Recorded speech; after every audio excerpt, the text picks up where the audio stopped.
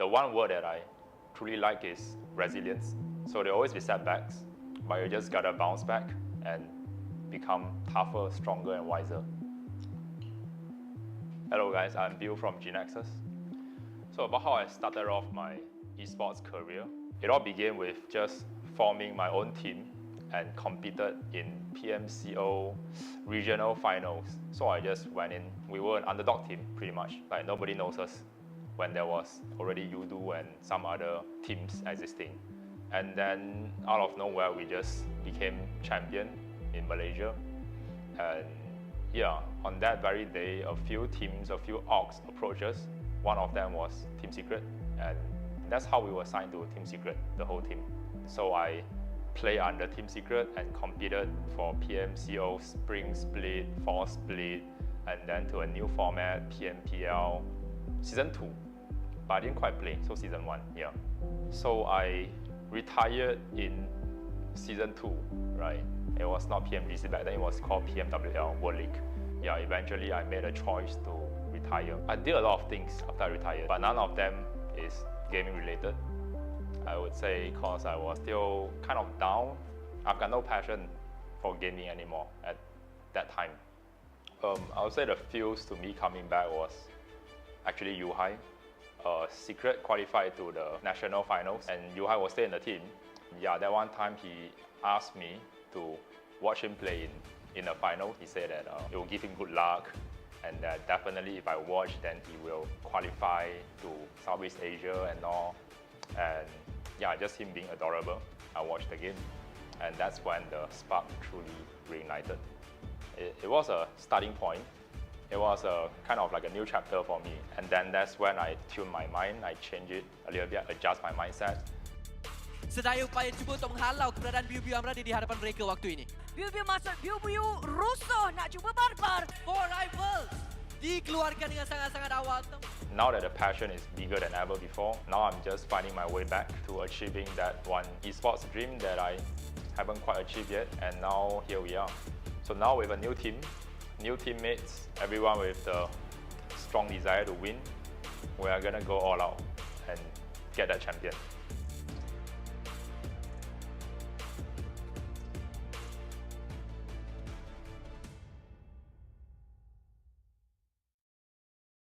Hai, saya Aizen. Saya hari ni share pro tips untuk korang.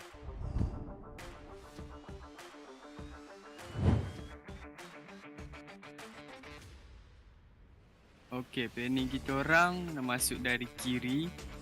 Time ni Eko jaga CLC untuk cover kita orang dapat entry ke depan. Homebois tu kita orang biar dulu sebab kalau dia ke depan CLC boleh tembak dia. Kenapa kita orang fokus kat CLC tu sebab tempat CLC depan CLC nak main tu lagi selamat nak main. Tempat tu ujung circle dan boleh fokus kat satu arah je Homebois. Okay, time tu pun kita orang dah tahu position tricks kat belakang sebab Eko bagi tahu. Okay, saya pun dah nampak nak seorang. Lepas tu kita orang cepat-cepat push kat Tam sebab tricks jauh nak datang dekat dengan dia. Saya pun suruh Zik better untuk lawan daripada Rival sebab dia dah betul-betul bermuka.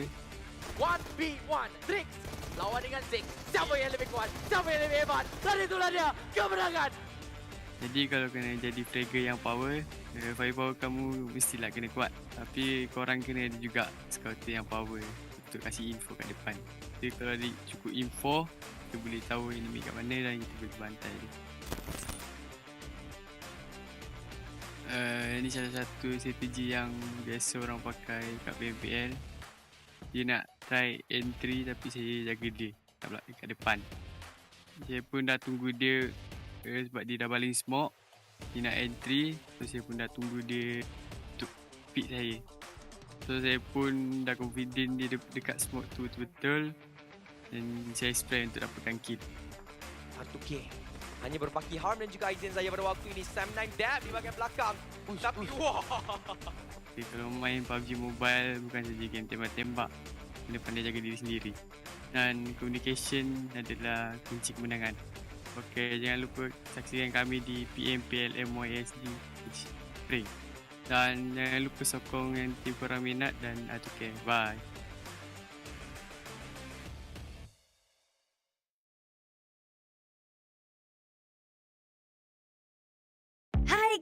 kita akan bersama segmen Cuba Teka Ini Siapa dengan 4 ciri-ciri yang akan diberikan dan semua yang diberikan ciri perlu teka siapakah gerangan orangnya.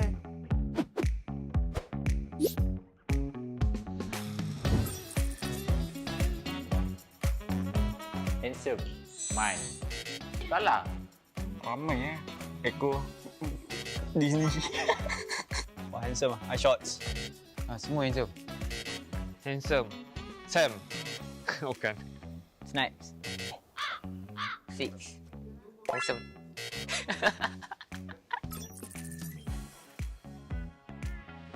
Pernah pergi PMGC. Rex.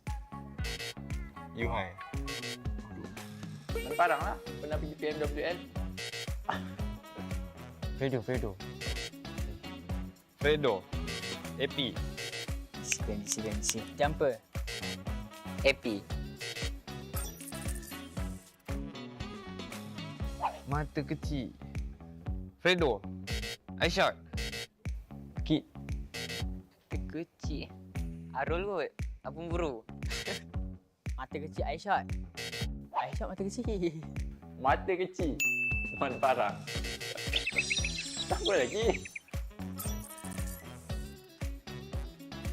Baru comeback. Siapa tu? Kid. Kid ke? Mat Toy. Comeback player. Comeback player. View. View. Apa dia? Tak ingat. Oh, he went to PMGC ah? Oh yeah, I never know. Dia pernah. Oh yeah, I forgot though. View. Oh, view. Oh. Aish.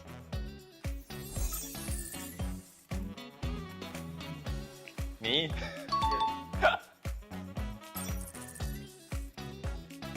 Mata kecil. View. Oh. View. Mata kecil. View. What? Easy Very easy. No sweat. Okay guys, itu saja untuk sesi Guess the Player dan terima kasih kerana menonton. Jangan lupa follow PUBG Mobile.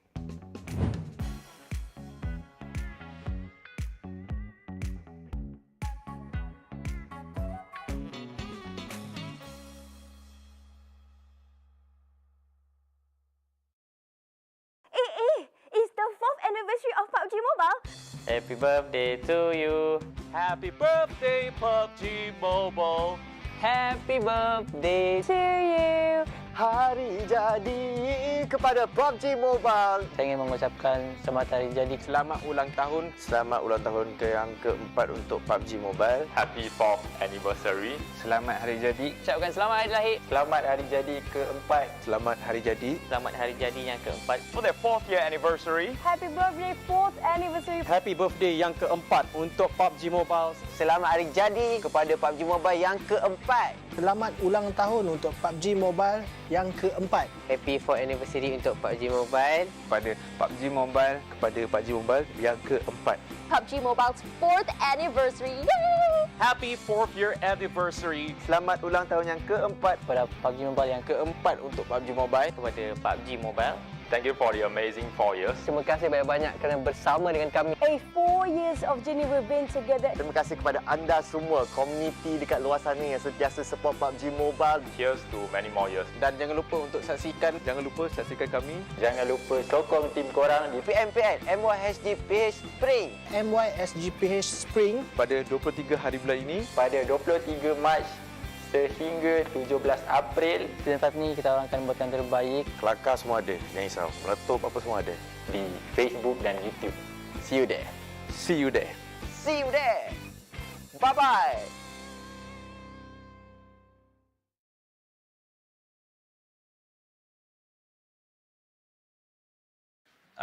Kalau PMPL ada trofi untuk tim paling handsome, tim kami lah, sebab kami ada Man Farang.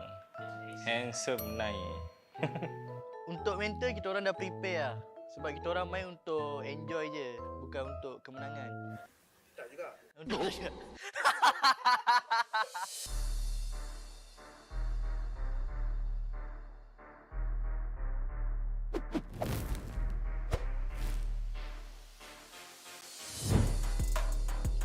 kepada Boyka dan Zuli, kau letak aku sub pada season lepas. Season ni aku akan buktikan memang lunyai tim kau aku buat. Okay, untuk bocah-bocah baru jangan ganas-ganas sangat.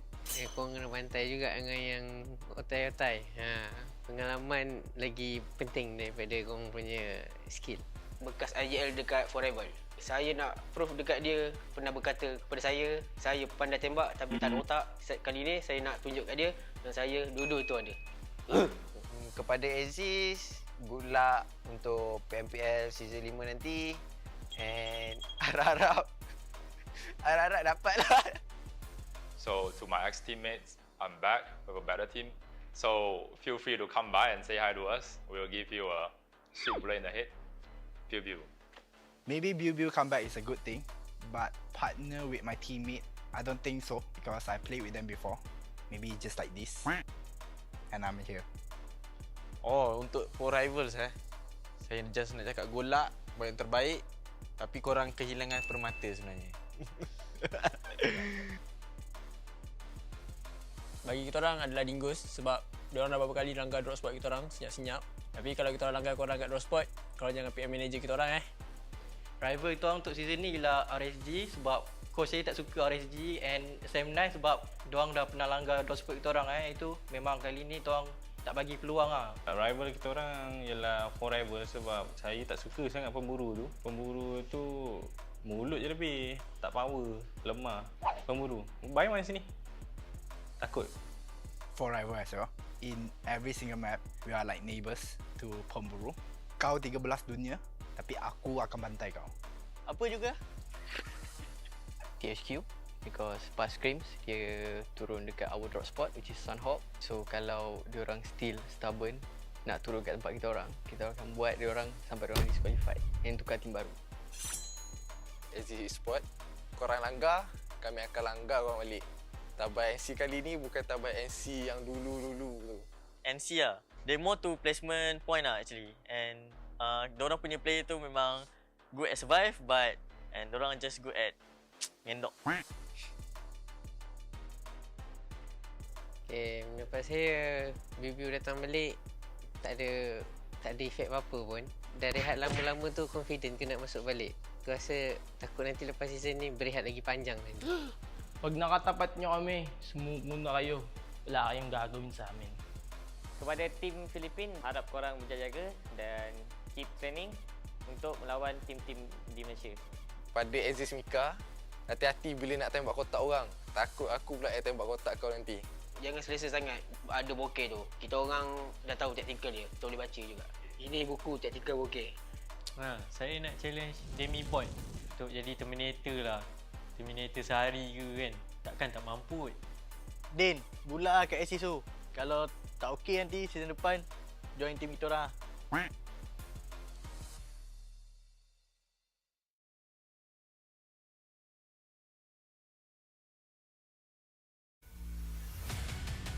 To be a champion, you must fail first. SM9 on fire.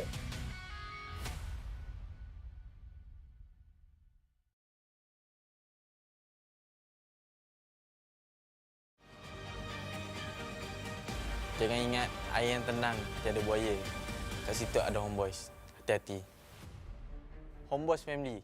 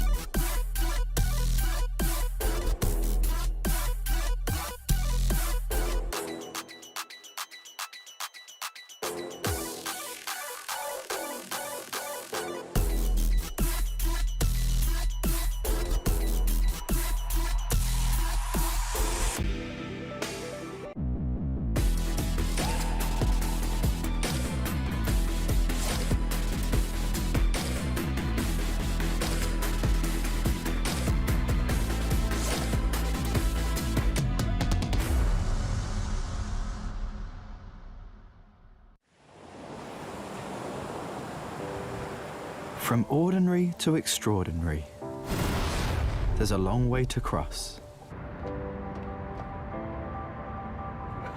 Whenever we lose our way, there's always a light that keeps us going. The light sparks from every young heart. It leads us to capture inspiration in ordinary days. It encourages us to seize the colors of sunrises after the darkest hours and create something amazing with it. We brought the magical color-changing effect to life thanks to a dual-layer chromic bonding process. Place the back cover under the light for just a moment and you'll see it go from a calming blue to a passionate red, just like the color changing of the sky during sunrise. Presented by RealMe Design Studio. A tribute to those who dared to capture the light. RealMe 9 Pro Series. The flight to the 2022 PMPL Malaysia Singapore Philippines Spring Split to kick off in 16 seconds. Hai, saya Kuza. Dalam PMPL MYSGPH Spring kali ini, kami akan buat yang terbaik untuk mendapatkan champion.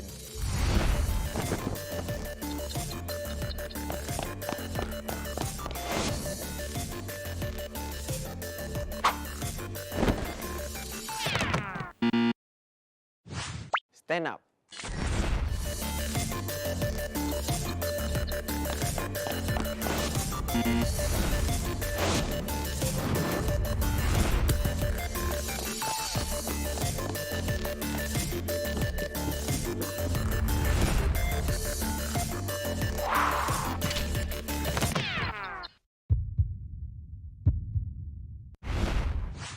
Stand up. Jangan pernah kita Stand up. Never give up on fight until you succeed. Stand up.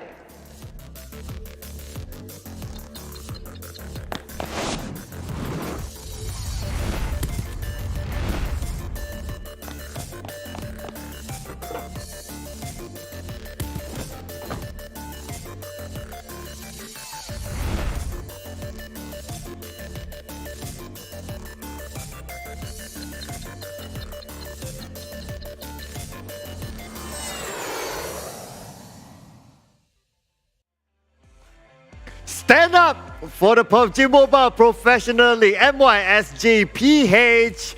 Hello everyone and welcome to the PMPL, another new day. My name is Wong Fei Cloud version 2.0 and I'm back from season 2 and now I'm seeing you guys here in spring. And yes, we will have another new day and today is a very sunny Sunday, at least in Malaysia. So hopefully everyone is enjoying the day, good weather out there. And also I would like to take this opportunity to say Selamat Berpuasa to everyone out there who's watching the show, and it's going to be about time till fast is breaking. So hopefully everyone's ready with their meals in front of the screen because you don't want to miss any of the action today. And just to let you guys know in advance, after round number 1, we will have an extended break for all our players to break fast, and that's where that will be the moment they will have their meals, and we will resume with round number 2 after that extended break. So just to let you guys know in advance. So how has it been for everyone? Has everyone been excited about today and also the PMPL so far? A lot of unpredictable matches, I would say, in the previous round. Of course, some teams been extraordinary, especially when it comes to GENEXUS. GENEXUS was, wow. I mean, what else can you say about them? They've been rocking the house. But just to remind everyone on the format again, so this is how it will go. We will have the country league for 3 weeks. And of course, this is within week 2. 5 matches per day. And the top 16 from the country league will go on to the grand finals, which will happen from the 15th to the 17th of April. And from there onwards, the 4th and 6th place will go to the C play-in, which will be played for only 1 day, and the top 3 will be automatically invited to the 2002 PMPL C Championship. When Team Secret already booked their tickets because they were last season's champion, this season, we'll be looking for more to join Team Secret. Of course, it will be a similar timing with other regions as well, especially when it comes to the C play-in as well as the PMPLC Championship. So keep your eyes onto that as well. When will it be? You gotta keep following the social medias of PUBG Mobile to get those information. So here is the timeline, ladies and gentlemen. 1 week and 2 days more before we know who will move on to the next round. Now, how do we determine who moves on to the next round? Well, placement points from each week will determine the bonus points for each week, as you can see here on screen. And not only after the 3 weeks of bonus points, the overall placement will have another set of league bonus points as well. So all that accumulated will we will determine the top 16 that will move on to the grand finals. Now, this is still the normal point system. So first place winner chicken dinner will receive 15 points. Second place will receive 12 points. Third place will receive 10 points. Fourth place 8 points. Fifth place 6 points. Sixth place 4 points. Seventh place 2 points. 8 to 12 1 point. 13 to 16 no points. And as usual, 1 elimination point per elimination. And this is for every round. I'm sure everyone's accustomed to this by now. If you just join us, well, it is still the same except for the bonus points as what's mentioned earlier. What are the teams eyeing for? They are eyeing for a total prize pool of 150,000 US dollars. And of course, that shiny trophy as well. And this is what I mentioned about the bonus points. So it goes, well, pretty straightforward as you can see here. The first place will receive 20 points. It goes all the way down to 1 point. And this will be the same for the league bonus points as well. So there will be a maximum of 80 bonus points to be grabbed by all these teams. And for all these points accumulated, especially to the top 16, it will also be the starting point in the grand finals. Yes, it will no longer be zero rise in the grand finals. They will have their own starting points depending on how many bonus points they collected over the course of 3 weeks. Now, this is the grouping, whereby Group A will have Geek Fam, R2K, Farang Legends, Clutch Guerilla. Group B will consist of Team Secret, Sam9, GENEXUS, Homebois. And we have Group C that consists of Axis, redONE, EVOS VIP, Dingoz Esports, Team Bosskur. Group D will be SMG, RSG, MAB Esports, ALMGHTY. And we have Group E with Yoodo Alliance for Rivals, Team TABAH, NSEA as well as KHR Esports. And so far, GENEXUS, they have been hot. 188 points after 3 days. This is insane. This is crazy coming in for GENEXUS. And on page 2, of course, the page where nobody wants to be at, we have a few teams that drop off out of page 1. Team Hawk, EVOS VIP, Bosskur, Team Secret have yet to find their footing in the PMPL this season. Of course, there's 2 more days to go, so anything can happen. NC is there as well, a team that had a lot of hype before the PMPL started, and they're still on page 2. But hey, 2 more days, anything can happen. And this is our schedule. The map will be the same every day, so it will begin from Sandhawk, Erangel, Miramar, and end the day in Erangel. What changes is the groupings. So keep your eyes on the groupings and remember where your favorite team is at in what group. And you will have an idea of who will be playing in every group. Of course, our casters will be introducing to you which group will be playing in every round. And of course, we'll show the graphic for that as well later on. So yeah, that will be the grouping for today. It will be different every day. And also to let everyone know as well, tomorrow we will be having a PMPL. We'll be replacing Wednesday's game to tomorrow. So make sure you set your calendars for tomorrow as well. And if you've been playing the PUBG Mobile itself, you would know by now that it is in version 1.9. And we have a lot of new events in version 1.9. We have the Vibrant Anniversary event, as you can see here on the screen. Classic mode improvements, have some changes to like the bridge, for example. And if you play like some of these special events, you would see that there's a recall mechanic whereby if your teammate goes down, if they get eliminated, you will still have a period where you can revive them and bring them back into the battleground. Now, besides that as well, New mode, don't turn into a balloon. This is super interesting. If you saw the show match on day number 1 on PMPL, yeah, you saw how it's done. So if you get shot, you turn into a balloon. You need to get shot again. When you're in balloon mode, then you get eliminated. But your teammate can shoot you when you are in a balloon or when you turn into a balloon, and you will get and you will turn back into a normal player. So yeah, it's pretty interesting. Do check that out if you have not, and of course do play it in the in Erangel, whereby they have some of those special aerial platforms and so on. But ladies and gentlemen, as usual, I am here to be given the task of predicting who will be getting their first chicken dinner, and I've chosen Geek Fam. Yes, and why Geek Fam? Now, Sandhawk is a map that require that a lot of teams play the healing game. So I kind of eliminated the odds of some of those teams who like to play the healing game. It's like, okay, these teams, so Axis Red One likes to play the healing game, so no. So after eliminating all that, I thought that, okay, Geek Fam probably has the better chance of winning that chicken dinner in Sandhawk. Yes, I made a deduction there, a true logical mathematical deduction there, ladies and gentlemen, to come up with my answer. So it's just not pulling the answer out of my hat. But yep, and Geek Fan has gotten a chicken dinner before in Sandhawk, so I'm just saying, right? And that chicken dinner was a good one. They won the fight against Homebois, and that's how they got that one. But that's about the past. We'll be talking about the future soon. So ladies and gentlemen, I present to you our casters for today. Casters, take it away.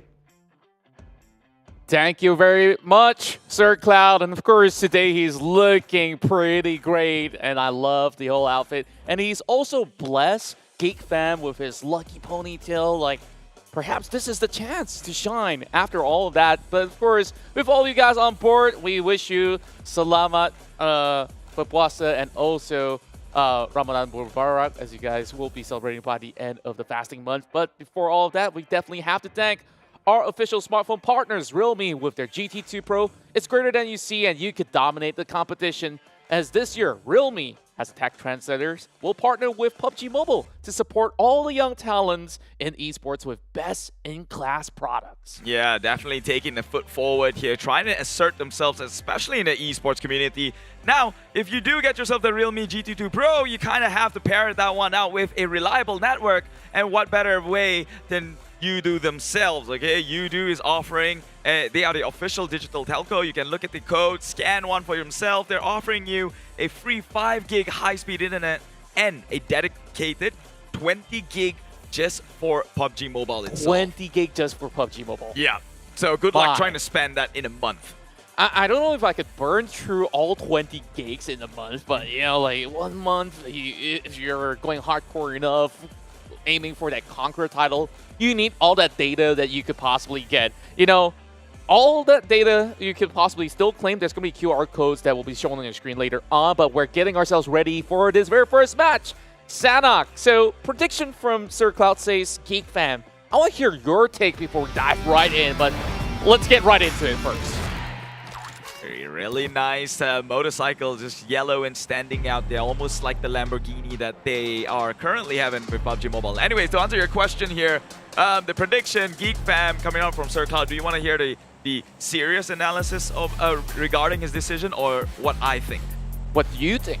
Well, I think he's giving him a lot of luck today. He's wearing red. I believe that's a very lucky color, especially for the Asian region or Southeast Asian region. And Geek Fam just happens to be red as well.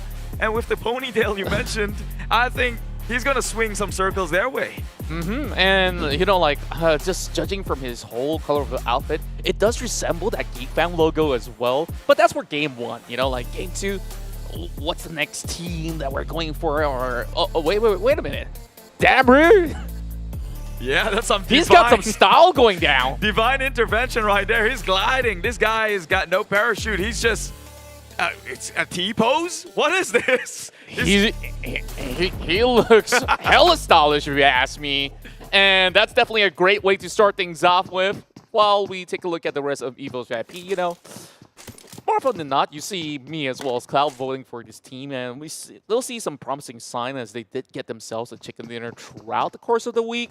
But the week is still far from over. We still have that Monday run to cover. So I really do wonder who else is going to be able to challenge Team GENEXUS, who's currently on that perfect form. Yeah, if you're trying to contrast the team right next to Team GENEXUS, it's so hard to do so because by far GENEXUS so consistent coming in week number 2. 3 days and 3 days, the momentum has never dropped.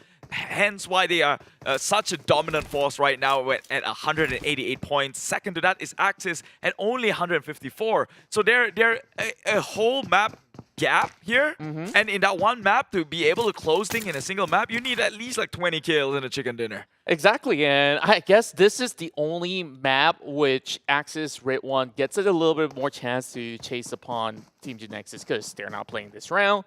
But of course, everything's pretty fair. Everybody gets 4 rounds of play throughout the course of the day. And as we move throughout the region, we have the rest of Axis redONE. How do you usually like to start? You loot the entirety of that southern side, and up till now, I'm really surprised that no other team drops anywhere close by to try to take them out, because you know whoever you take out will carry a lot of all these first aid kits. That's true. I mean, nobody's going to crash onto Axis, that's for sure. They drop in Sami, that's not the place you want to go to, right? What if, the best case scenario, if you do crash onto them, you get 4 points straight out without losing a single member. Then the circle just shifts someplace else. That's so hard for you to play. And knowing that Homebois, Geek Fam, and all these teams who likes to gatekeep the bridges, it sounds like a recipe for disaster to try and hunt out Axis. True enough. I guess that with Risk, there also is some rewards, but at this point in time, teams are more concerned of their own performances compared to, who's doing better than the other. Because end of the day, in the group stages, you're just accumulating the best possible points that you could get as a bonus to hit into the grand finals with a little bit of that added weightage so that they could have a better lead into it. So Axis redONE this week, I think that they are performing more consistently as compared to the previous one, which can actually add up a whole lot more. GENEXUS, they may have actually looked perfect throughout the weekdays. Now that it's a weekend, you know, like, there can still be a little bit of shift of gear coming in from the teams that have better plans ahead. But just look at the rest of the team. Who are you surprised to see this week that are still somewhere on the lower end of the spectrum? ALMGHTY, hands down, straight up, the one team that surprises me this week, although still not performing very well, ALMGHTY. This team has shifted their strategy. We were talking about, me and Chuchu were talking about a gentleman's agreement yesterday and how these teams like to have some sort of an agreement beforehand on which drop spot is going to be theirs, and hopefully they don't need to come in conflict that soon. ALMGHTY just threw that agreement and in fact just burned it right in the furnace. Right. They've been crashing everyone from Sem9 to Team Hart. R2K? I mean, yeah, I think that's quite of a suicide mission, honestly, for ALMGHTY to crash onto R2K. Yeah, I see Muskoku, he throw a little bit of a hissy fit online, and he's like, oh, you guys are looking for a challenge? Yeah. Like, well, we could just move into the game. We don't really have to talk too much. So, I guess, like, this is the beauty of PUBG Mobile, season in, season out, within the Pro League, where there's always a new plot that thickens. It's not about, you know, the pre-scrims, the way that you start off the league. It's how you actually finish. And it's starting to develop even better, especially when you have teams that used to be so dominant like Farang Lejund. To me, that's the biggest surprise, that this team hasn't popped off yet. I don't know, man. And talking about teams who hasn't popped off just yet, Team SMG. Oh, right. It's a major overhaul, though. Do you want to fault them for it? Well, I mean, they had some sort of promise when we saw them. They were the first team to chicken in the entire league, right? It was day number 1, week number 1. They got the first chicken, sure. And then after that, it was just downhill for them. And should I not fault them for it? This is, after all, quite the high-level competition or tournament, right? Right, and the odds are all stacked up against everybody else as well. So, like, it's a fair game where we've seen teams having a good rise, and there's also going to be the next game, which they totally ride on that high note and they just completely fumble. And that's just the nature of how things go here, because everyone's a good shot. We've seen good days of Yoodo Alliance as well. We've seen many more where there was just a no-show coming from the team, but I'm glad to see that at least things are starting to shape up. Voki's has adapted to the playstyle of the rest of the team that has been together for like what, 2-3 seasons by now. Yeah, Yoodo Alliance for Rivals has had their moments, I would say. However, community is being quite of a jokester in the chat here because that one time Yoodo Alliance for Rival did get the chicken dinner. Voki, admittedly, he got taken out, but maybe he was out there getting info, but he got taken out and with like 0 kills. And when it came down to the end of it, the kill feed, well, with the rest of them having 4 or 5 kills and above, we've got that one guy holding in 0. Obviously, people's going to talk, but we all know he's probably one of the contributor in getting that chicken dinner. Now, taking a look at the maps, the group rotation that's going to play out today, honestly, although you say that Axis might get a little bit of an edge over GENEXUS since, you know, they're sitting this one out. However, I think that's an advantage to GENEXUS. Think about it. Sandhawk is the most random map with the least control teams have. For GENEXUS to sit that one out means they have 4 maps that is totally in their hands to dominate. True enough, like sometimes you can plot whatever strategy you want and Sandhawk just says, no, I'm just going to force you into the area where if you're not going to rotate that early to get in the circle, you better have enough first aid kits, right? So teams are basically on a scavenger hunt right now. Nobody's really going to be moving in that quickly. RTK is going to do exactly the same as EVOS VIP. So Axis, they might have a little bit more of an advantage towards this match because seasons in, seasons out, Axis have already shown that they have adapted to this randomness of a map that has offered them enough chance to also go out with high frags and also survive to tell the tale, with Kacang Susu being the main medic for them to heal at least to a top 3 scenario, right? So it's not too shabby. Yeah, I mean, but that's always not going to be the most flattering way to win, but it will take it, right? If you're a team, you're just in it for points. It doesn't matter what the viewers want at the end of the day. It's how much points does that action or decision brings you towards. Meanwhile, Geek fam, again, occupying the spot in the high grounds, which similarly closed in yesterday as well. I remember when the cars were flying at that one point. So I don't know how they got the car all the way up there, but they did. And now taking again that high ground, because it is just typical Geek fam. They're very smart players, especially with QB leading them. We all know how they play. They drop down on ruins, find in the next circle immediately because they're close to the center. They can make a rotation through before any other teams choose to choke them in a bridge. Yeah, and it's a really wise decision out of the teams here to get a little bit more of a high ground vantage point where you could just easily seek anybody that rotates into the island and such. Though early game, it's always going to be a little bit of a standstill. MAB, they're still within that region over on the corner of boot camp. They don't really have to make drastic moves per se because there is still a percentage of chance, or should I say 50%, heading back into the main archipelago, which is going to be centered around the eastern side.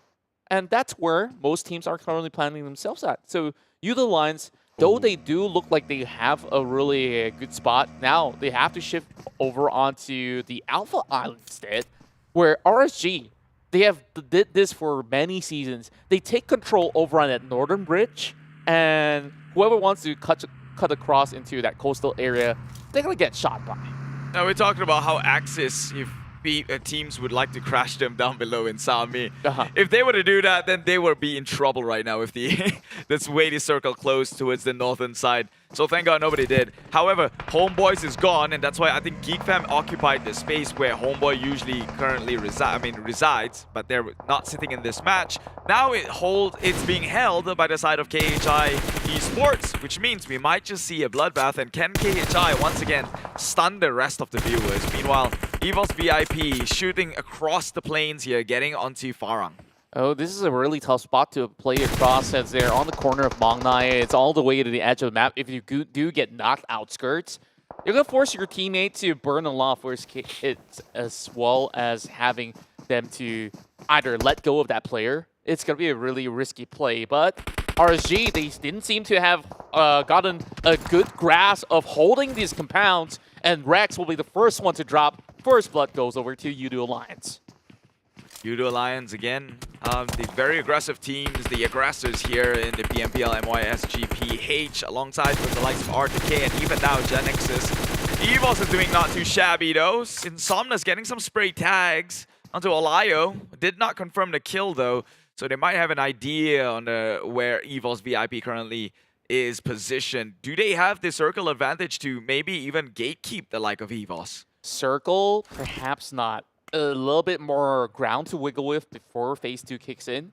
Perhaps so. Like, there's still ample time for them until the clock ticks over. And Farang, they get a little drop. Boy replies that aggression that's being displayed. Mika's gonna be a shot instead. ALMGHTY will receive the rest of the response coming from the captain of the team. Insomnia's not only gets one, but he tacks onto two. Very crucial kills here going inside of EVOS VIP, and these Tigers, they really could use it. If I'm not mistaken, for the past 3 days, they've accumulated less than 10 points alone. So they could use something good going their way for once, and they're about to try here. Insomnia's tossed the nade on forward. Will it clip? It will not. Maybe just a little bit, but now Helton spraying in the dark here. It does tag him a little bit. They kind of have an idea. Surely they saw that one getting lobbed on forward. Insomnia's goes in, wins the mechanical 1v1, but now he's only got a sliver of HTV, and he will go down to the explosion. Wow, what a fight between the two. They managed to recover ALMGHTY after he got knocked down early on. Helton tries to trade right back. He received the rest of the bullets that Insomnia still has in the chamber, but it also leaves Farang Lejund in a pickle, because consider how far they have to travel compared to the other members of EVOS VIP that choose not to commit. If they do commit though, that result could be very different where EVOS VIP have that upper hand. Yeah, unfortunately. It all goes down to what ifs, right? Like, yeah, it's very speculative at this point. We really don't know how things could have done better, because truth be told, EVOS, I think they probably just left Insomnia's there because the blue were coming in, and now R2K as well. He will fall, and much like EVOS itself, they decided to just leave him behind because they're playing against time. Oh, this is going to be pretty rough. They did get a little bit of a pick against R2K, but the problem is that they have to visit the city of Kao. So there's no other way out. They need to at least expend a little bit more resource to heal themselves up. Now that they're on the outskirts, if you cut through Tatmok, there's only so little space for you to wiggle it between the street. So R2K, they can hang around and slowly move into the circle via the northern side of the beach, and that's going to be pretty safe for them. So as it stands, majority of the teams that are already inside the circle, they remain to be safe. The ones on the outskirts have gotten like at least 1 or 2 members being taken out, so it's not too bad of a situation, which they could still have enough time to strategize. Well, let's see if time is really on their side here, as we saw the most recent circle closing in towards Hatin, so that should be a CM9 circle if they were even playing, but they're not, so unfortunately they locked out on that one. Meanwhile, RSG under fire from Zully, Team Huck, they've been shooting in for as long as I could remember, but not taking the members out just yet. Okay, 1 member down, that would be Smallboy, and that's a third-party entry by Geek Fam QB. Now Kim tries to go in with the refrag, but unfortunately will bow out. Yeah, they took too risky of a move where they tried to book themselves a slot into the direct center circle. Knocking by these small little villages can only give you so little room for protection, especially when you have so many other teams that were already planted up top. And sharing it with another team, yeah, it's always going to be rough, especially when you don't have enough members to fight that one out. Kim, he was on that desperate attempt. So with Smallboy being knocked out of the open, he could only try to get those pointers back.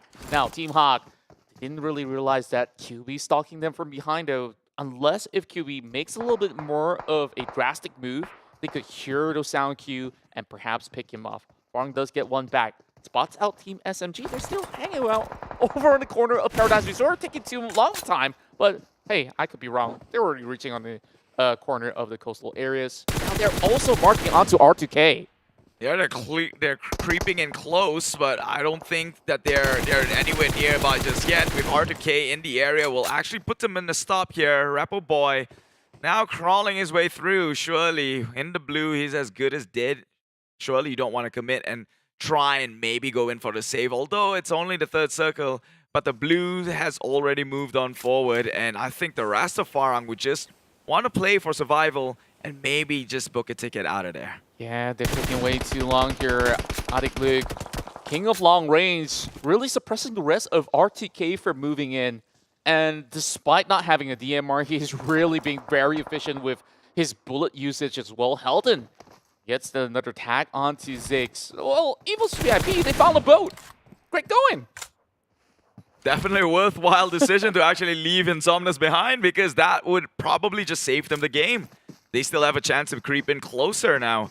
That would be Boy finally dropping from the blue zone itself. But Heldon looking to push up against R2K. Surely the odds isn't in your favor. Yeah, it's really stacked against them now. Most of the players there are already inside of the island. They aren't looking for it for too huge of a shift. I guess the ones on the Temple Hill could have a little bit more space, but they will eventually need to climb down. It's very unlikely that it ends up on top of the mountain, but I could be wrong still. So KHI Esports, they planted themselves in that prime area, that small village where every other team will try to crash right into if only they do have vehicles though. Luckily for this, actually unfortunately for the side of KHI Esports, not many teams still resides on the right-hand island, the main island itself. So although they have eyes towards the bridge to scout out rotation, I think they should be more worried with the fact that most of the teams are over in Hatin now. Geek fam is right above them. And, well... Speaking of which... and instead, Team Hawk does spot out Micah. Well, they drop another nade onto Jumper. Not that he could basically go in for recovery. They did manage to trade one back. Jumper goes down. Zully still needing a little bit more assistance, while more of these deflates have already been expended. Team Hawk, they should not stick together here. One small little shack. Because one good grenade, that could basically wipe them out cold. Almighty though, was there someone else on top? I wonder. He couldn't clutch it. Jimmy got him to it first there. There you go. Jerome, that would be him who was proning. He got knocked out, I guess. However, he did have the information firsthand, though. How did you lose on that trade? Meanwhile, I guess the boat was not received with honors. Yeah, and I guess that they eventually have to dock, and R2K got those dips the moment that they tried to book their way out of that. Team Hawk will continue with a few more nades. Jumper will slowly bleed out. Rensky's the one that gets the kill instead, so that's one grenade elimination. Funky has been popping up on the kill fit for quite a lot, but we don't really see too much of Clutch Guerilla throughout the course of the battle as we're focused into this Hatin section. Not too much have been pulled out by the side of TABAH and NSEA, but we will look for it if there's going to be any collision between them as well as Yoodo Alliance. And the losing streak continues for Team SMG. Yeah, unfortunately for them, they really have to find a groove one way, shape, or form here. It is already the new format of the tournament, which means every single game is crucial regardless of whatever day you're playing. No longer is the comfort zone of a super weekend. And if you're down and out for this long, for like nearly 2 weeks now, it's gonna be really hard for you to climb back up. And talking about hardships in life, Farang seems to be going through it as well. Swimming with the fishes, they will suffer a watery grave. Oh. Same goes to Appy. He chose to dive right in and Millie getting tagged from afar. And Demigod's going to be the one that fishes him out. Like you did mention, that village right there, you get that perfect prime spot to just have a bird's eye view over on this corner of the river. Farang Legend, we saw ALMGHTY didn't really have too much HP. He tried to catch a breeder by going back up, but he has drowned out. So some of these points goes unclaimed. That's the nature of Sanhok, unfortunately, where you ideally want to close out rounds with high fragging numbers, but most often than not, most players, they have the blue zone to worry about, while Ziggs struggles his way across. He's still hiding under the bridge, but Brewer will lob one grenade. Prefects already in for Yoodo Alliance. If they can get at least 5, that's good enough for a round to book with. Is that good enough, really? Surely, I mean, in taking out R2K, I think it looks like R2K is almost as good as done here because but they do have 2 members. I only see one of them, though. Surely the other friend, is he gonna even get a saving grace? I guess not. Zeeks.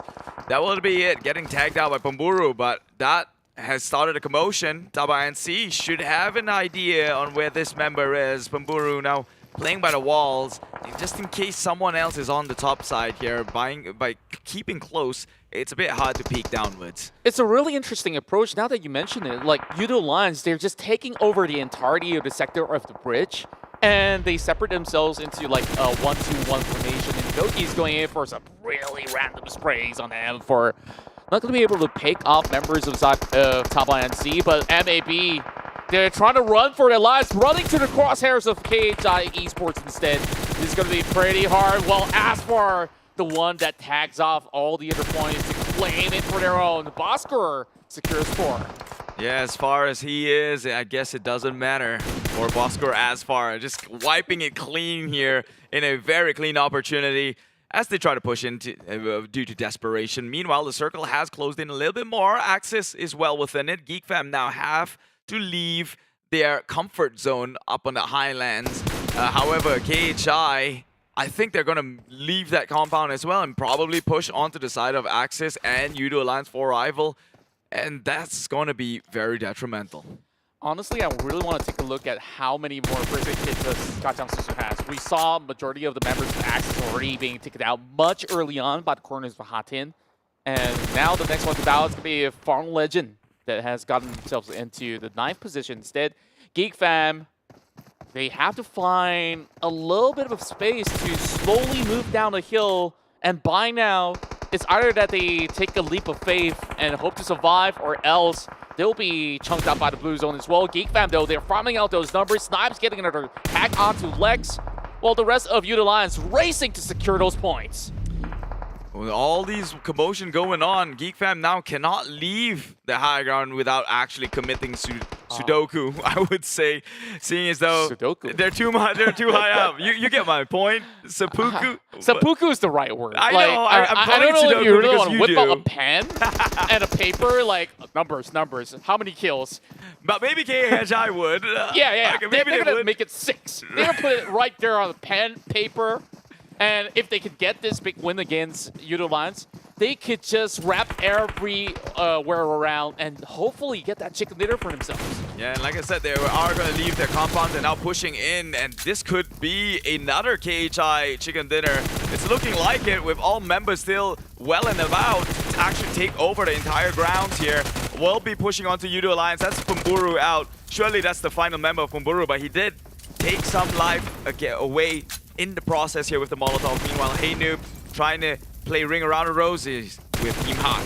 There's not too much health bars left. Team Hot tries his best, and Hey Noob did manage to pull it right back.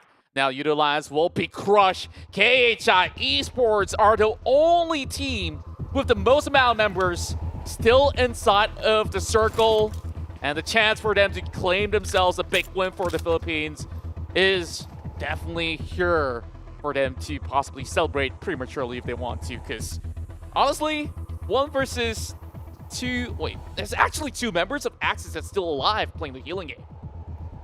How? Yeah, Kachang Susu has been healing up for the longest of time. Hey Noob has always been in that shed. But yeah, no, surely one man cannot take on the entire Roman Empire, and well, KHI, chicken dinner for the Philippines. Well, this is definitely a great start for the PH region as they walk away not only with a chicken dinner, they accumulate a total of 7 total elimination points as well.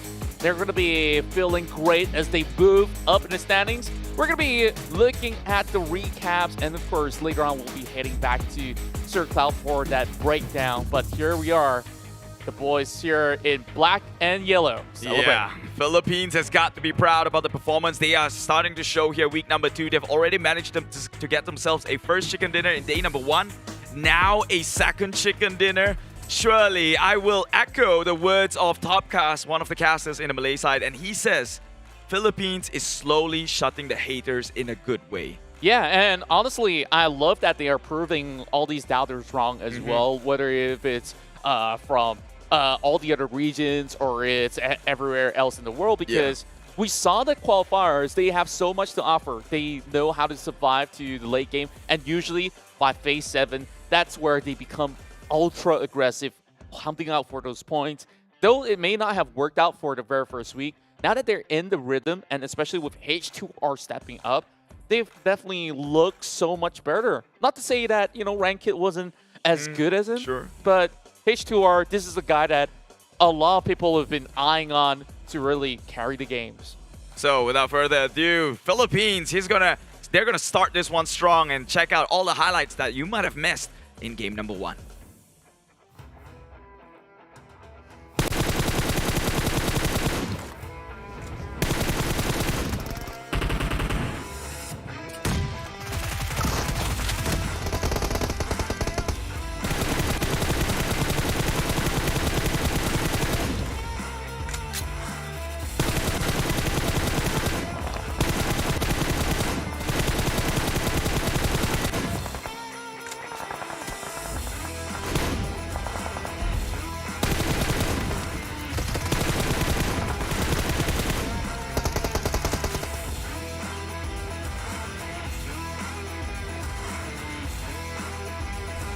Well, it is Sandhawk Keith. Of course, all the teams will need to commit Sudoku at some point. But anyway, so for KHI Esports, interesting chicken dinner. This is their second chicken dinner in the PMPL this season. Well, although I didn't pick them for a Sandhawk, but I did pick them today in one of the rounds. So I'm just saying maybe a little bit early KHI, but who knows? Maybe more than one chicken dinner today, but which round would it be? Let's wait and see. But why, oh my, what a round that was. But of course, what do we have here? We have a giveaway for all of you, ladies and gentlemen. You punch in the code below, as you can see on screen, and get your free permanent suits. Log on to PUBGMobile.com/redeem, key in your ID, make a verification, put in the code, be the fastest one to get it, and well, help yourselves with this very beautiful set that you can see here. And talking about sets though, I know a lot of people have been reminding me on social media that I have a challenge to fulfill. I'll be fulfilling it really soon, so keep your eyes on my social media as well. But here we have it, ladies and gentlemen.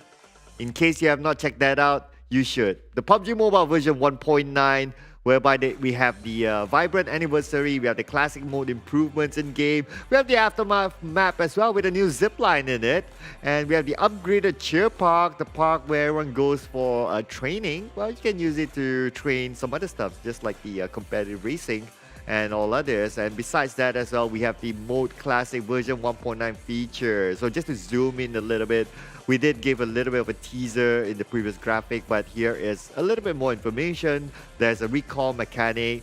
Erangel, the bridge has been changed. There's a supply shop in it as well.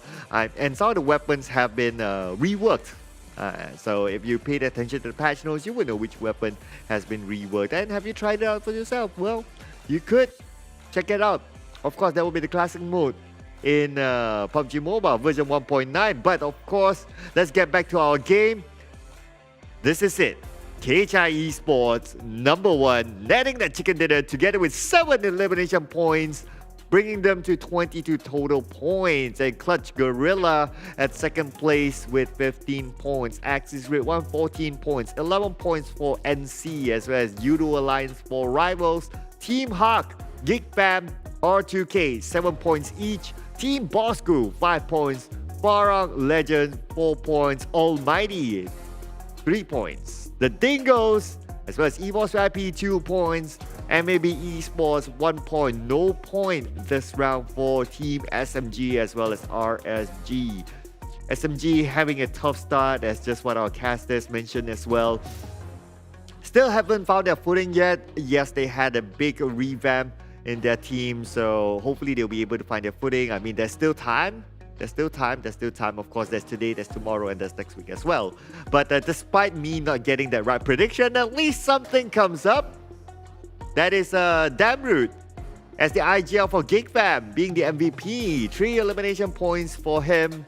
and 3 MVP points, 666 damage. That is a very interesting number, no? 166 longest elimination distance. I think that was like in the second half of the map, and 51.21% team contribution. I mean, this guy, he's always been a standout player for me in Geek Fam ever since back in the day in PMPL Season 1 when they moved over from their previous team and being under the Geek Fam banner, and he's been phenomenal, and he's always been on a growth, I would say. So let's see the weekly ranking. So GENEXUS didn't play the previous round, so we gotta give them some room there. But Axis, redONE, currently topping the charts with 75 points, and so on and so forth. Page number 2, unfortunately, SMG goes down to number 20. ALMGHTY goes up by 1 place to number 19 with 9 points.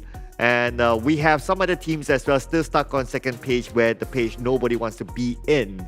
Yeah, but anyway, it's still round number 1, so there will be 4 more rounds to go today, depending on which team has played. So maybe 4 for some teams, 3 for some teams, and so on and so forth. But you get the gist of how it works right now. There's a grouping and so on that.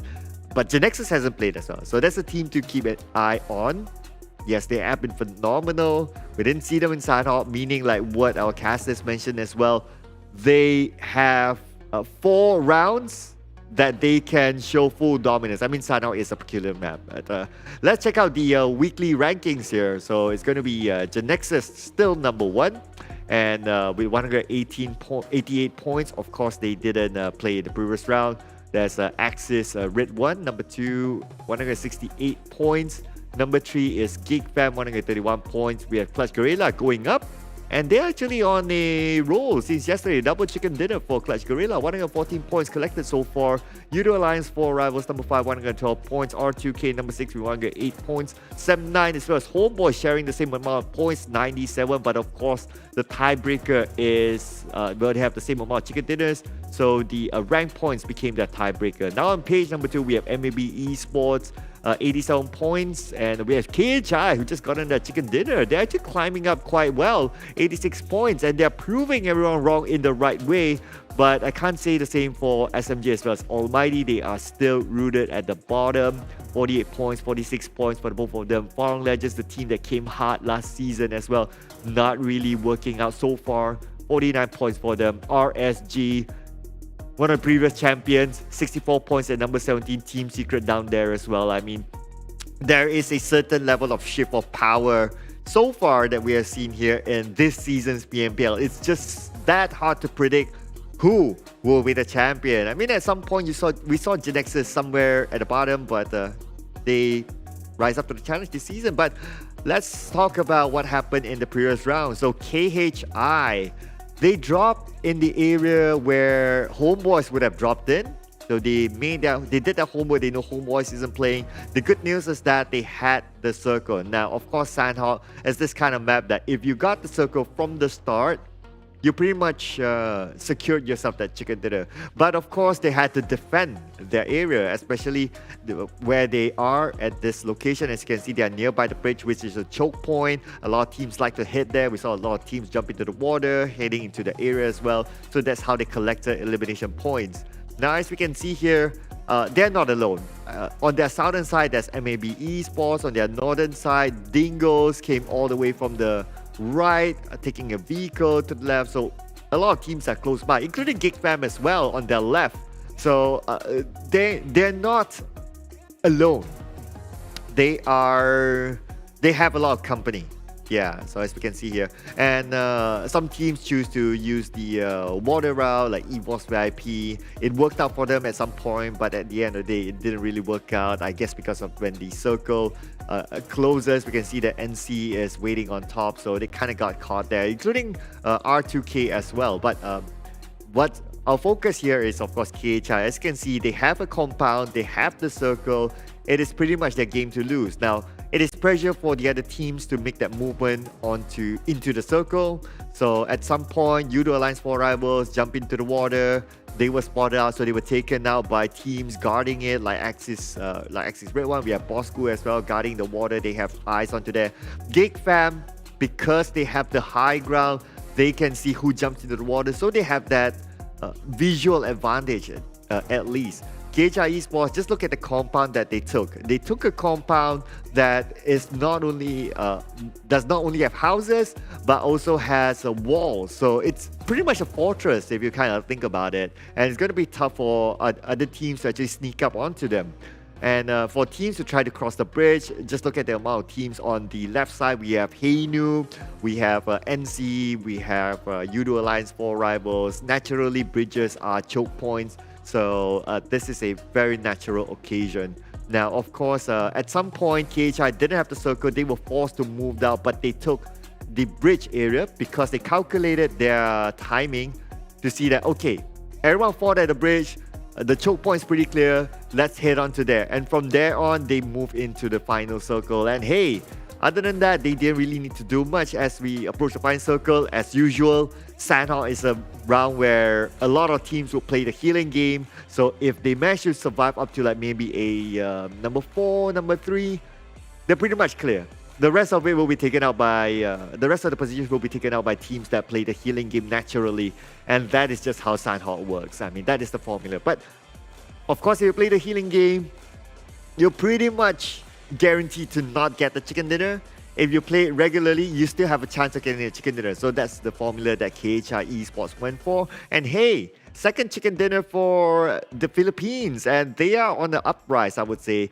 Very, very different performance as compared to week number 1. Week number 2, they have been so far so good. In fact, they are challenging teams for the top 10 spot. But after this, ladies and gentlemen, we'll be taking an extended break. So to our friends who will be breaking fast, selamat berbuka puasa to everyone. And we'll see you after this break.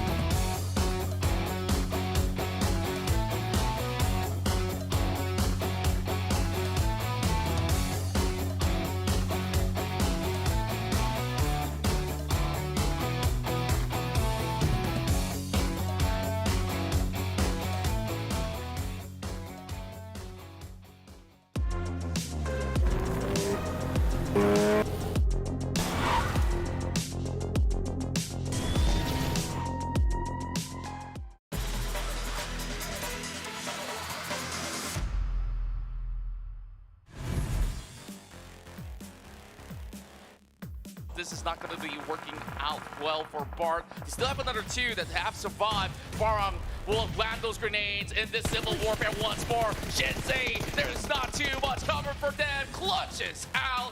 It's Farang Legends that takes over. And remember this, the last time that they went here, THQ, they made it to the top two. Now the grenades are flying in from Farang, so their chances here to make it to the top two is dimming down. Aye, but this is a beautiful possible grenade that's going to fly from Olio and bring in Ay, but accidentally brought in Ade also at the same time, so they have to have the time to go and revive Ade.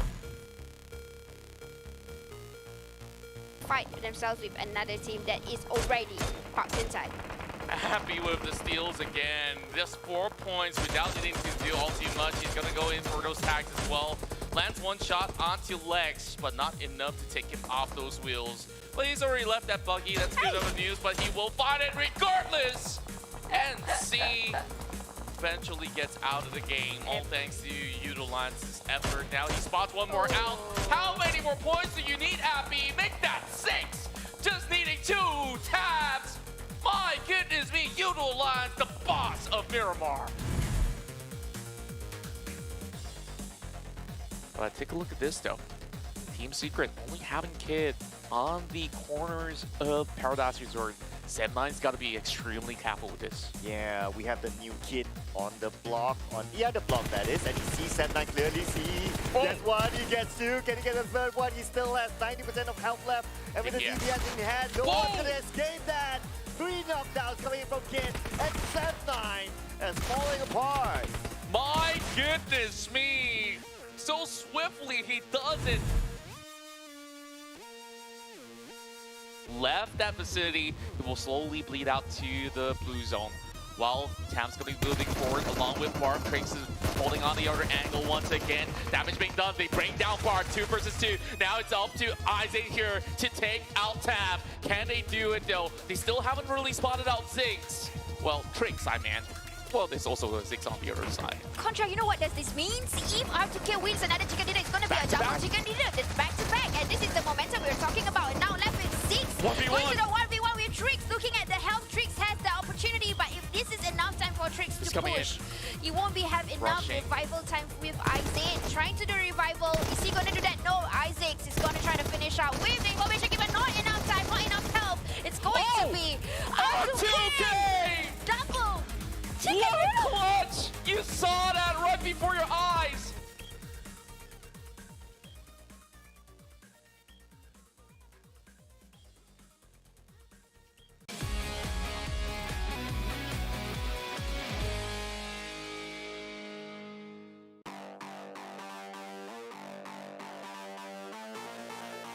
Now another close compound fight. Yoodo Alliance versus Almighty. They've already lost Nasty as it slowly bleeds out. Appy! He gets a close range shot! He comes in with a wraparound! How does he do it? Ooh, it seems like they somehow managed to sandwich Almighty, and Almighty will fall. Towards Team Hawk as well. High goes speed down. Y84R goes in dominating with the 5 elimination points, taking down the rest of NC. But Lexbot is still here. Well, he holds on to that UMP. 16 bullets is all that he's got left. Coming with a jump shot, but he's still going to be able to get one. Not enough to deter the rest of Yoodo Alliance. Now they make it into the top 8. From the back here. Still trying. Virgil don't be so vulnerable. Appy again! Wait a minute. MAB, they had the advantage. They still couldn't really take out Appy, who's currently carrying the rest of Yoodo Alliance. Now they're going to be priming this thing. Look at where it's at. Oh my goodness! What? Did you just see that? That was such a good bomb. That was a good grenade. He just needs another one. He just needs one more to get Iftar. Iftar does get those angles against Appy though. Same goes. I guess it's going to be between 2 of these solo units while Almighty, they're also suppressing the rest of the members of Yoodo Alliance. Well, that's going to be one, which is Appy. So he's kind of stuck right now. He couldn't really move. So Iftar, he gets shut down instead. Appy with a quick move. Now Yoodo Alliance, they do have a chance. He immediately calls back them. Whoa, here comes NC versus Yoodo Alliance. They're dropping in hot, but they're coming too close for comfort. Appy. He's not moving any muscle at all, so that's advantage given to Appy. He's gonna drop right now. He does not suspect it. Oh, he moves the shot. Drop shot comes in. Appy's gonna win that trade.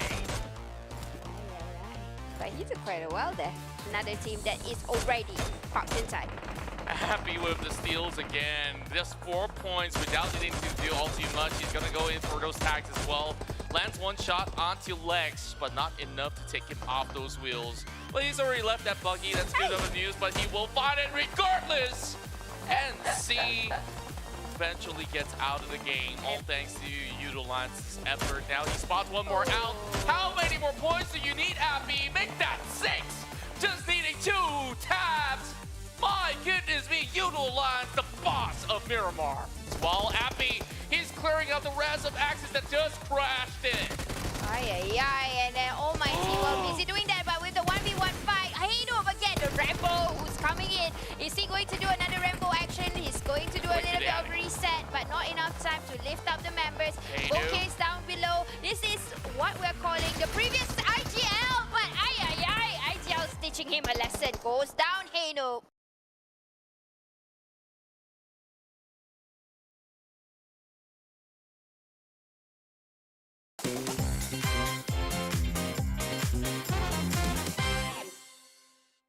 He's in between. I'm not too sure if Insanus has weapons though. Yeah, I'm not too sure. Okay, we need to wait till we get a visual there. But unfortunately, Insanus doesn't weapon. Instead, Demigod is ready with a shotgun.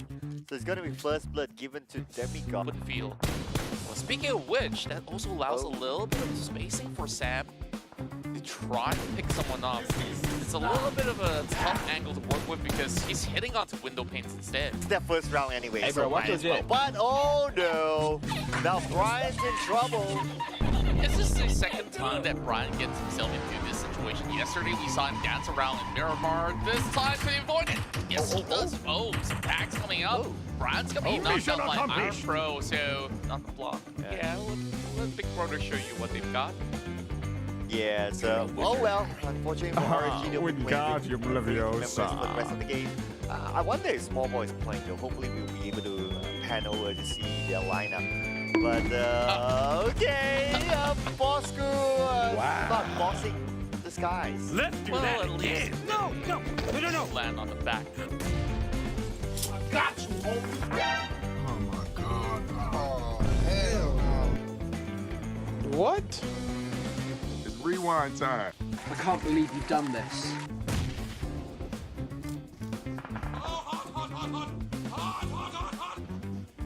NC is a team that I'm still trying to decipher what really makes them take, but we are having both Darren as well as Damn Cutie! Damn, that's pretty rough. Yikes. Okay, that was a little bit awkward. We saw them floating.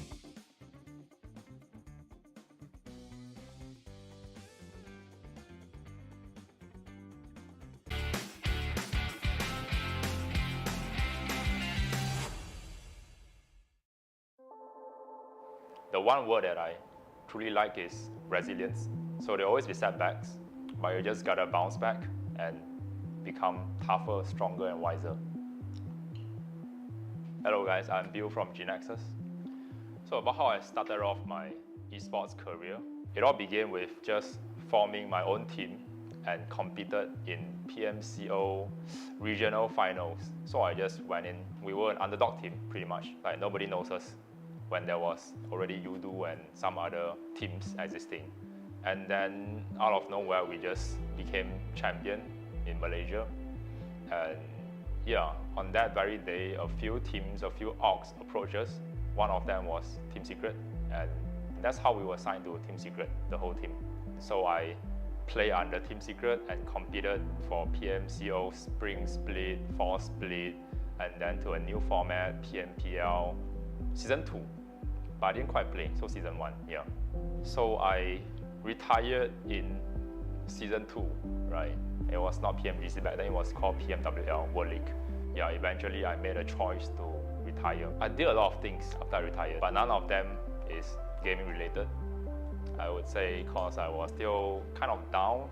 I've got no passion for gaming anymore at that time. I would say the feels to me coming back was actually Yuhai. Secret qualified to the national finals and Yuhai was still in the team. Yeah, that one time he asked me to watch him play in the final. He said that it will give him good luck and that definitely if I watch then he will qualify to Southeast Asia and all. And yeah, just him being adorable. I watched the game and that's when the spark truly reignited. It was a starting point. It was a kind of like a new chapter for me. And then that's when I tuned my mind, I change it a little bit, adjust my mindset. Sedaya upaya cuba untuk menghalau keberadaan Biu-Biu yang berada di hadapan mereka waktu ini. Biu-Biu masuk, Biu-Biu rusuh nak cuba barbar. For rivals dikeluarkan dengan sangat-sangat awal. Now that the passion is bigger than ever before, now I'm just finding my way back to achieving that one esports dream that I haven't quite achieved yet. And now here we are. So now with a new team, new teammates, everyone with the strong desire to win, we are gonna go all out and get that champion.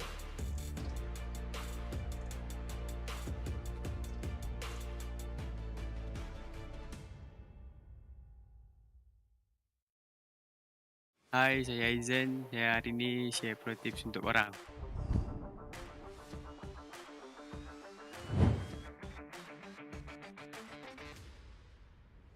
Okey, planning kita orang nak masuk dari kiri. Time ni Eko jaga CLC untuk cover kita orang dapat entry ke depan. Homebois tu kita orang biar dulu sebab kalau dia ke depan CLC boleh tembak dia. Kenapa kita orang fokus kat CLC tu sebab tempat CLC depan CLC nak main tu lagi selamat nak main. Tempat tu ujung circle dan boleh fokus kat satu arah je Homebois. Okay, time tu pun kita orang dah tahu position tricks kat belakang sebab Eko bagi tahu. Jadi saya pun dah nampak nak seorang. Lepas tu kita orang cepat-cepat push kat tam sebab tricks jauh nak datang dekat dengan dia. Saya pun suruh Zik better untuk lawan daripada Rival sebab dia dah betul-betul bermuka. 1v1 tricks lawan dengan Zik. Siapa yang lebih kuat? Siapa yang lebih hebat? Dan itulah dia kemenangan. Jadi kalau kena jadi fragger yang power, firepower kamu mestilah kena kuat. Tapi korang kena ada juga scouter yang power untuk kasih info kat depan. Jadi kalau ada cukup info, kita boleh tahu enemy kat mana dan kita boleh bantai dia. Ini salah satu strategi yang biasa orang pakai kat PMPL. Dia nak try entry tapi saya jaga dia kat depan. Saya pun dah tunggu dia sebab dia dah baling smoke. Dia nak entry, so saya pun dah tunggu dia untuk pick saya. So saya pun dah confident dia dekat smoke tu betul-betul. Dan saya spray untuk dapatkan kill. Okay. Hanya berbaki Harm dan juga Aizen Zaya pada waktu ini. Sam 9 dab di bahagian belakang. Tapi wah. Okay, kalau main PUBG Mobile bukan saja game tembak-tembak. Kena pandai jaga diri sendiri. Dan communication adalah kunci kemenangan. Okay, jangan lupa saksikan kami di PMPL MYSGPH Spring. Dan jangan lupa sokong yang tim korang minat dan okay, bye.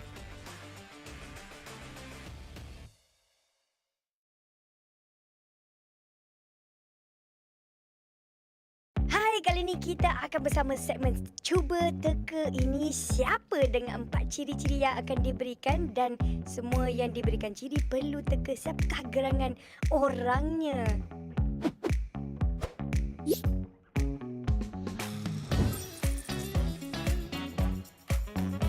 Handsome.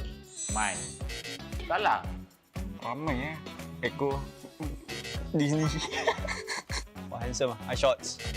Semua handsome. Handsome. Sam. Bukan. Snipes. 6.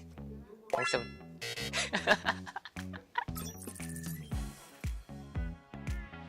Pernah pergi PMUC. Rex. Yuhai. Dan Farang lah. Pernah pergi PMWL. Fredo. AP. Disi. Jumper. AP. Mata kecil. Fredo. Aisyah. Kid. Mata kecil. Arul kot. Apa bro? Mata kecil Aisyah. Aisyah mata kecil. Mata kecil. Man Farang. Siapa lagi? Baru comeback. Siapa tu? Kid. Kid ke? Mat Toy. Comeback player. Comeback player. View. View. Kenapa dia tak ingat? Oh, he went to PMGC ah? Oh yeah, I never know. Oh, dia pernah. Oh, yeah, I forgot though. View.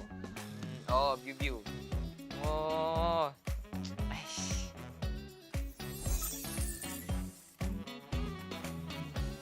Ni.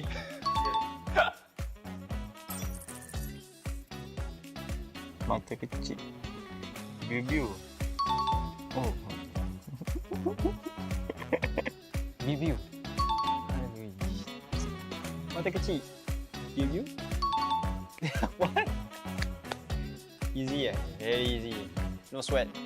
Okay guys, itu saja untuk sesi guest the player dan terima kasih kerana menonton. Jangan lupa follow PUBG Mobile.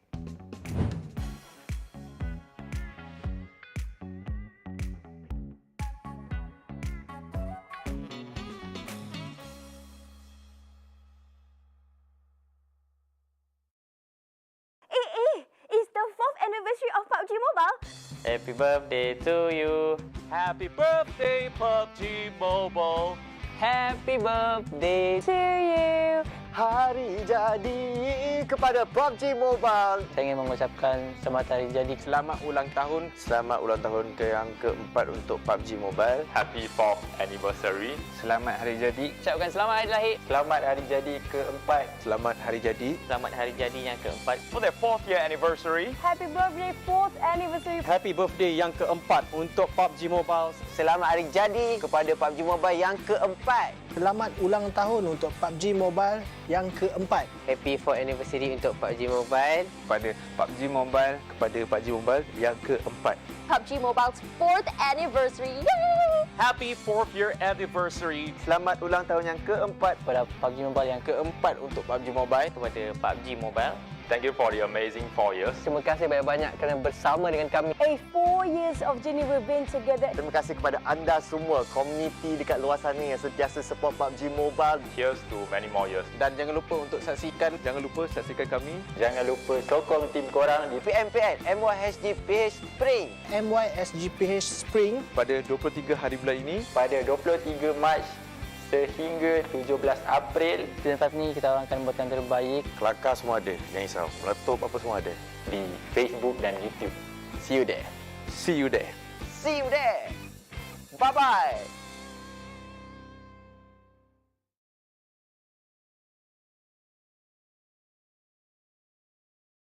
Apa ni, kalau PMPL ada trofi untuk tim paling handsome, tim kami lah sebab kami ada Man Farang.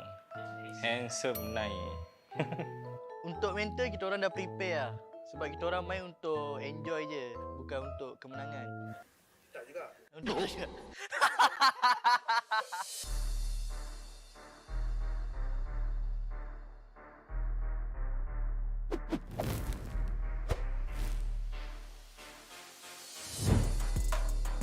Pada Boyka dan Zuli, kau letak aku sub pada season lepas.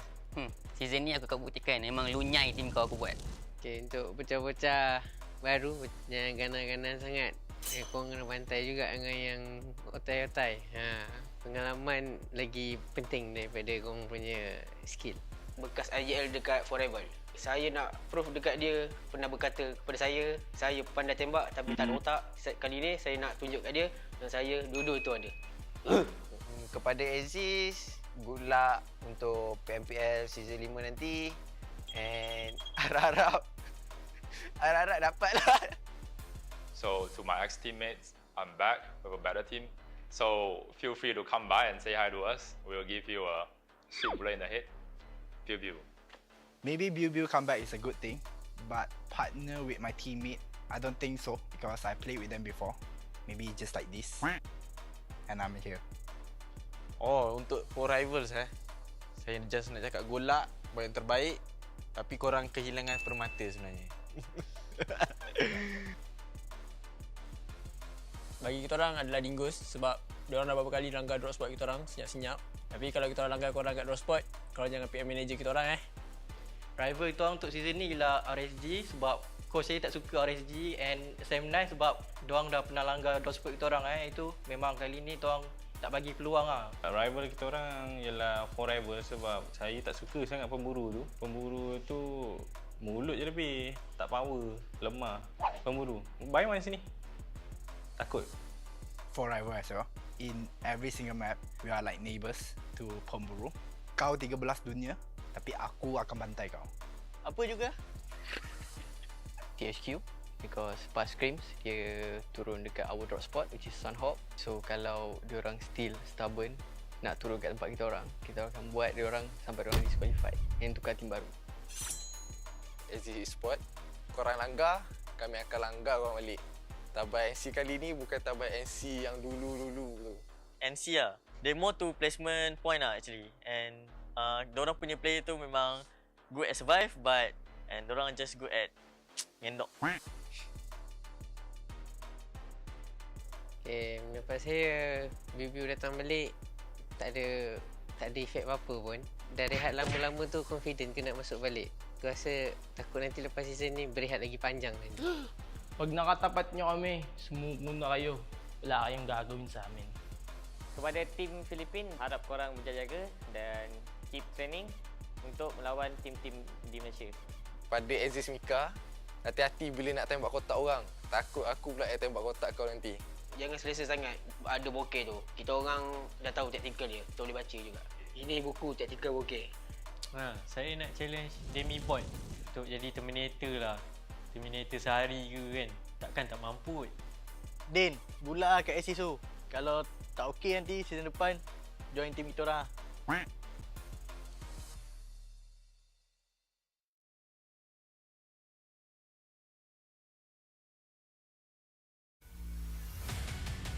To be a champion, you must fail first.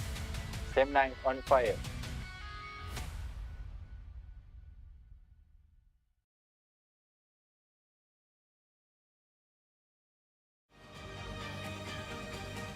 Jangan ingat air yang tenang tiada buaya. Kat situ ada Homebois. Hati-hati. Homebois family.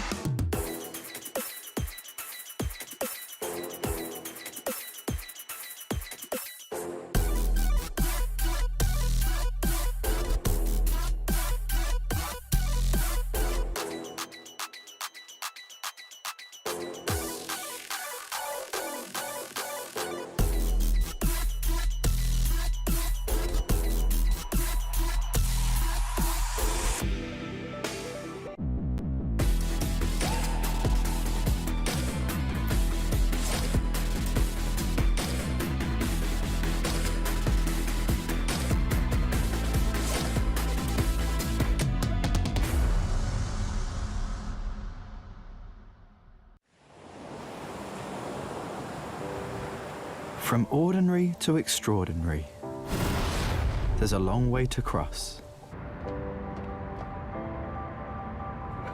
Whenever we lose our way, there's always a light that keeps us going.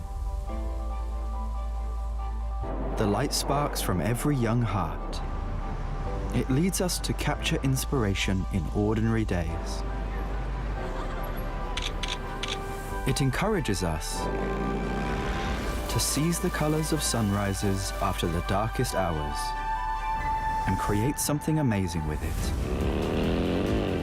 We brought the magical color changing effect to life thanks to a dual layer chromic bonding process.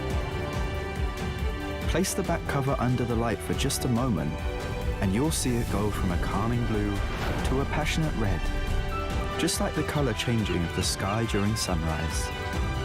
Presented by RealMe Design Studio.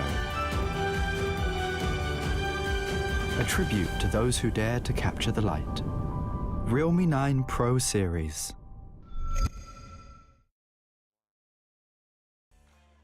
Welcome back to the PMPL MYSGPH. I hope everyone has their meal. And now it's time to chill with maybe a dessert. If you want to have more meals, why not, right? My name is Sir Cloud. thank you so much for watching the PMPL. What an amazing first round that we had in Sandhall, where KHI Esports managed to grab their second chicken dinner in this season's PMPL. They're slowly on the rise. And of course, I know your tagline is hashtag KHI Rise, right? Yeah, and they are on the rise. So keep an eye on KHI, but also keep an eye on GENEXUS, who will be playing in the next round. But before that, before we talk about the next round, let's talk a little bit about the previous round stats. So here we have it, the stats for the most damage. We have Damn Rude. So rude. What a number this is, 666. This is like aluminium we're talking about. And we have Pemburu coming in with 519 total damage, and his teammate Appy 511 total damage. But my oh my, okay, and all these three players, they're actually veterans in the scene. So even like for Appy, even like for Pemburu, they have been around for a very, very long time. So yeah, I mean, OGs still up there, still showing that they can do it. And interestingly, all three of them comes with different roles. So Appy as a scouter, he's also the IGL, by the way. And obviously, Damru is the IGL as well, but he has another main role, which is to snipe. And we have the Pemburu, who's a support. Now, Pemburu has a very strong survival skill. So I keep an eye on this guy as well. He's been, I wouldn't say carrying the team, but he's been the star man for Yoodo Alliance 4 Rivals. Got to give credit to him as well. And yeah, Appy as well, of course, being the in-game leader, giving up some dashing ideas to the team on how to move. But other than that, we have the overall stats here. 49 total eliminations, of course. It's not that many considering that it's Sandhawk, and most of the teams or most of the players, they tend to play the healing game. Hence, we see a big number when it comes to the total heals, 14,998. 61 total knockouts, 80 throws used, 1 drop, 1 airdrop looted, 6 total headshots, and 19 people asking for forgiveness. And we have Ziggs as the longest elimination distance, 262 meters. And this is the stats for only round number 1.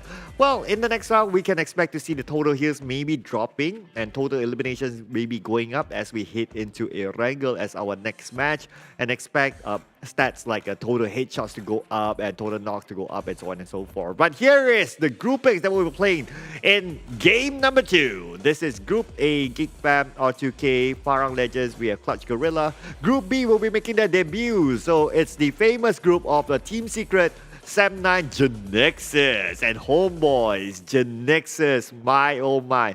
Biu with that clutch yesterday, and not only that, GENEXUS in general, week 2 has been the week of GENEXUS. They had a nice 30-ish point gap with Axis Red 1, and now coming into their first game for today. I mean, they have 1 game extra to play as compared to Axis Red 1, so they have an opportunity to still extend the lead, considering the Axis Red 1 and GENEXUS, their points are still not that far away. Now, who will be the chicken dinner winner for next round? Of course, man, of course. I mean, they're on the roll right now. Biu is proving that, you know, the OG can still do it, together with his new set of army, of course, Loyu, Snappy, as well as Lung. And just for your information as well, Lung does translate as dragon in Chinese, so he is becoming the dragon for the team, a very young dragon that is. But GENEXUS, I think they stand a really, really good chance on getting the chicken dinner. I'm pretty sure the casters will not disagree with me on that. It is only down to the team itself. Will they be the one to disagree with me? We'll find out in the upcoming round. And casters from Malaysia and also Philippines, please take the stage.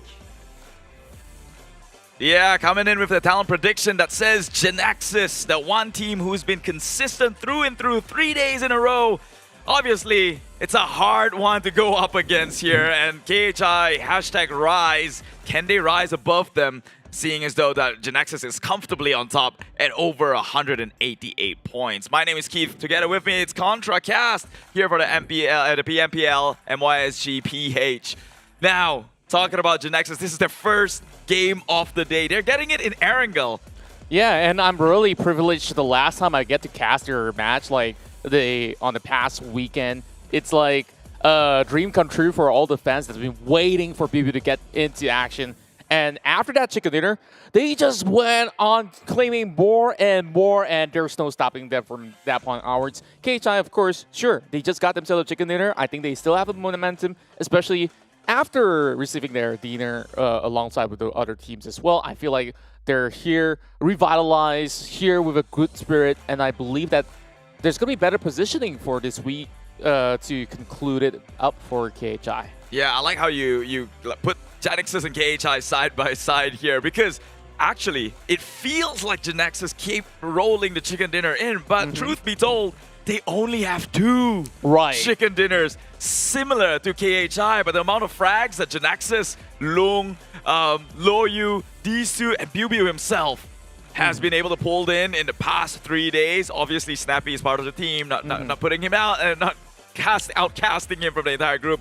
But this team is on another level, and it's apparent in the graph itself. The question is, how long can they keep this one up? Yeah, and there's so many more games to go. I really want to see how they build this momentum.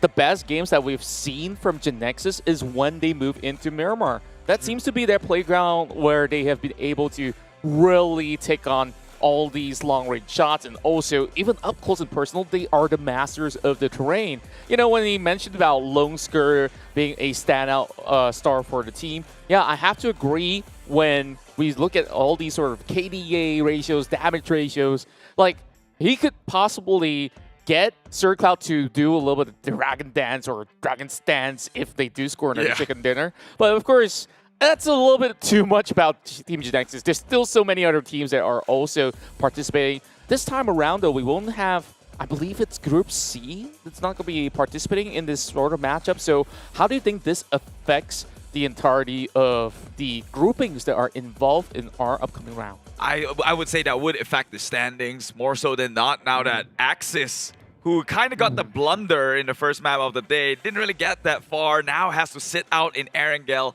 the more balance of map here. So they'll be playing with 1 Erangel down. Maybe they can come back with the last game of the day. We've seen them do that. EVOS VIP wouldn't be playing. Dingoz out is a huge window for the rest of the people playing as well, because we know how Dingoz, how consistent they have been and they can be. Yeah. Albeit being overshadowed by the likes of GENEXUS this week. But let's not forget, Dingoz, they pulled in their weight previously in a previous week. That's right, and I hope to see that them coming back to the prime form. And I like the fact that you also brought about Axis not really playing in this particular match. In that earlier round that they tried to beat out all these sort of circles, they will have GENEXUS healing in. Heinu tried to contest for that chicken dinner, but he was absolutely outnumbered. There's nothing too much that he could do. But they did bring decent points back, so GENEXUS just have to match towards that same pacing, and they will still remain #1. True. I mean, that is a credit that should be given, which I probably have robbed it from them. They still made it into like the top 5 finish, I think, in the group not number. too shabby. It is Sandhawk, so you take that sort of victories, although it may seem passive, and like SirCloud used to say back when he was on a panel here 2 days ago, not stylish. It's not a stylish victory. It's not something you put on a shelf, but you'll take it.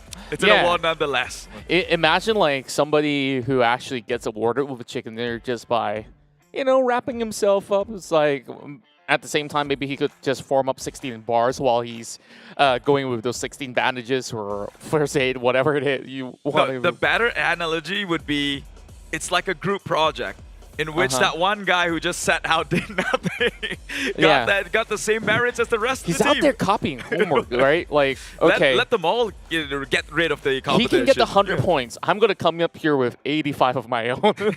That's actually fair, right? Yeah. So before we get ourselves into the upcoming match, I hope that all of you guys have gotten yourself your dinner. If you haven't already, just go ahead, grab a quick one, and we're just going to slowly head into our upcoming flight. So when we have seen some of these teams here who started off strong in the early week, was there any surprise to you that there's this huge momentum shift? Like, I have expected some teams to come up strong, but some of them that I predicted to do better has remained down there. Like, for instance, I think the past game we've covered a few.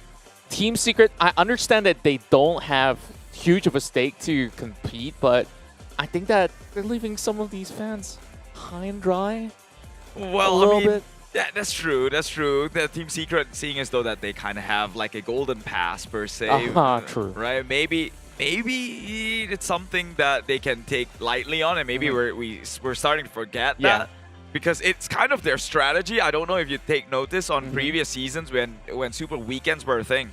Team Secret, they would just play like they were below the average par when it comes to the Super Weekend, just to qualify in the top 16, right? But then come country finals, that's when they really always blow up. come in with some clutch surgical plays that is out of this world. And in fact, one thing that delighted me was on the past weekend, like we've seen Y2K stepping into the match, and he has brought back quite significant points to the team. They have improved in terms of ranking. Some of the frags were being taken place as well throughout the course of that battle. I think like there's a lot of things that they haven't unveiled to us, so I think that the secret strat is going to come in on the MYSGPH finals. Yeah, and similarly to that, Sam9 as well, actually, although we don't see them going up strong in their highlights, right? But they're actually doing better today than they were previous week, right? I mean, just 1 week has passed. But this week, they are, I believe, still in the first pager. So they're already doing significant improvements, although we don't really notice it that much because it just slipped past by most of the gunfire and the action that takes place. That's right, and this time around, just heading into the weekend here with a fresh new perspective for all the teams that are involved. We'll see what they have to offer here as we're going to be diving right in for Day 4 of Week 2. First match of Erangel on a Saturday evening. Wait, it's already Sunday. I lost track of time myself. Don't worry about it. It happens to the most of us here. Can't believe we're pilots of the ship. And yeah, we probably also don't know where we're going to drop these players down. So I guess we'll have to hit the auto cruise or the autopilot and find out where these players will be deployed here in Erangel. I'll make an excuse. I passed by the Western territories and there was daylight saving. So maybe that's the only reason that I could come up with, but no excuse. Sunday evening, everybody feeling good, I hope. But, you know, this flight path kind of tilts me a little bit. It could be a little bit straighter than that. Just why does it tilt you? This is like the most even flight path yes, you could it's ask the most for. even. Like, it could be more direct. Like, I want that 90-degree angle or whatever straight line that you could possibly pull to hit to Lipovka. This guy's like, yeah, I'm going to skew it a little bit further down to the water. So you're talking about OCD here, having OCD? Yeah, a little bit. Just a little bit. Sounds like a mental thing. Just a me thing, huh? That's fair. That's fair. Well, good news for all the teams. It is accessible to everyone here. You can see Geek Fam already going on to Georgia Paul, R2K making it down onto Quarry, Primoz, Ferry Pier. Same with MAB, playing within the coastlines here. However, it is exceptionally far for maybe the likes of TABAH and Z. And guess what? Circles, Stalba, Kameshki, that is Axis's home ground, but they are not playing. What are the odds? What are the odds? Even for other teams like EVOS VIP that likes school, this is basically direct access without worries of rotation.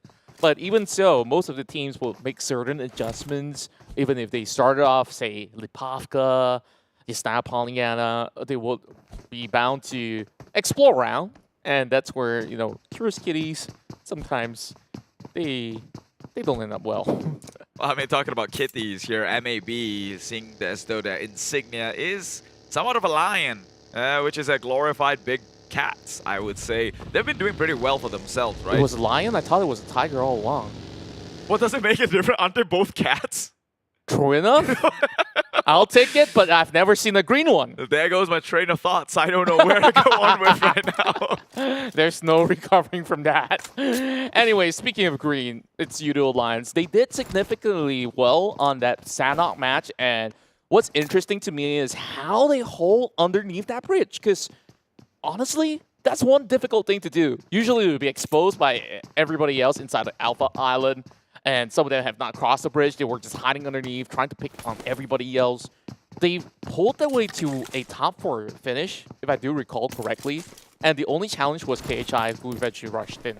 Then I think that's like the best that they could get, and they still managed quite a significant amount of elimination points to book out. Now we're seeing them at least the top 4, of course, without adding the team that are sitting out. So where do you project Yoodo Alliance to finish off by the end of the week?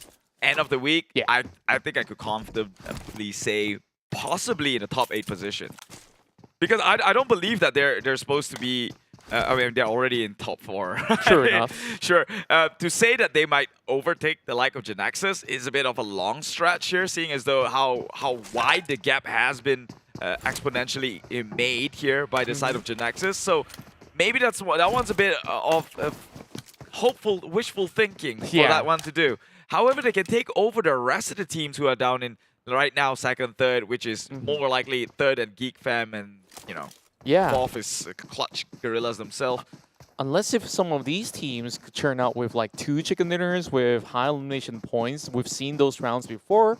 It doesn't really happen all the time, but usually when they do get into the groove, you can see that Yoodo Alliance, they have enough firepower, right? Like those rounds that they close with chicken dinner usually has an average of 16 to 17 points. Yeah, sure, Yeah. but okay, let's take the more average of average, right? The more likely than not. That is a They're chicken. still not going to be able to match to GENEXUS, but I think there's a good chance, like at least 3rd place, perhaps. 3rd Maybe? place, yes. 3rd place, yes. Like I think right now, if this was the last day, then surely they'll be playing for like 3rd place and below. However, we do have one more day tomorrow, right? In case you guys didn't know, the stream, the whole tournament was delayed by a day.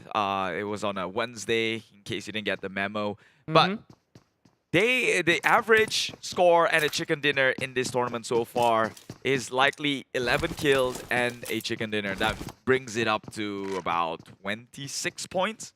If Yoodo Alliance were to get 26 points right now, they're not even close to beating Geek Fam. Yeah, They true need enough. like 3 of those games to maybe even be in contention. Yeah, it's so much easier to be in Geek's fan position or even access redONE who's not really playing in this particular matchup.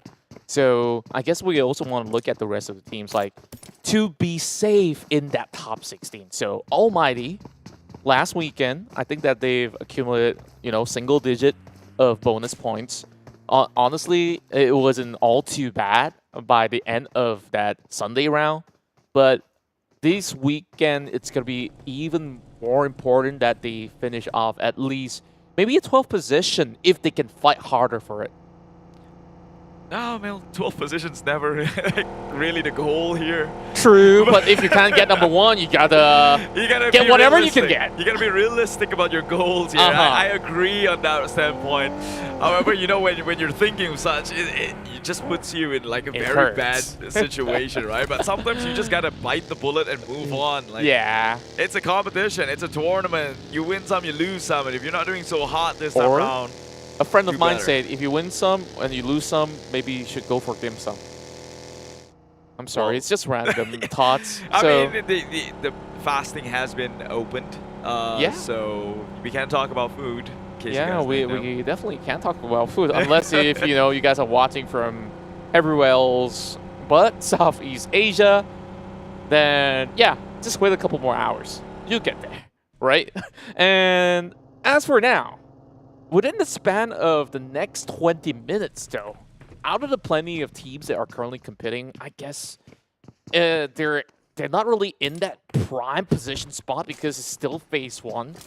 But most of the battles that we've seen happening on that phase 4, phase 5 circle, that's where plenty of teams that come late into a circle that's positioned somewhere towards the central or even somewhere further up north, they're just going to get cut off because there's so many choke points, there's so many of all these gatekeeping setups from teams such as, say, RSG that likes to hang out around the shelter, builds a section.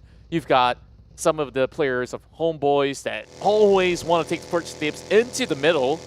Then whoever else that comes in slow, like Ising here that ran over hair bump, then yeah, it's going to be a hard time for them to secure as much points possible. I mean, thankfully for the rest of those teams, right? Although it did close towards TABAH Kameshki, it's still quite of a big playing field to make the rotation over. As compared to like maybe in a Sosnovka military base where you literally need the 2 bridges for access itself. However, I've seen teams play a sort of a long rotation where they go make their way onto Milta Power and then all the way north from then on. I remember last season we had NSP Astra who, for lack of the better words, could not fight in terms of firepower with the rest of the teams. They tried to play as long as they could. That's quite some throwback. I almost even forgot. But that's the kind of game plan they had to pull out here because the firepower just didn't match up to the rest of the teams. Yeah, and I guess that's survival instincts that you always have to rely on as well. Just go back to your guts on what you feel is right for you to last all the way to hopefully a chicken dinner. Good lineups coming in from Maptoy, bring out that DP28, get some damage done, not being able to bring them off of that buggy. While Team Hawk, they always do this. The same strat that I've mentioned on how RG sometimes execute, back in the days at the very least, right? Like, this whole area of shelter all the way up to Mansion as well as Yasnaya, there's a lot of open grounds for pickoffs, and you can see currently there's like, what, 6 to 7 teams already located in the area. Yeah, and I actually like the circle a lot because it seems like the kind of circle that's about to give you a very jam-packed action. And as I say that Bard already firing onto the side of Team Hawk here, it is close towards the Yasnaya area where school resides, really nearby as well. Rozak all within the area. So I think we might just have our hands a bloodbath, and well, we have to see until how many more circle closes and where it might play out. Yeah. And I guess that for now, they just want to do a little bit of wear and tear. It's interesting to also see that Bart's carrying that SKS. I feel like majority of the players don't favor this weapon because it relies on so many of these attachments where you need the nozzle all the way down to the handles of whether you want like angle, forearm grip, vertical, whichever works for you, right? Like, to stabilize the weapon, SKS is such a good DMR that you could always have it equipped with, doesn't matter if it's 4 times, 3 times, all the way up to 8. Or if you're lucky, is there 15?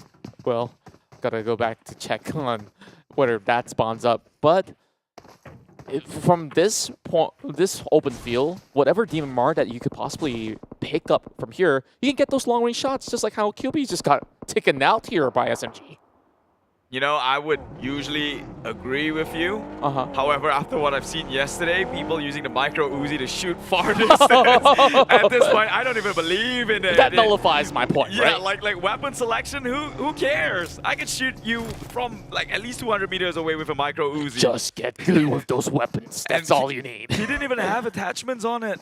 He just picked that one up. You're absolutely right. Yeah, like micro Uzi, you could just put that stock in the back. Like, does it even matter if you have that or not? All you need maybe like extra bullets so that you can just go grab the tata while damn. Well, I guess he's still proving my point. Some DMRs could still give you some good opportunities out there as he's fishing for more. Meanwhile, Armpro got headshot by another player off the field.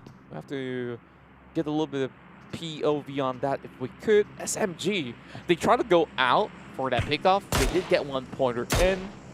At least it's a good start for SMG members. Well, a good start or not, they so desperately need something going on their way right now at number 15, only shy away from ALMGHTY, who also is a Singaporean team. Sure, SMG is a Malaysian players, but the organization is based in Singapore, last I heard. However, they are Malaysian. They'll be playing in the Malaysian League.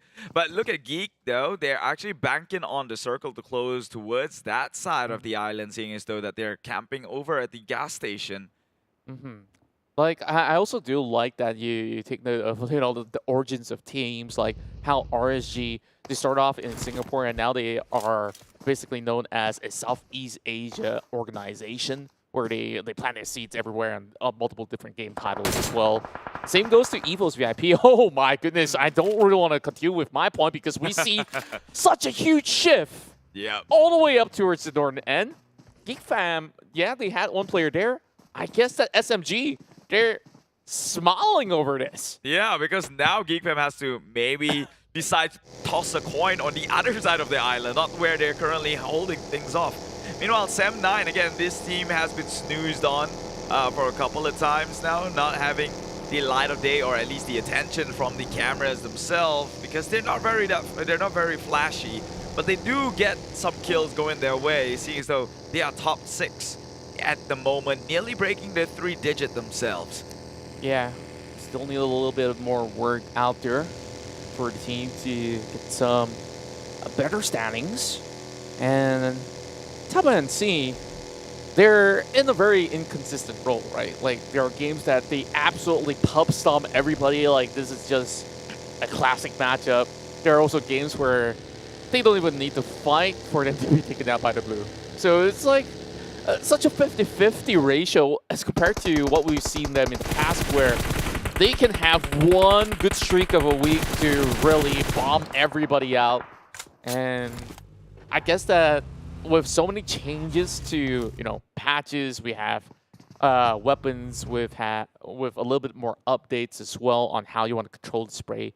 It gives a little bit more room for all these pro players to keep themselves up to speed, practice more and more, go to the church park, shoot on those empty boards if they need to, but here there's no trial and error. It's all about getting those guns blazing, and well, we're about to see Yoodo Alliance that might actually lock heads with the rest of Geek Fam.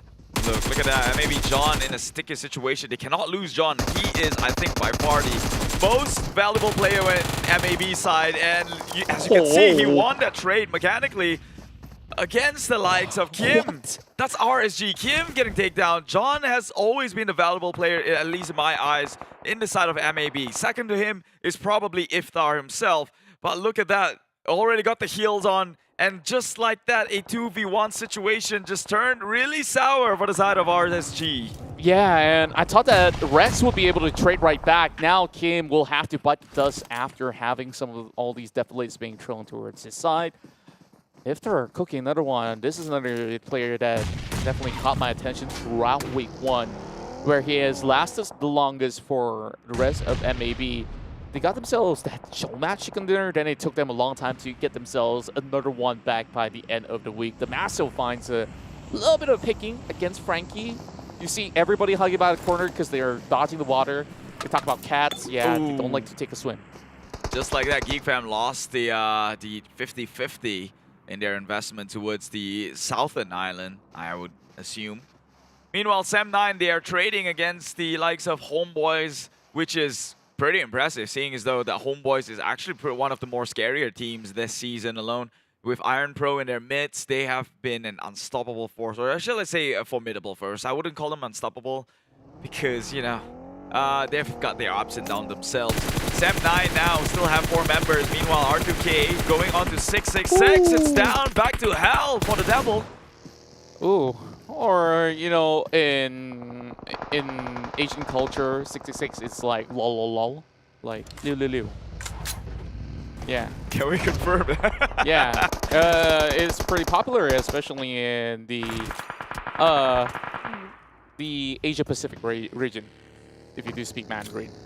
I don't, so I just happen to find out. Meanwhile, sure, a lot of action has happened throughout this ground where everyone's battling across that Yasnaya Pollyanna sector. R2K now goes up in personal against the rest of Yoodo Alliance. And this is definitely a place that's really hard to take fights. Whatever deflates you throw out, there's a chance that it bounces off into the lake. And now they're looking for a big fat flank. So down to Boki, turn the tides around. Ziggs has done so much damage though. Can they make their way through? This is one of the best fights I would probably look forward to. It's Yoodo Alliance, 4 rivals up against R2K. These two whose value or principle is about just shooting you down in the path you stand.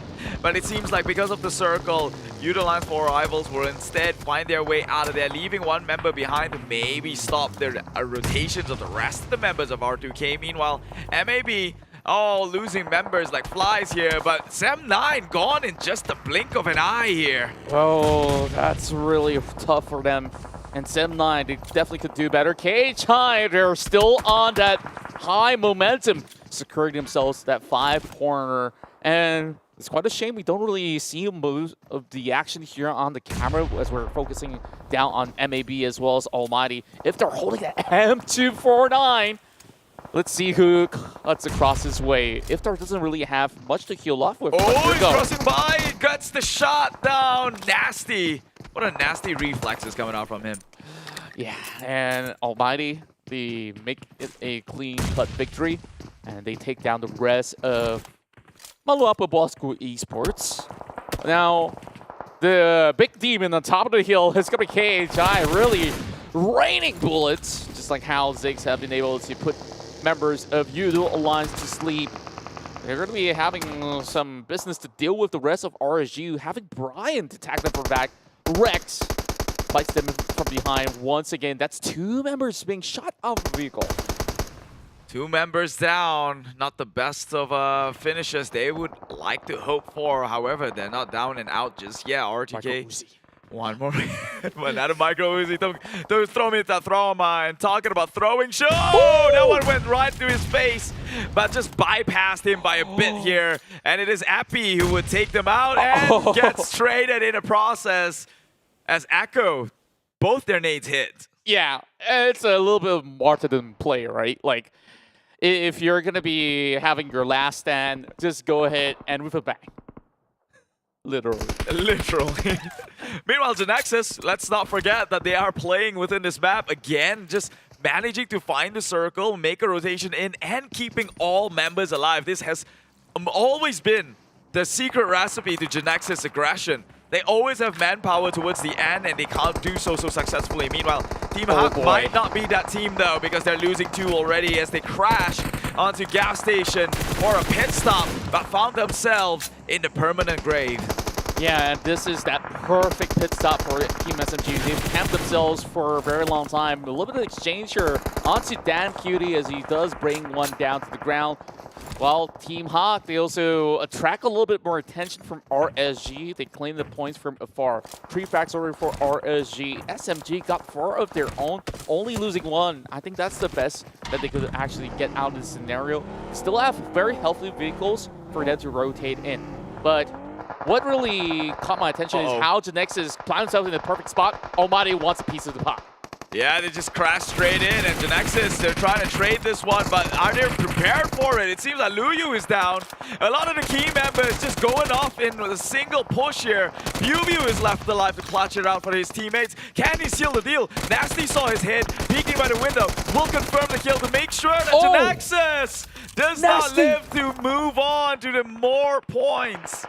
4 frags in a row. He's basically going all Rambo on this one, but we have both NSEA as well as Clutch Guerilla going head-to-head. Once again, high ground advantage given towards Clutch Guerilla, while Matoy tries to swerve his way across to the top side of the hill, but he'll be having all these bullets flying his way. Microzy brought to play outside of flag, so as he changes it over the M4, losing a little bullets while he tries to enter. Damage being done from afar, and it's Frankie with the flank. Clutch, they get eliminated, while NC will just laugh their way to the top 8. Yeah, the big giants at play now, down for the taking here. Everyone has got a chance within the circle. However, the hills goes decided Team Secret, who would probably more eventually make the travel downwards. But it's not much of a gradient as well. Just barely having a slight advantage, but not very much. Yeah, just a little bit that could give them slight leeways to survive a little longer will be great enough. Just like how KHI is abusing the surroundings. We've had a chicken dinner here before where we saw Homebois claim it against Yoodo Lions. That was like a 1 versus 1 fight. This time the scenario is absolutely different. We don't really have all too much for Almighty to last all too long, but there is enough smokes to cover ground. Homeboy wants to take first dibs while Rags comes in from the back. RSG indirectly helping out the rest of Almighty to stay alive much longer. More nades coming in though. So RSG, they slowly approach with the UAZ that they have. Fredo burns over a vehicle of Farang Legends and crash them out. More nades being tossed on forward. Will kind of zone the rest of KHI back, who by the way has got 7 kills already. KHI, they are doing damage in the scene. RSG comes in to clean up the last member of Almighty, and now they have got KHI to deal on with. 7 kills for KHI, 6 for RSG. They are about mano a mano when it comes to matching in terms of power. It seems more nades has been tossed forward and more back. Homebois trying to hold up the front here. Can the rest of the members come in with an off angle to maybe give themselves a slight advantage in this engagement? Yeah, KHI taking over the entirety of the northern sector. They spot out Brian. It's flying down in the open. That's not where it's supposed to be. Homebois makes some quick work with the M249. And just look at how well they could possibly dictate the entirety of the match. They still have a lot of all these grenades to exchange. But Homebois, he gets clipped out by Smallboy instead.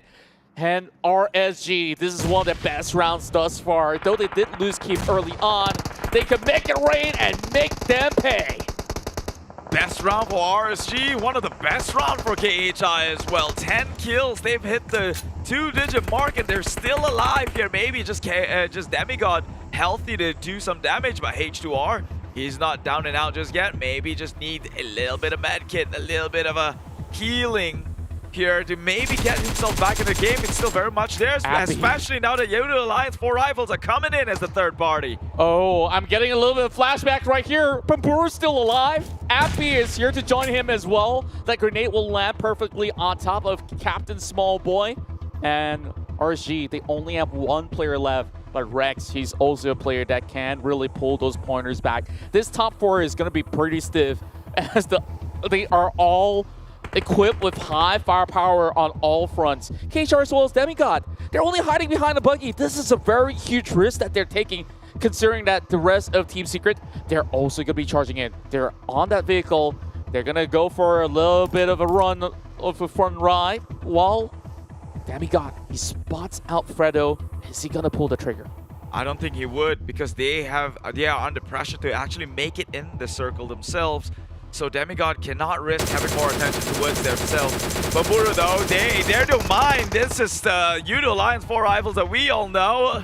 Just stealing the spotlight with heavy artillery. H2R pushing on forward. Rex catches him out on spot. Demigod wasn't there to retaliate. Rex! And they will fall. Rex clutched it for RSG. That was huge, and now they're in the top three, but they have to go against Team Secret. You know, I mentioned that they didn't pop off so far. Team Secret here is going to prove everybody that it's going to be going against them all wrong. So 3 versus 1. And it's going to be their ex-member Rex that they'll be hunting out for. They heard those shots early on. Fredo, he's just going to be driving in. Not too much that he has to worry about. He brings in Kit Long, and that's where they secure their chicken dinner here in round 2. Team Secret, just when we were talking smack here, they showed up and really showed us. Smack one into my face at the very least about how much heat I've been giving them yesterday all day.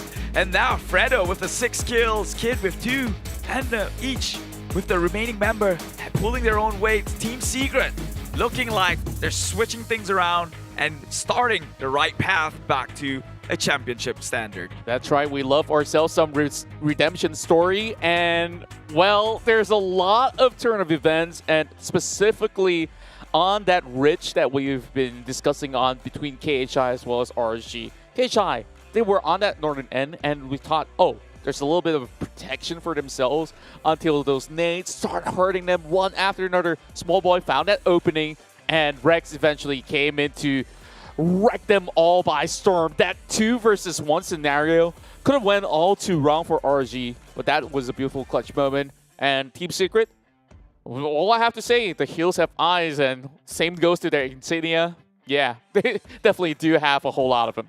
The hills have eyes and the walls have ears. I guess they have been listening to all the trash talk I've been saying. Hey, but then again, it's all fun and games. I'm not talking down on them. I'm just saying that we know that Team Secret can do better, and they proved it today in this second match here that they are still very formidable. They know how to play their advantage, although be it a small ridge, it's still an advantage nonetheless. And Fredo coming in with that 6 kills definitely is going to excite the Malaysian fans for the very least. That's right. A chicken dinner is a chicken dinner, and whatever they want to say, like, oh, this guy's already got a slot, like, hey, you got to make everyone else in the competition just sweat and really earn that. And if you can't take it, yeah, Team Secret can prove that they are still the top dogs here that can remain on the throne for longer if they weren't going to be careful enough. And looking at their rotation, they didn't really have, say, the easiest of time after all, because from the get-go, there's plenty of teams who have already planted themselves over that northern end. Yeah, I mean, we're going to have to go through that one with Sir Cloud, I guess, to break things down and see whether they had a colorful time or a pretty dull one, to say the least, and getting that chicken dinner. However, efforts were put in, not taking efforts away here, and it's Team Secret, right? Like, it's Matoy. We know this guy's history since, like, back when he was playing for the Thailand League, and we all know that the Thai League is scary. Oh, it is. Like, every single season, there's always bound to be surprises on who's going to be at the top. Like, one season, it's going to be Valdez, and back in the days, RRQ Latina, for those that have been there all along. But, you know, enough talk about other regions, because we have some great highlights here with Team Secret getting that chicken dinner.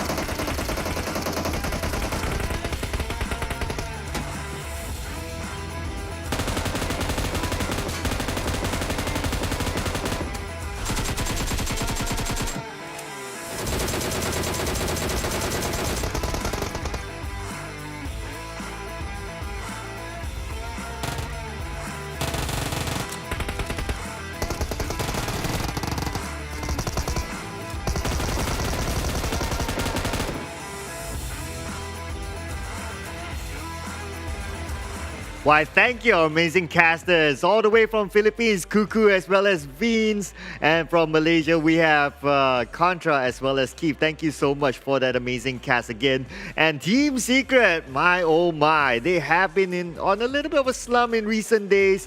But wow, they're back with a bang with a chicken dinner. But what else is back with a bang? It's the giveaway here, ladies and gentlemen. So as what you see on screen, make sure you head on to PUBGmobile.com/redeem. Punch it. Well, not literally punch in, but you know what I mean, right? Like, key in the code down below to redeem your gift. Make sure you get ready with your ID, make a simple verification, and then you can check it out in your in-game mail after that. Of course, the first one to redeem it, well, gets it. Yeah, and we have a very limited amount of code, so make sure you do that quickly before anyone else. And before we move on to our match stats, we'd like to remind you all again on our PUBG Mobile version 1.9. If you haven't updated the PUBG Mobile game, well, where have you guys been? Come on, update the PUBG Mobile, because there's interesting events happening. There's the Vibrant Anniversary. Even the Classic mode has had some improvements, especially if you notice the bridge. You can, if you notice the bridge in-game earlier on as well, yeah, those are some of the improvements as well. And besides that, we have the new Royal Pass, which is up for grabs. And this time, the Royal Pass will be featuring Warframe. Yes, there you go. You can see those skins. They are very, very unique. And you don't get to see like this alien-looking skin all the time. So it's very, very limited. Make sure you get your Royal Pass and do all the missions.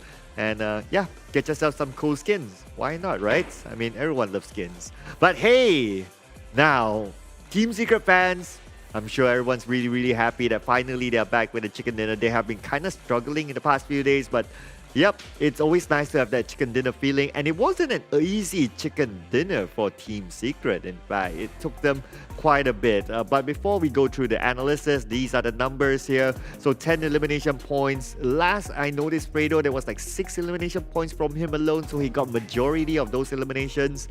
And of course, that chicken dinner bringing them 15 points. So with a total amount of 25 points. RSG doing great as well. 9 elimination points, second place, 21 points in total. But KHI, man, fans from the Philippines, even though they didn't get this chicken dinner, no back-to-back, but it's still a consistent performance for them. Just look at the amount of eliminations. They're the only team besides Team Secret to get a double digit, bringing them to 18 points despite them getting 4th place. Of course, that's because Yoodo Alliance 4 Rivals only managed to get 5 elimination points. So if you do the math, obviously KHI is above Yoodo Alliance 4 Rivals in fact. Now, not so, on the other end, not so good for a Geek fam and Homebois. They didn't manage to get any elimination points, no points at all in fact. And for Farang Legends, again, not a good round for them. They are down there with only 1 point thanks to the placement points. And MVP, it's been a while since we last saw Damn Cutie. So he's now the MVP from this round. And Team SMG, despite a struggling team, that was a fairly okay round for them, and Damn Cutie netting himself the MVP. 3 elimination points, 907 damage, 58.46% of team contribution. His longest elimination distance is 153 and 3.4 MVP points. I mean, this guy is the choo-choo sweetheart.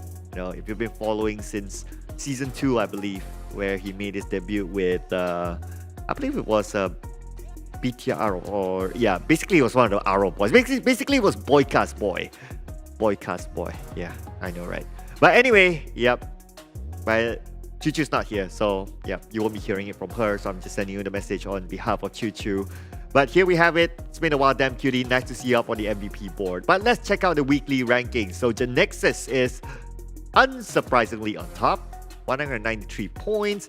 And we have Axis coming in at 2nd place, 168 points. I mean, GENEXUS, they opened up a fairly big gap yesterday, especially. So, yeah, it was like, what, a 30-ish points gap with Axis. So, not too surprising that they're still on top, considering that Axis didn't play the Erangel round as well. Now, Geek Fan coming in at 3rd place. They are hot onto that 2nd or maybe the 1st spot even. We still have today and tomorrow, ladies and gentlemen. But look at who's at the bottom of the charts. Farang Legends unfortunately dropped down to the bottom of the charts with 50 points. Almighty going up a little with 54 points. And we have Team SMG with that solid performance. It is a fairly good performance, I'd say. At least it brings them up to 58 points. Now, for the rest of the other teams, EVOS VIP didn't play. So, yeah, obviously, it's either they don't move or they'll go down. I mean, you know, that's how it works. And RSG, they had a decent round. I mean, Rex with a clutch. It was a 1v2 clutch, in fact. So it was a very good performance as well from Rex individually. I mean, there was a lot of highlight moments from that Erangel round. I probably wouldn't have time to name all the highlight moments. But hey, I mean, feel free to rewind them on whether you're watching it on Facebook or on YouTube. Feel free to rewind them to relive the moments. I'm sure your favorite team did well, whichever your favorite team is. But anyway, so Team Secret, my oh my, we got to talk about this team, right? We got to talk about this team. But before we talk about Team Secret, let's check out this advertisement from Lamborghini's collaboration with PUBG Mobile.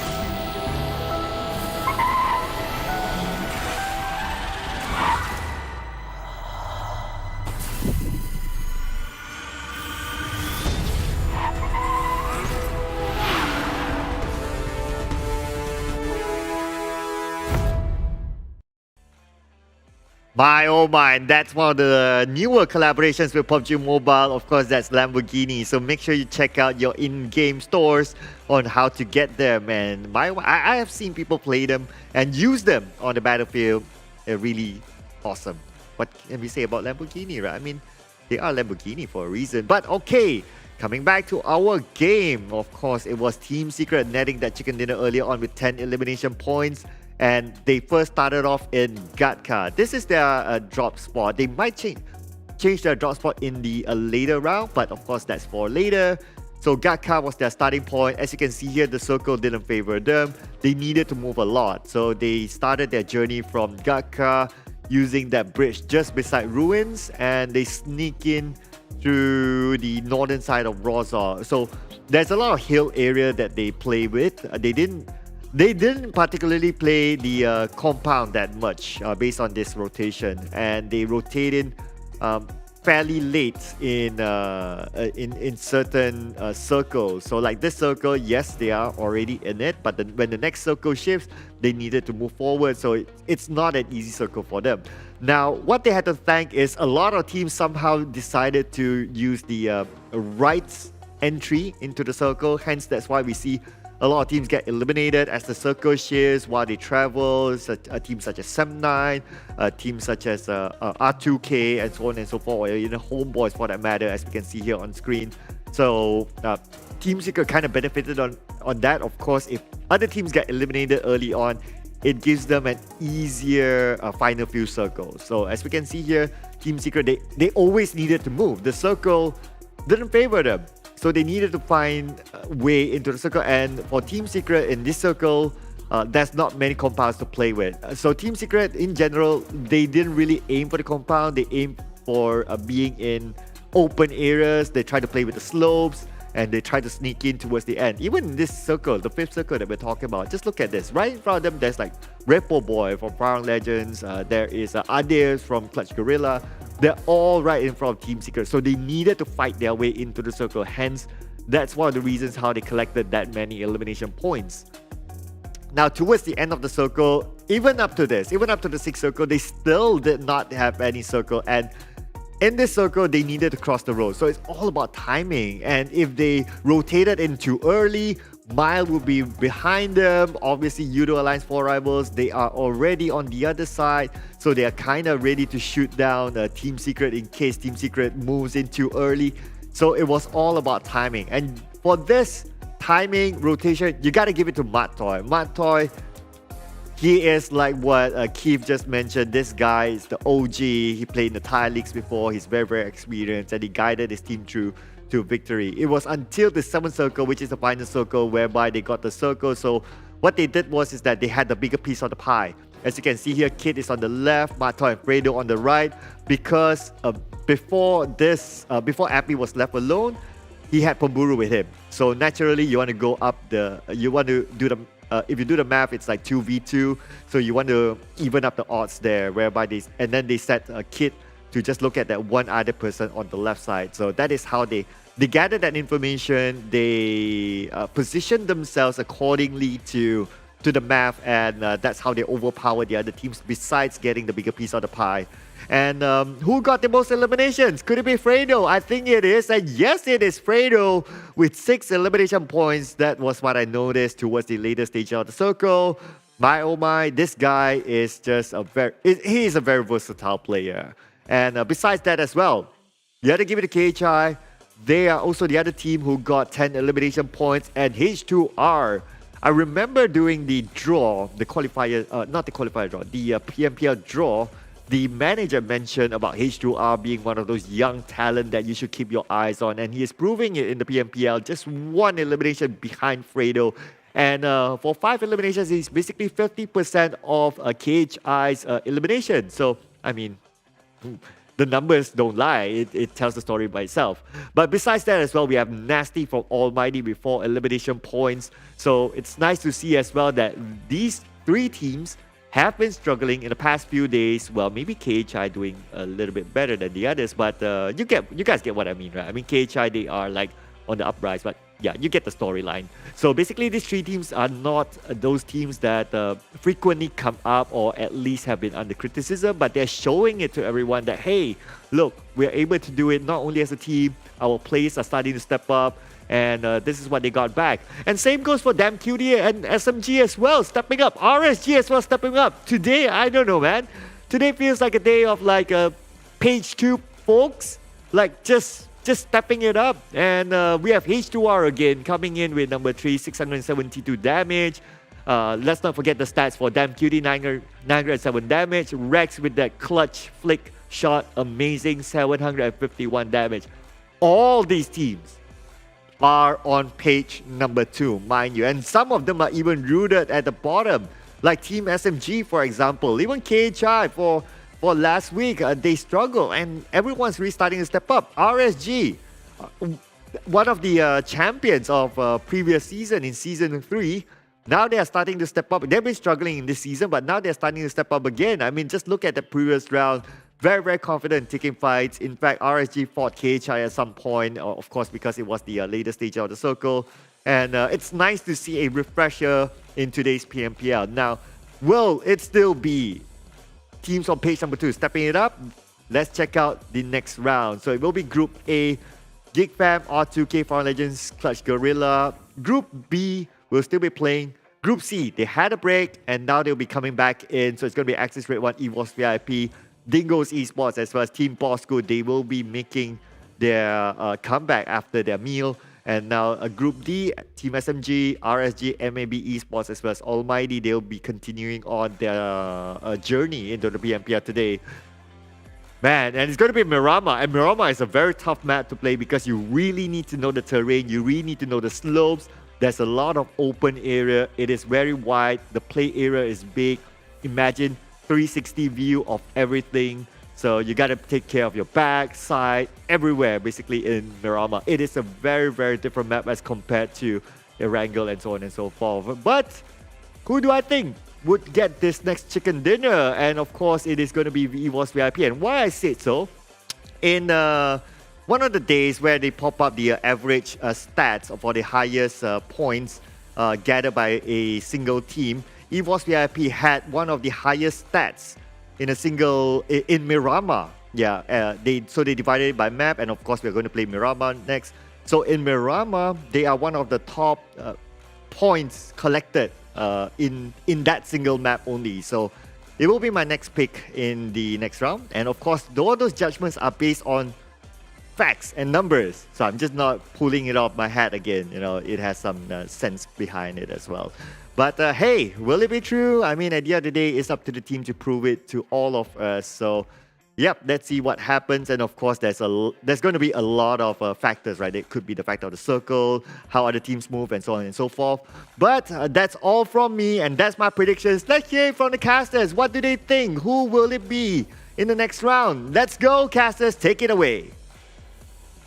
Thank you once again, Sir Cloud. I feel like he's pulling your leg, you know, on your first week predictions. Like, at least he backs it up with facts, and like every prediction we made, yeah, it can skew all the way to teams going too soon. But hey, don't worry. I think that we're getting there. Things are getting better now. And of course, I don't know, man. I feel Sir Cloud was being a bit sus, you know? It's like he's got eyes on his back that he's being way too detailed and trying to justify himself. Exactly, but you know what? We got a lot of great things up ahead of us, and the GT2 Pro is greater than you see. It's from our official smartphone partners, Realme, as this year, Realme as a tech trendsetter will partner with PUBG Mobile to support all the young esports talents with the best in-class products. So make sure you check out the stores or just drop by their website to find out the best deals in town. And just like every other phone, it needs a network to actually function here. So you can't just go on with one and not the other. Might as well use that phone to scan onto the barcode you see on the screen, because Yoodo is coming up with a plan in which they're going to give you 5 gig of free 5 gig of high-speed data. And on top of that, to sweeten the deal, 20 gig of data dedicated for PUBG Mobile. So if you're planning to grind your way up and, you know, maybe even claim that Lamborghini to drive around, and you can drive as far as you can further imagine.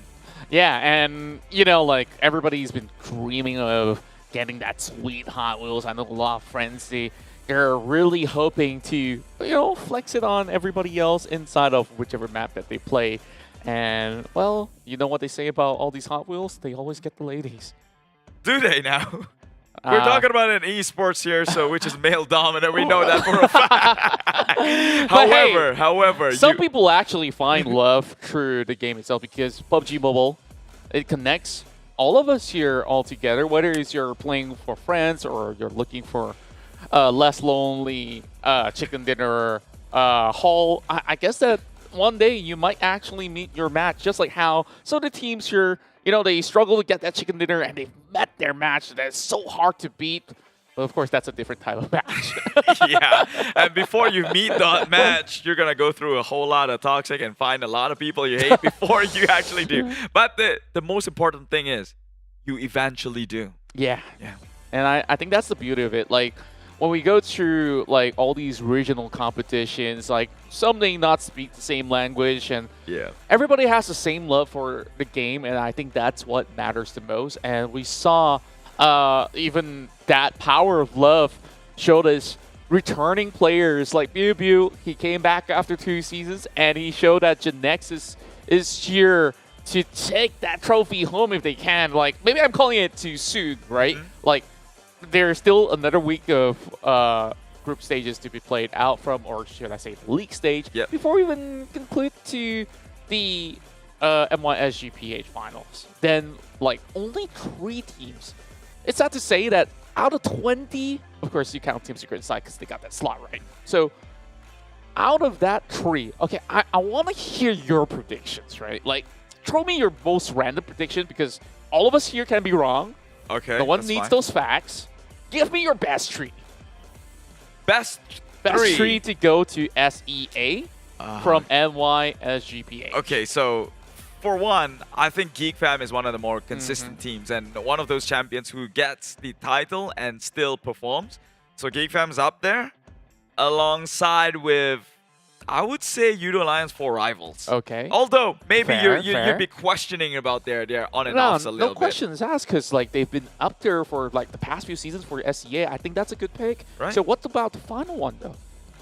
I probably would give it to Axis. Hear me out. Hear me out. Okay. This is where it gets tricky. Like, hey Keith, I thought you were a fanboy of GENEXUS. What happened? Well, the previous game, ALMGHTY wiped GENEXUS in a single crash. I don't know. Feels bad, That man. kind of gave me doubts a little bit.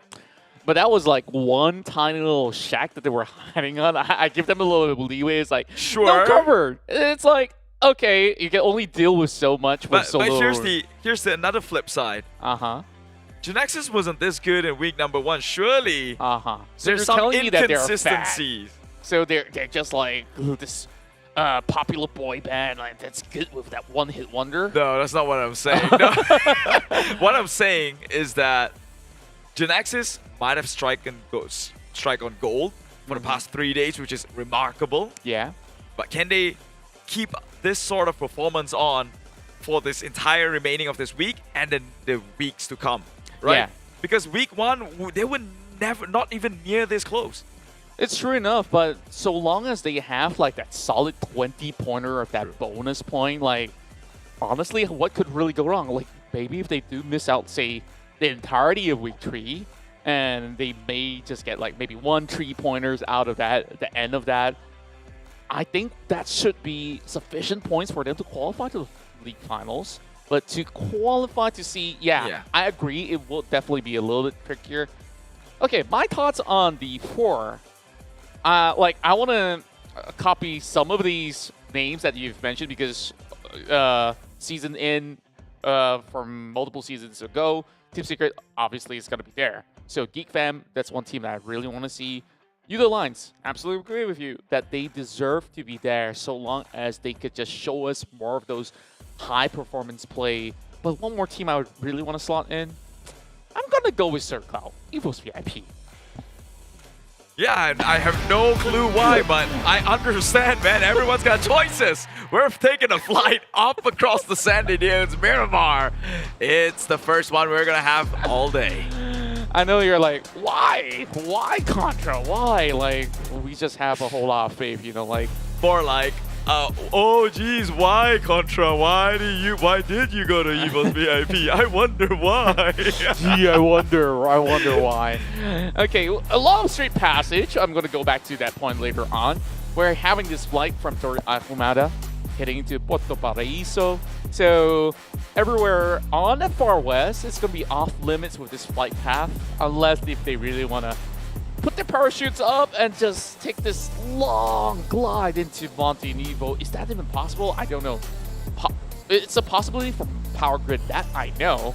But the rest of the region is pretty hard if you don't have any vehicles. And I guess going back to the point, like, I see a lot of potential with this team where seasons after season, XAMZ has improved tremendously, and he's currently sitting at #2 of the highest frags. At #1, possibly that record is currently being held by Jumper, right? Okay. And to supplement that, I want to see more from Razor because, yes, on the previous season, he definitely showed that he has some pretty high firepower. Now that they also add Mika on top, I just want to see a little bit more synergy between the team because, like, everyone boasts firepower, but I don't really see too many of all these clean team fights from them yet. But if they can achieve that, I think they're going to be set for a long way run into Southeast Asia. Yeah, I think me and Choo had a conversation about this, right? Like, I would rate EVOS at par with the likes of RSG and similar teams at that power level. Could you also say Sem9 at this current state instead of like the previous one? Yes. Yeah, that's a fair judgment. Yeah, because I think there was a numerous time now where RSG and EVOS VIP seem to always clash within each other, and almost always the casualty is one member left remaining either side on from RSG or EVOS. It could be either or. Oh, iShot's coming in with those early shots. He was bringing that Winchester here, trying to pick on how many birds out there.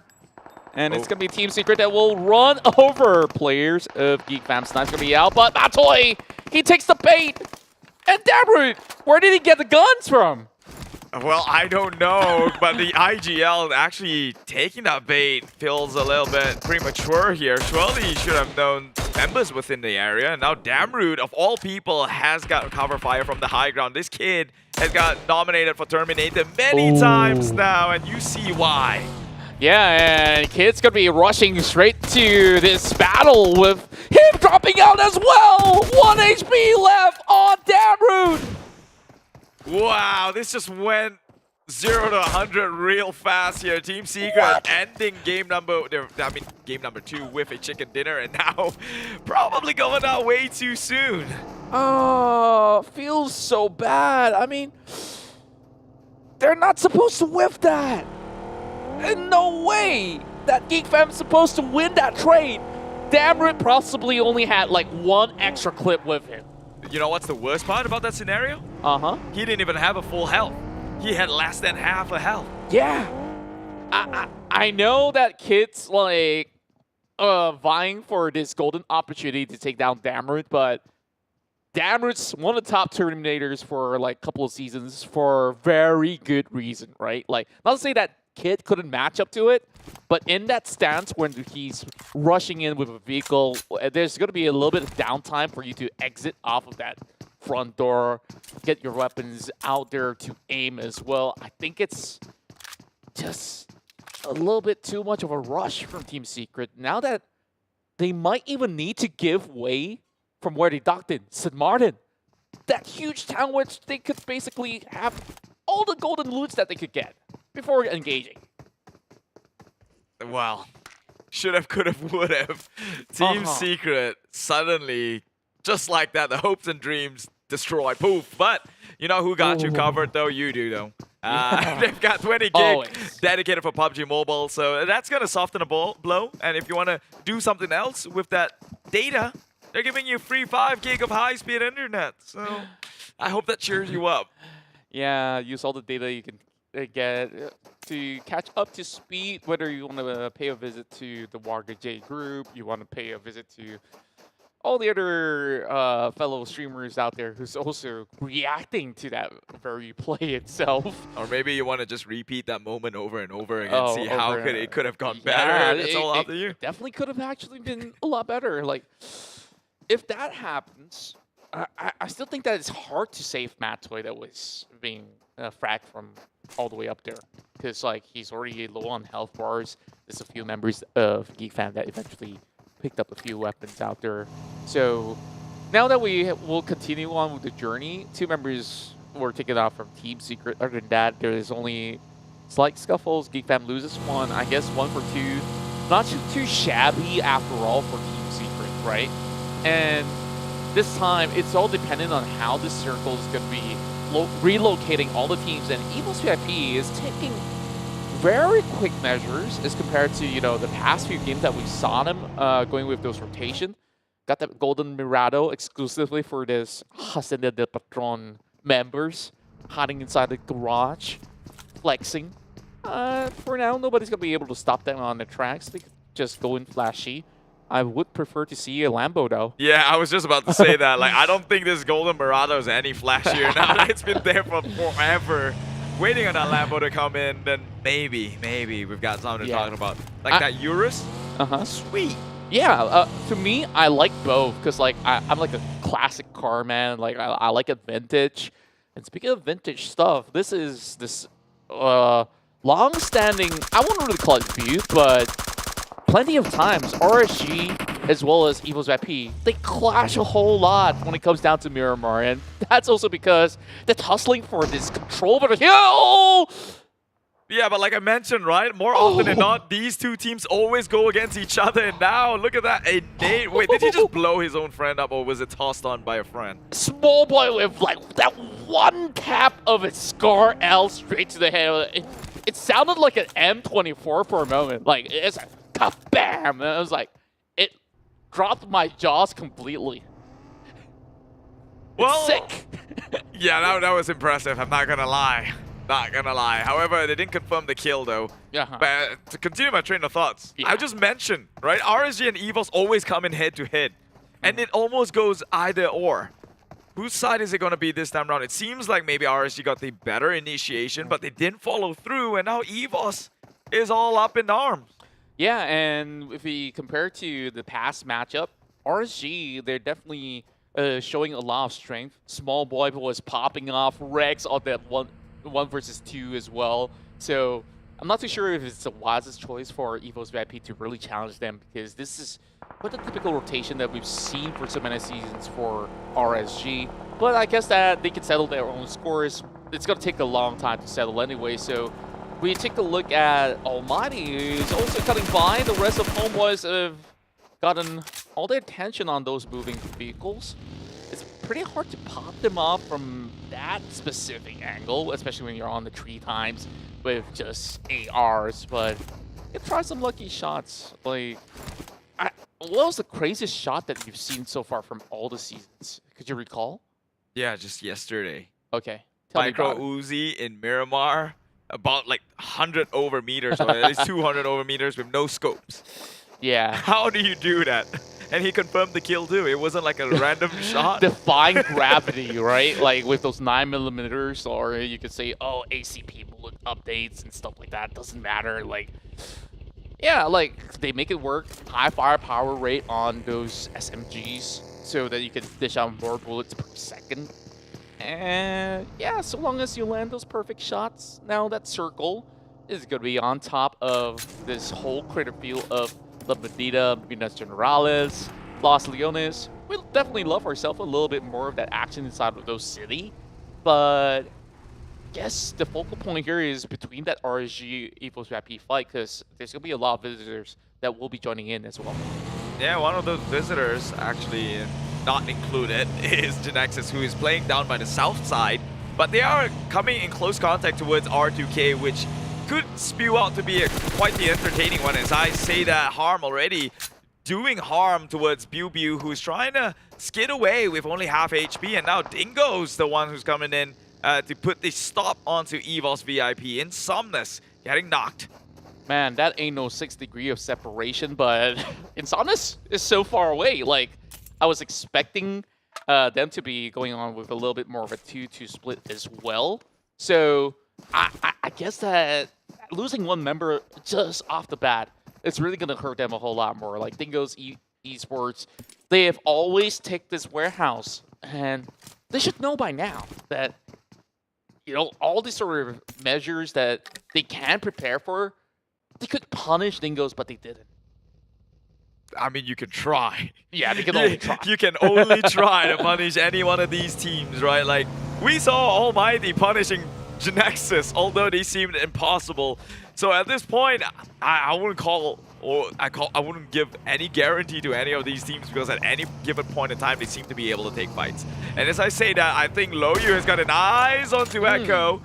He's got to be careful, this Echo. Don't overpeak. Loyu is the infantry of my choice when it comes to GENEXUS. I think he's been doing many great shots so far. Geek fam though, Sane onto Iftar, who just so happened to coincide with the season we're in, Ramadan. Happy fasting, everyone. Yeah, and well, I really want to recall Iftar, that means the break of fast, right?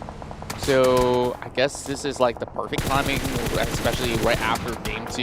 QB out in the open, got that final shot from Maki that deters him from getting into protection behind that pickup truck, but John's also going to get tagged. Damrude really knows how to play all these high angles, while MAB, they've always rolled around this section, and they are definitely challenging the likes of Damrude, who's trying to sprint up. But how far more could he possibly go? They're both on these NSEAs, trying to reposition as well. Damrude, he's going to be left out to dry out. How many more first 8s could he possibly hold on to? QB is already taken out. Same goes to Sane, and that's going to be leaving only Damrude left alive. Oh, what an unfortunate situation. It seemed like they had all the advantage in the world. They had the entire valley covered with their own iron sights, but I don't know what happened. QB just went in, drove in with the push, got punished in the process, and immediately things just went south. And now Geek fam seemingly like one of the first few teams to bow out, if not the first. What on earth? That's impressive. That's unreal. He's in the smoke. Top of the hill, and he gets another one! Calamity goes down! Geek fam can go all around, and John will just crush him by a drive-by. So many things happening on that split second, and I thought that Damrude would have actually made it out alive. I can only hope. Yeah, that's why that kid's been nominated for Terminator, man. In clutch moments like this, he performs under pressure. It's a diamond in the rough. He's a coal in which you press down with immense pressure, and he goes out sparkling. Like Edward Cullen? Well, he's Batman now. Okay, I have this joke about, you know, the actor Robert Pattinson. Like, some say that he's the worst Batman. I haven't watched, so I will reserve my opinions. It has nothing to do with the movie. I'm not giving you any spoilers, all right? It's a joke after all. So why is he the worst Batman? It took him like 16 years to turn from, you know, a vampire into a bat. I get that. That's clever. Not gonna lie, that was pretty clever. Yeah, I mean, jokes aside, honestly, I mean, I've watched the movie. Robert Pattinson is great. Anyone that says otherwise, they suck. I'm going to hold my opinion until I watch one. Meanwhile, though, Jerome here to change some opinions. At least he did. My opinions of GENEXUS when they just wiped them clean in a single push itself. Well, maybe GENEXUS can come back and refortify their status as one of the more fearsome teams here. Not like that 3 days was not enough of a statement itself, but however, you kind of the issue now is in the consistency, right? The devil's in the detail. You're good, sure. Can you be good for the entire week or the entire league? Yeah, like Homebois, I guess they have trials and tribulations of their own as well. They did finish up on a very high ranking position on the first week. A little bit of course, adjustments to ruling that did happen. They may be affected by it, but I'm not going to dabble too much on it. But Homeboy's performance is not up to par as what they've shown us back into the very first week, but still very promising signs. When they do get those final few circles, they are able to close it. Axis Rate 1 still in danger, and these are these two Titans here that are taking those pot shots from really long range. And honestly, there's not any clear victors between Axis, Homebois, or, well, do you want to call Almighty into the picture as well? I don't think so, but I guess this is going to take a really long time for them to settle as well. Circle still on top of EVOS VIP's head. That will dictate what's going to be happening around this crater region. GENEXUS on top of that hill. Yeah. Samline's going to be doing the same. RSG reposition. They took it to south and side, but Southeast is where we really want to pay attention. How many teams are there? Like Dingoz, Almighty, SMG. Early on, there was Homebois as well as Axis. That's a tough place to be. Yeah, I think Bosskur has got quite the sweet spot though.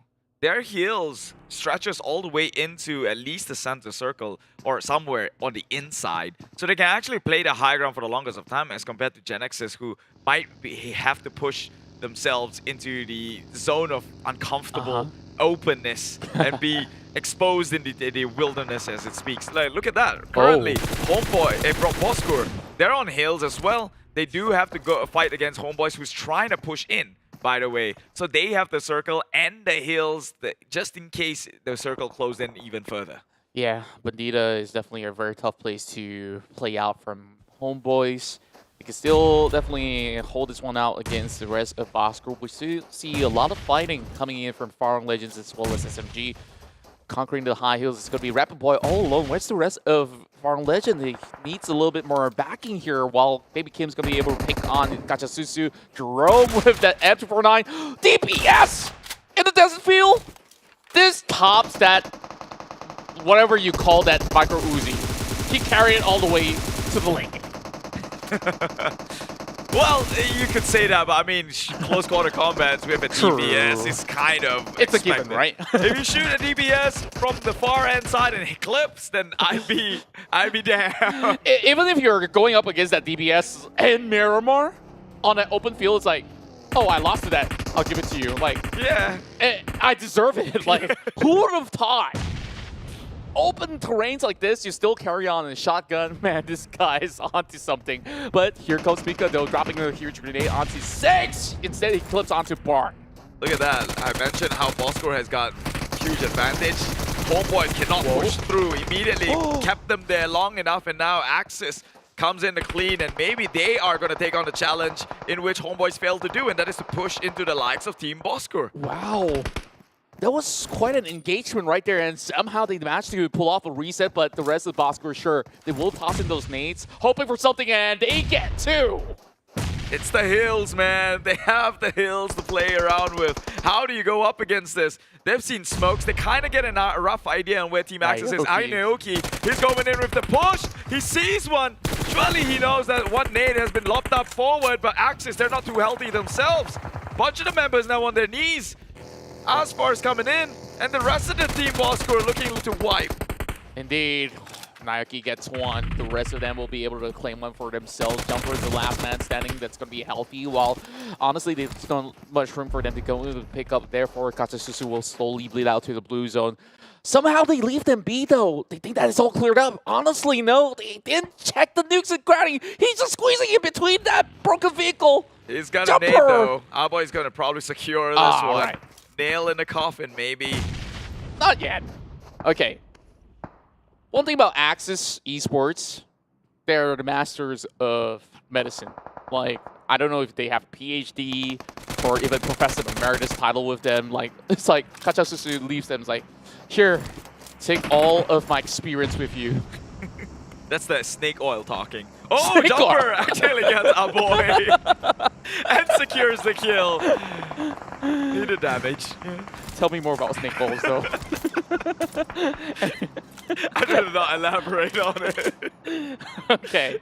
All right. I'm not too sure what kind of medicine you're on, but RSG, they don't really need any of that. They didn't get into majority of all these action. They did go into small little skirmishes, but they were prioritizing on their positioning. So over on the south side, there's like 4 teams trying to make the cut. Clutch, Guerilla already getting tagged here by the rest of GENEXUS on the opposite end of the hill. GENEXUS have to reposition as well. They don't really have those vehicles with them. Therefore, a little bit of exchange are being put up by all these teams out there trying to make their way in. And you know what? Sir Cloud's got the prediction well enough because EVOS Rappi is still inside the circle. RSG will tangle themselves against the rest of SMG. Dropping one out, but there's more to fry. Oh, EVOS actually takes out the leader of GENEXUS and could be wiping out the entire GENEXUS as well. Miles got eyes on Aisha. Come on! What? Take the shot! Why don't you? What was he waiting for? You wanted a golden opportunity? That's as gold as it can get. The rest is just imaginary. Why? And then he just gave a free pointer out there. I don't know, but nothing makes sense here in Miramar. Harm, he spots him out as well behind that mid van. He will go down, but that's reactionary. There's no excuse for Team SMG though. That's on them. Yeah, you know what? Hey, I hate to be that guy, but if you're at number 14, there's a reason you're there, and that's Team Secret was final member. Yeah, that hesitation is probably the reason why they're down there and cannot get their way back up. Like, what was that? Just take it. At best, you compromise a position and they wipe you out, but you still get 1 point. As compared to you just going down the way you did. I'm tearing up, my friend. I'm tearing up. Nothing makes sense anymore. But anyways, let's carry on. I have faith in these 11 teams that are still alive. Doesn't matter whether they're solo units. Like we see plenty of them. R2K, Team Secret, GENEXUS each have one. And speaking of GENEXUS, they will be out at 11, and they will be having a little bit more of the time to re-strategize as well. Bosskur, they got the flurry of nades going on their side, while Team Bosskur, they have been able to pick up 6 frags of their own. All they have to do is take out Baby Kim, and this entire sector will be clear. Like I said, they've got a good start in the circle, but now that the circle has closed in a little bit further, maybe they need to make the rotation in and be 2 steps ahead. Secret is finally out. Bosskur will make sure they secure those kills against Dingoz, but surely they cannot. Oh, he's got the nade. Is they going to go for a revive? And could this be a reverse wipe? They have to be careful. NSEA, he's on the ground. He's barely having any information. They've got the nade cooked up from Ate after the heals. He'll be shooting blanks, shooting into the smoke. It does clip, but no stick all evolve. Yeah, non-stick pan. Yeah, and I guess they're taking a little too long, but they've waited for that golden grenade. A little bit of HP left on Baby Kim. Can they go in for a revival on NSEA? Is going to be the question. Death, next one to fall out. Asper, hold that angle long enough. Very good display being displayed by the rest of Bosskur, but there's still more Tigers up on those hills. Even below the hills, White Tigers. Yeah, EVOS VIP, they wiped out GENEXUS, by the way. That's a crazy feat to do. ALMGHTY is there as well, wiping out RSG. So it's all these underdogs. Like, to quote Sir Cloud, it's the second pagers who are showing up big time here in the second last day. And that nade moves on forward, but the lob one back. 1 for the White Tigers, waiting to prey down below. You scavengers. It's so far away. That's like close to 300 meters. And Sam, he squeezed that 1 golden bullet just to inflict pain onto the final member of Dingoz. And I guess that buys a little bit more time for Bosskur Esports. RSG though, they were also trailing the same halfway as EVOS VIP. They make it into the top 6. Such a good performance from them. While Shinzi, they get the crosser. They take out the entirety of RSG in a blink of an eye. Yeah, blink of an eye, but it's felt much easier for them coming in as a third party here. However, Clutch now has the high ground in this circle, and it's going to close in probably even the more central, and EVOS might have to even leave the shed that they currently reside in. Bosskur still alive here, spots out Nasty, will take them out. No nastiness here. And so Bosskur could this be the bane for the side of EVOS VIP? Could saving Bosskur and wiping out the rest of RSG or be what stop them in the track? Because right now Bosskur has got chance to just rain across this terrain. All they have to do is to deal with the rest of Clutch Guerilla first, because that's the unit with the most numbers at the moment other than EVOS VIP. Of course, Bosskur is just going to inflict a little bit more damage. NSEA is also getting pinned down, so Bosskur is honestly not the biggest of worries, as you can already see. Oh, speaking of which, Psycho proves me wrong.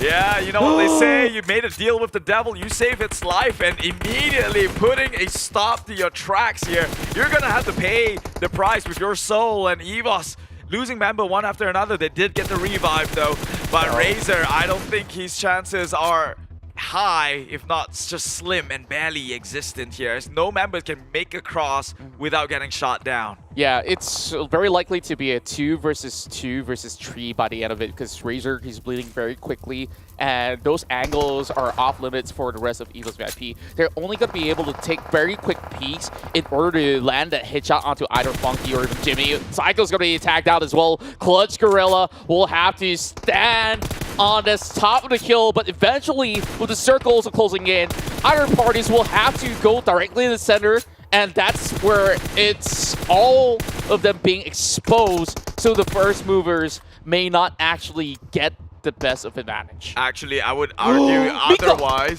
Bosskur can have the chance to actually move in without being detected. He's one man and there's so many crevices to nuke around with. Meanwhile, that one shot by Mika, good entry, but can they push? Not with Bosskur in the way. Again, you saved the devil. They're holding you in place, and you're gonna pay that price, Samzy. Now down.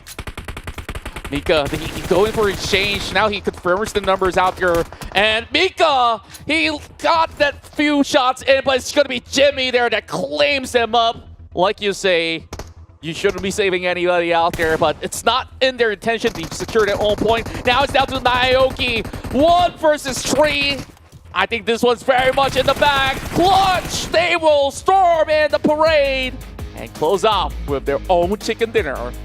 My God, I mean, we could not have written that any better. It almost seemed like it was going to be a Clutch versus EVOS in the final few circles, but with RSG out of the way from Bosskur, thanks to the side of EVOS VIP, they became the thorn that nailed the coffin, nailed the final nail into the coffin, where EVOS will remain buried down in the bottom and cannot push themselves up. Well, that's one of the best fights that we've seen inside Miramar, because it comes in from multiple angles as well. Like, it wasn't just about terrain control. It's all about precision and discipline. But sometimes too much of a discipline can end you in situations like how SMG Mile just held back and did nothing about that. Yeah. We need a top fails for that, bro. Yeah, like, how long were we staring at that very moment? It was at least a good 5 seconds, right? Like, I could recall Team Secret had that smoke was it was eye shots, on the right? ground. Was it eye shots? Was it Matoy, eye shots? Okay, whatever. Team Not too Secret, sure. I saw him make nearly a full 360 scouting the area out before he actually turned on the side of Mail. That's how long it took. The hesitation, the contemplation. That's how long it took.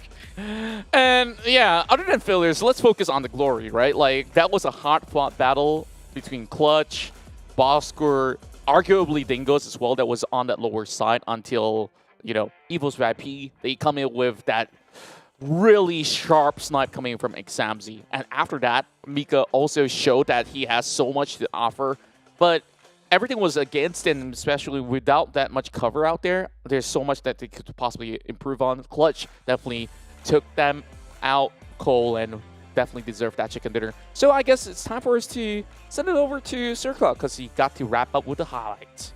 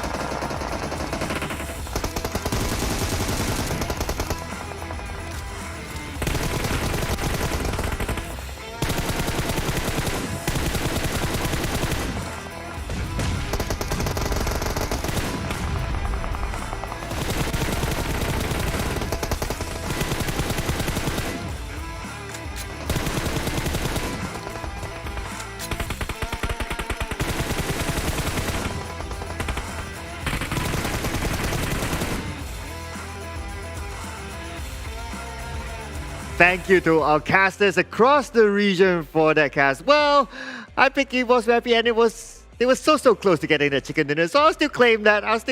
Not too far away from my prediction. But hey, Clutch Guerilla netting that chicken dinner. And last week wasn't their good week. And I guess this is a day of second pages to be rising up. And Clutch Guerilla, yesterday they got 2 chicken dinners. Today, so far, this is their first chicken dinner. But what else do we have besides chicken dinners is giveaways. So here it is, the code for you guys. Make sure be the early one, be the fastest one to put in the code at pubgmobile.com/redeem. Make sure you get your PUBG Mobile ID ready with you. And you make a simple verification, put in the code, and you just check your in-game mail to receive this permanent suit. Don't want to miss out on this. It's very, very exclusive, of course. It's permanent, ladies and gentlemen, not trial. Not a 3-day trial, not a 7-day trial. It is a permanent, so you don't want to miss out on that. Make sure put it in the code correctly. Because if you don't put it in correctly, someone else is going to take that over. But yep. Clutch Guerilla, what a game that was. But besides Clutch Guerilla's amazing game, well, what else is amazing is, of course, the Royal Pass that features Warframe. And this is, of course, the latest Royal Pass. You can check it out in-game as well. Make sure you get it because the skins are exclusive. I mean, PUBG Mobile has been doing a lot of collaboration recently, and this is one of the recent collaborations. Another great one for PUBG Mobile. I mean, the moment it showed up, right? Like, there was a lot of my friends that actually play Warframe. They go all like, oh wow, this is super interesting. Like, they will just buy this skin just for the sake of buying it, and you don't want to miss out on that. And of course, this is again another poster for PUBG Mobile X Warframe. This is that latest collaboration. Do check out in-game as well if you want to get more information, or you want to just check out the skins. Why not? No harm in watching, or no harm in looking, and if you feel like getting it, you can immediately get it in-game. Now, talking about in-game, coming back to that Miramar game, like I said, it was a lot of open space for our teams to deal with. And Clutch Guerilla, yesterday 2 chicken dinners, today 1 chicken dinner, and they managed to get 13 elimination points, bringing them up to a total of 28 elimination points. Bosskur, second place for them, 21 points in total. EVOS VIP managing 8 elimination points. With that third place finish will give them 18 points as a whole. But on the other end, Farang Legends, again, another struggling round for them. Only managed to get 1 point, this time from an elimination point instead.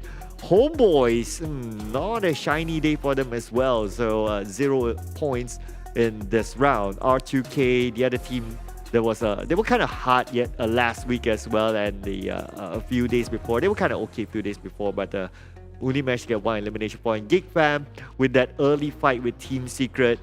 It's kind of funny though. So Geek Fam, they fought early with Team Secret, but Team Secret managed to survive longer than Geek Fam. Hence, Team Secret getting more points as a whole. 4 points as a whole. Geek Fam 2 points. SMG Axis as well, 4 points each. So we have a lot of the same number in the middle. Now for the MVP, Shinzi will be the MVP for Clutch Guerilla with 7 elimination points for himself and 3.2 MVP points. And of course, these MVP points, there is a formula behind it. If you guys want to know, you can search it on the internet. It's somewhere there. I won't go into the details because I'm not a math teacher. Now, 906 total damage for Shinzi, 38.61% team contribution, and the longest elimination distance, 320. Not much of a surprise, considering that this is Miramar. A lot of open spaces, like how our casters talk about this round. There were a lot of usage of DMRs, Mini 14s, and not too much of a surprise. I mean, occasionally you get a DBS being used, like what we saw earlier, which is pretty OP, I must say. For a DBS, you don't need to aim it straight, but you just need to, like, you know, have a little bit of a hunch, and it's hard to whiff that. But anyway, let's check out the weekly rankings. So GENEXUS, they did okay, but not that hot steaming GENEXUS that we saw for the past few days. So, but they're still on top anyway, right? Because they opened up quite a comfortable gap. 195 points for them. Axis redONE still at second place, 172 points. Clutch Guerilla overtaking Geek Fam with 144 points, third place, and they were on second page. I mean, it's the day of the second pager, my friends, and here we have it. So on the second page, we have EVOS VIP together with MAB Esports sharing the same amount of points, which is 100. They are still on second page, but Whenever it's yellow, that means they are going up. There's still a lot of potential. I mean, well, they did take a break in the previous round, so they have an extra game in hand. And if we look at the other teams, Farang Legends, unfortunately, still on the 20th spot. Team SMG dropped down in this round, 62 points. But the Singaporeans, ALMGHTY, not touching the ground anymore. They are at 18th spot, so they went up a little bit. So yeah, I mean, whenever you go up, it's always good.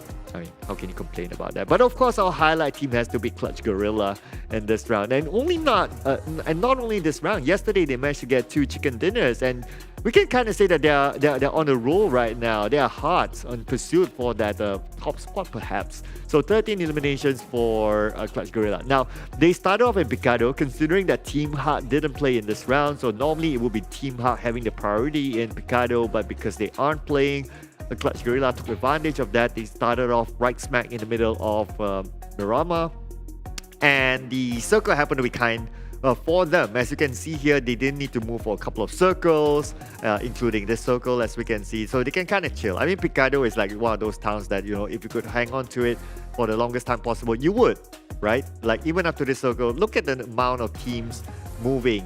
Majority of the teams, they entered through the right side or the southern side. So nobody wants to pass by Picado, because Picado is a town where you can stay at those houses at the edges, and you can get shot down if you drive a vehicle past by one of those windows. And if you get unfortunate, you can get eliminated straight on. So as the circle shifts, now this is the only time that Clutch Guerilla really needed to move. But where do they go? Do they go like a high ground, or they do go to a low ground? They have some options, but they chose to go for the high ground, which is a really smart option. Now, of course, when we reach the final stages of the game, the circle kind of favored them. But theoretically, if you start off in a high ground, and whether you have the circle or not, it's always easier to go from up to down rather than down to up, theoretically. So either way, it's always more advantageous to be in the high ground, and that's what Clutch Guerilla thought of. They went straight to the high ground, and towards the end, it was Lady Luck smiled onto them. They also got the circle, and if everyone else needed to go up to the high ground, well, they just needed to be in a good position to realize where the other opponents are at and give focus onto them, just like what we see here on screen. They know that Team Bosskur is on their right, EVOS VIP is just right below them. I mean, it's all about being the king of the hill from here on. So it's going to be, it became a pretty straightforward finish for Clutch Guerilla. Not only they had the high ground, they have a majority of the circle, and the majority of the time they also had the bigger piece of the pie because they have the most players on screen or during the battleground at that time, so they can spread out. 2 of them can look down, 1 of them can look at the side, and the rest is history. That's how they got their chicken dinner. So it was a choosing of where they stuck themselves before the circle had shifted, and it kind of forced everyone to move. But anyway, it could be a different circle as we move on to our next round. After this, it will be Miramar again, but it will be a different group. I'll remind you guys again on what group it is, but before that, we'll be taking a short break, ladies and gentlemen, and we'll be seeing you after this.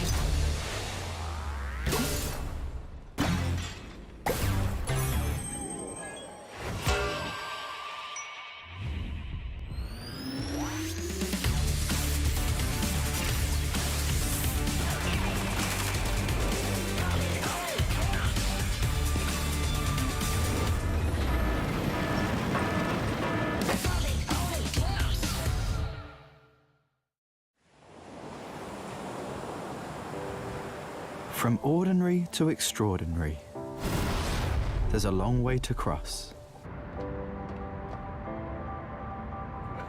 Whenever we lose our way, there's always a light that keeps us going.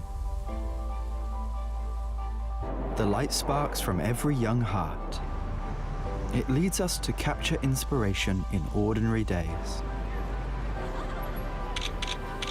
It encourages us to seize the colors of sunrises after the darkest hours and create something amazing with it.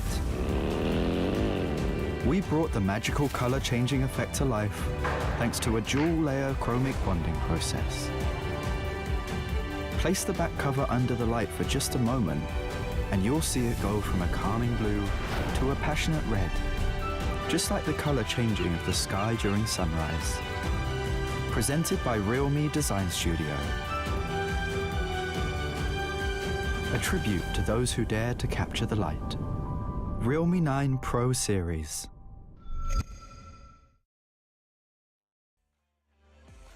Welcome back to the PMPL MYSGPH. My name is Mr. Wong. That's what our colleagues on the other side from the Philippines. Shouting out to you, Kabigan. Thank you so much for being awesome casters as well. And we will be going into our next game. And this will be a repeat of Miramar, but of course it will be a different group that will be playing in this next Miramar. Which one will it be? Well, stay tuned and I'll give you the brief in a bit.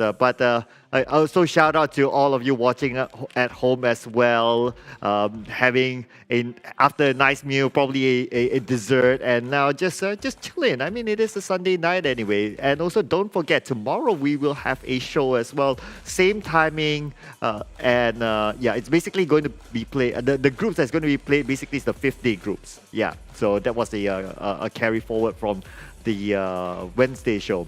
But hey. Earlier on, we saw Clutch Guerilla getting that chicken dinner, and it was an exciting chicken dinner indeed. They took the better of the other teams through placement of checkpoints, and that gave them the upper hand against EVOS VIP as well as Team Bosskur. It was such an intense fight as well. I mean, it could have went either way. Right? Imagine like EVOS VIP or Team Bosskur, they managed to knock 2 maybe from Clutch Guerilla. It could have went the other way. But anyway, let's check out the stats from the previous round. So it's going to be Rex here with the most throws used, and Razor as well as Asfar, 11 each. Now Rex, I mean, it has been a phenomenal day for Rex, right? So in Erangel, he managed to clutch 1v2 through a flick shot, and that was amazing. And now he's coming up in charts again with the most throwables used. I mean, if you are one of those players with the most throwables used, meaning that you could toss anything, right? Throwables could mean like a smoke or a nade or even maybe like a stun grenades. I mean, who uses stun grenades nowadays, right? But hey, anyway, Rex have been doing a lot of the hard work, throwing smokes, throwing nades for his teammates, and yep. He has a 3 throwable difference as compared to Razor as well and Asfar. So doing well there, Rex. I mean, today is the day of second pages, and again, if you look at all these teams, they are second pager teams. Team Bosskur as well. So they are second page. I mean, it's nice to see this kind of change, right? It gives us a little bit more excitement to the PMPL. Now, let's look at the elimination and damage as of the previous round. So, Clutch Guerilla, obviously, they got the chicken dinner, but it wasn't an easy chicken dinner in particular. Just look at the amount of damage dished out by them. 2,069 damage, and they managed to get 13 elimination points. So, they are the only team to dish out double digits in terms of eliminations. Now, when it comes to the other teams, EVOS VIP came in second in terms of the highest damage dealt, 1,935, followed by the other teams. So they did a lot of work, but well, what matters is the elimination points. Now, this is going to be the group. These are going to be the groups that's going to be playing in the next Miramar round. So it's going to be Group A, B, C, and also E. So in this time, Group D will be taking a break. So GENEXUS, they've been pretty hard, but you know what? for Axis, they had a really hard start as well. I mean, that's why they are at second place right now.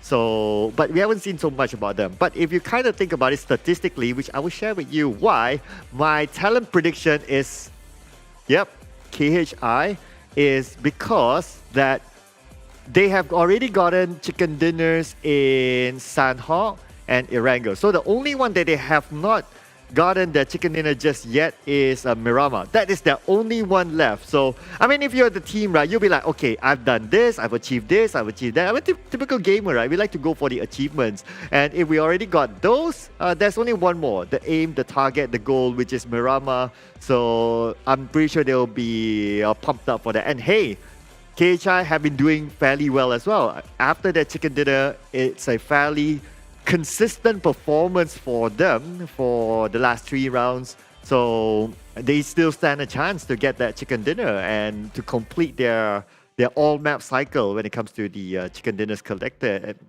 Second page a day? I mean, it could be a blessing to be in the second page today. But hey, that's all from me. Will it come true or not? Please, casters, let us know and take us away.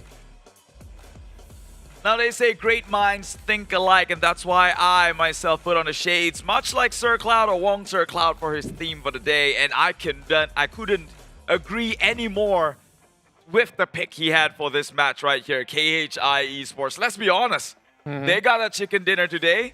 Previously, they got like 10 kills, and then they had a break, and now they're back into the game. The question is, can they keep up the winning momentum that they have for the day, or will that break put them in a stop? Yeah, and even in that round where we didn't see them getting that chicken dinner, do you see how many frags that they actually close out with? Yeah, they're definitely putting numbers after numbers, and this is that trajectory that we're basing it off with. I'm definitely with you guys as well, but I feel very left out. Like, if you guys don't pass me a shade, at least leave me some fortune cookies.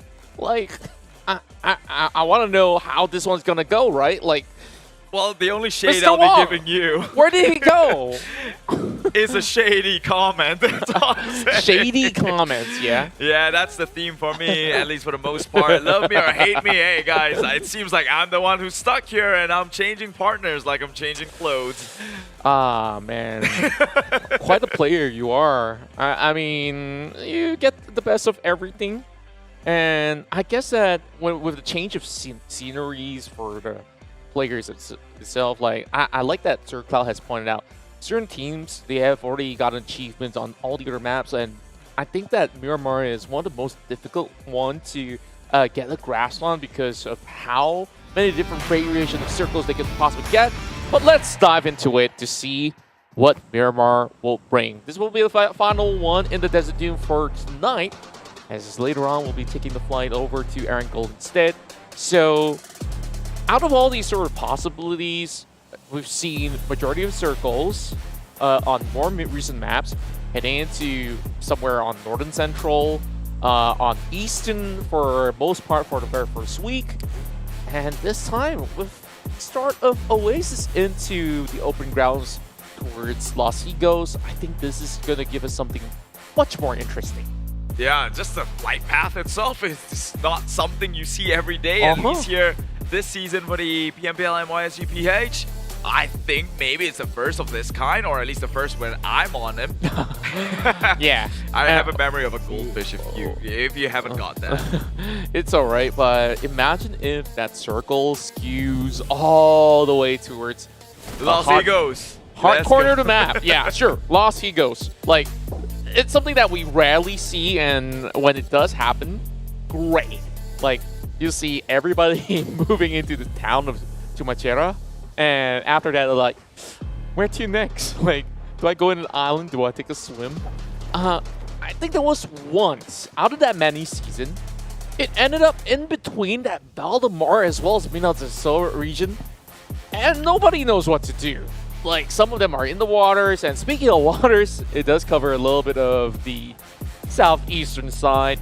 Nothing too foreign for the teams that have been playing it's one of those circles that went on south, and I think many casters have been said it. You said it, Sis Jenny said it, Choo Choo said it, Sir Cloud said it, everyone here in English. That's how we remind you with your my goldfish memory. Yes, that it always closes south on Miramar, and Well, at that point, that many repetition, it's finally drilling in my head. This is not a new thing. And Damaso being AFK now, maybe that's something new. Because this guy, 1v3 secret yesterday over in Sana. Yeah, quite a statement out there. Damaso, this is a player that I've been hearing a whole lot about from their respective community. And I've watched their own games. PH region definitely has a lot of raw talents out there.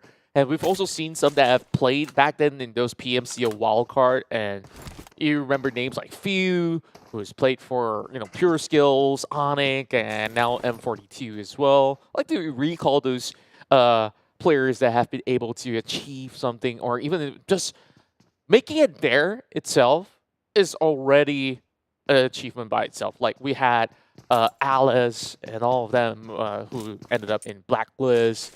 And the list goes on, right? Yeah. Like, so many great talents. I honestly wish there was more slots given to PH in the future. I know some people will be adding Contra, whether it's like YouTube or Facebook, doesn't matter. Like, this is my opinion, because sure, we have like only one Singapore team as well as one PH team right now. Imagine that mix-up. Imagine all this variety of challenges, of drop spots from week 1. They have to fight all the way to week 2 and still not get it settled. Yeah, I want those happening in the next season.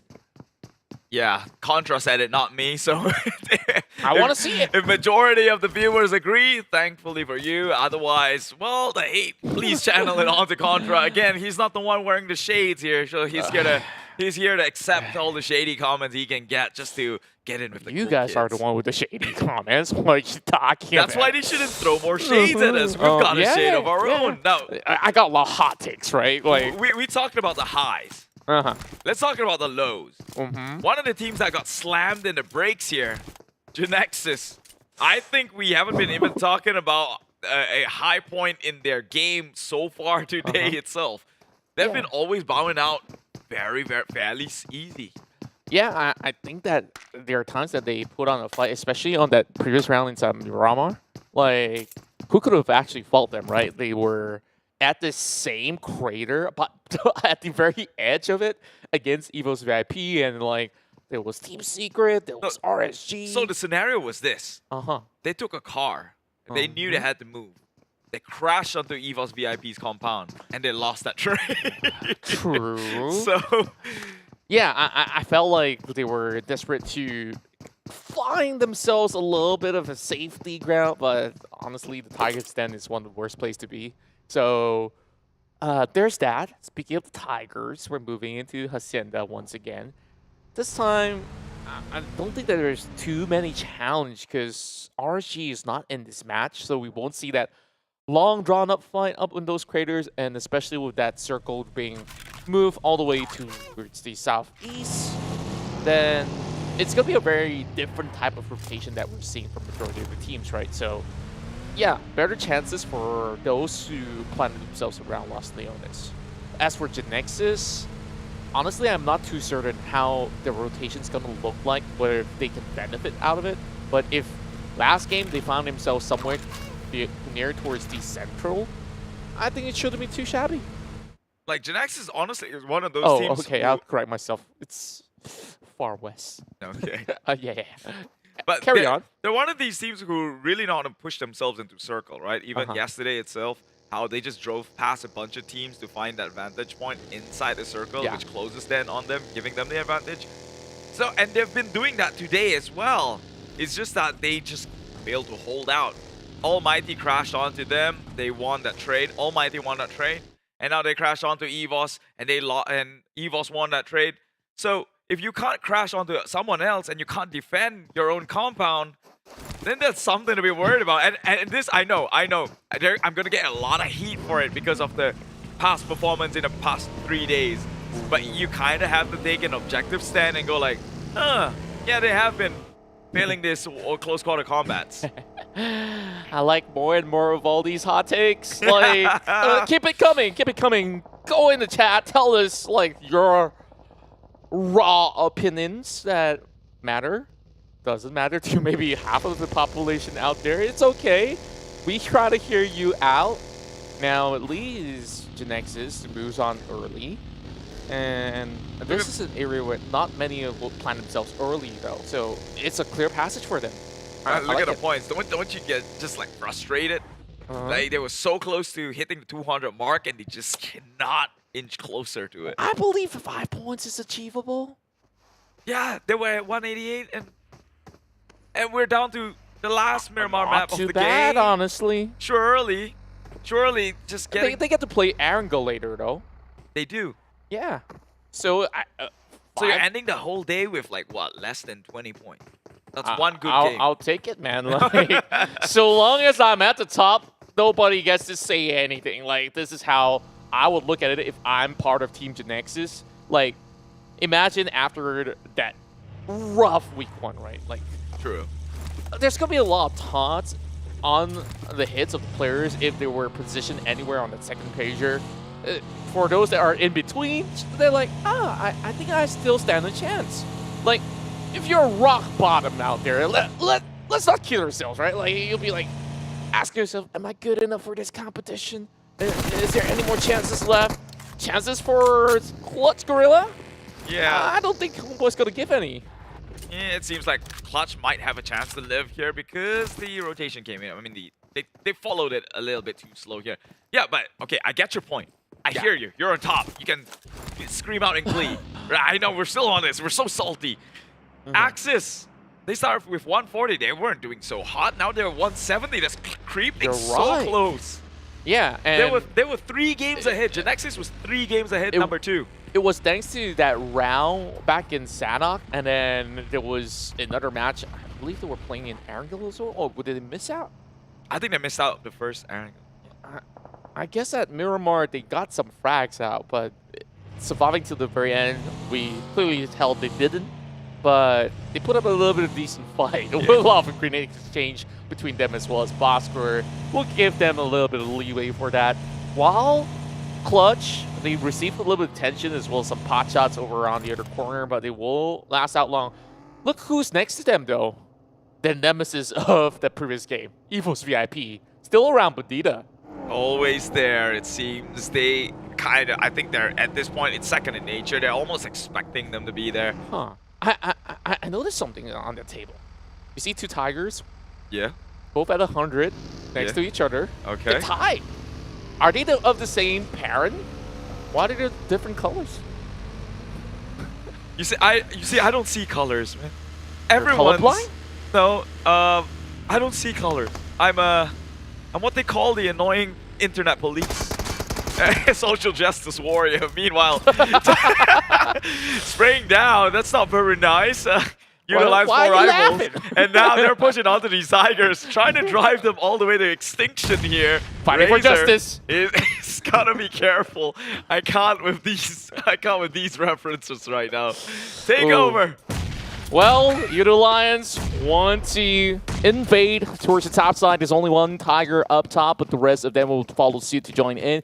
Molotov's being expended, trying to hold them all back. Riv, he's impatient. He really wants to rush, but he's got to wait. He wants to push in, but he does not have consent. He will, though. Just walks on in straight in. He's going to get paid a price. Eventually, surely. Flushing him out right now. Oh, drains his life in the process. No. He will get the kill. Voki with that one.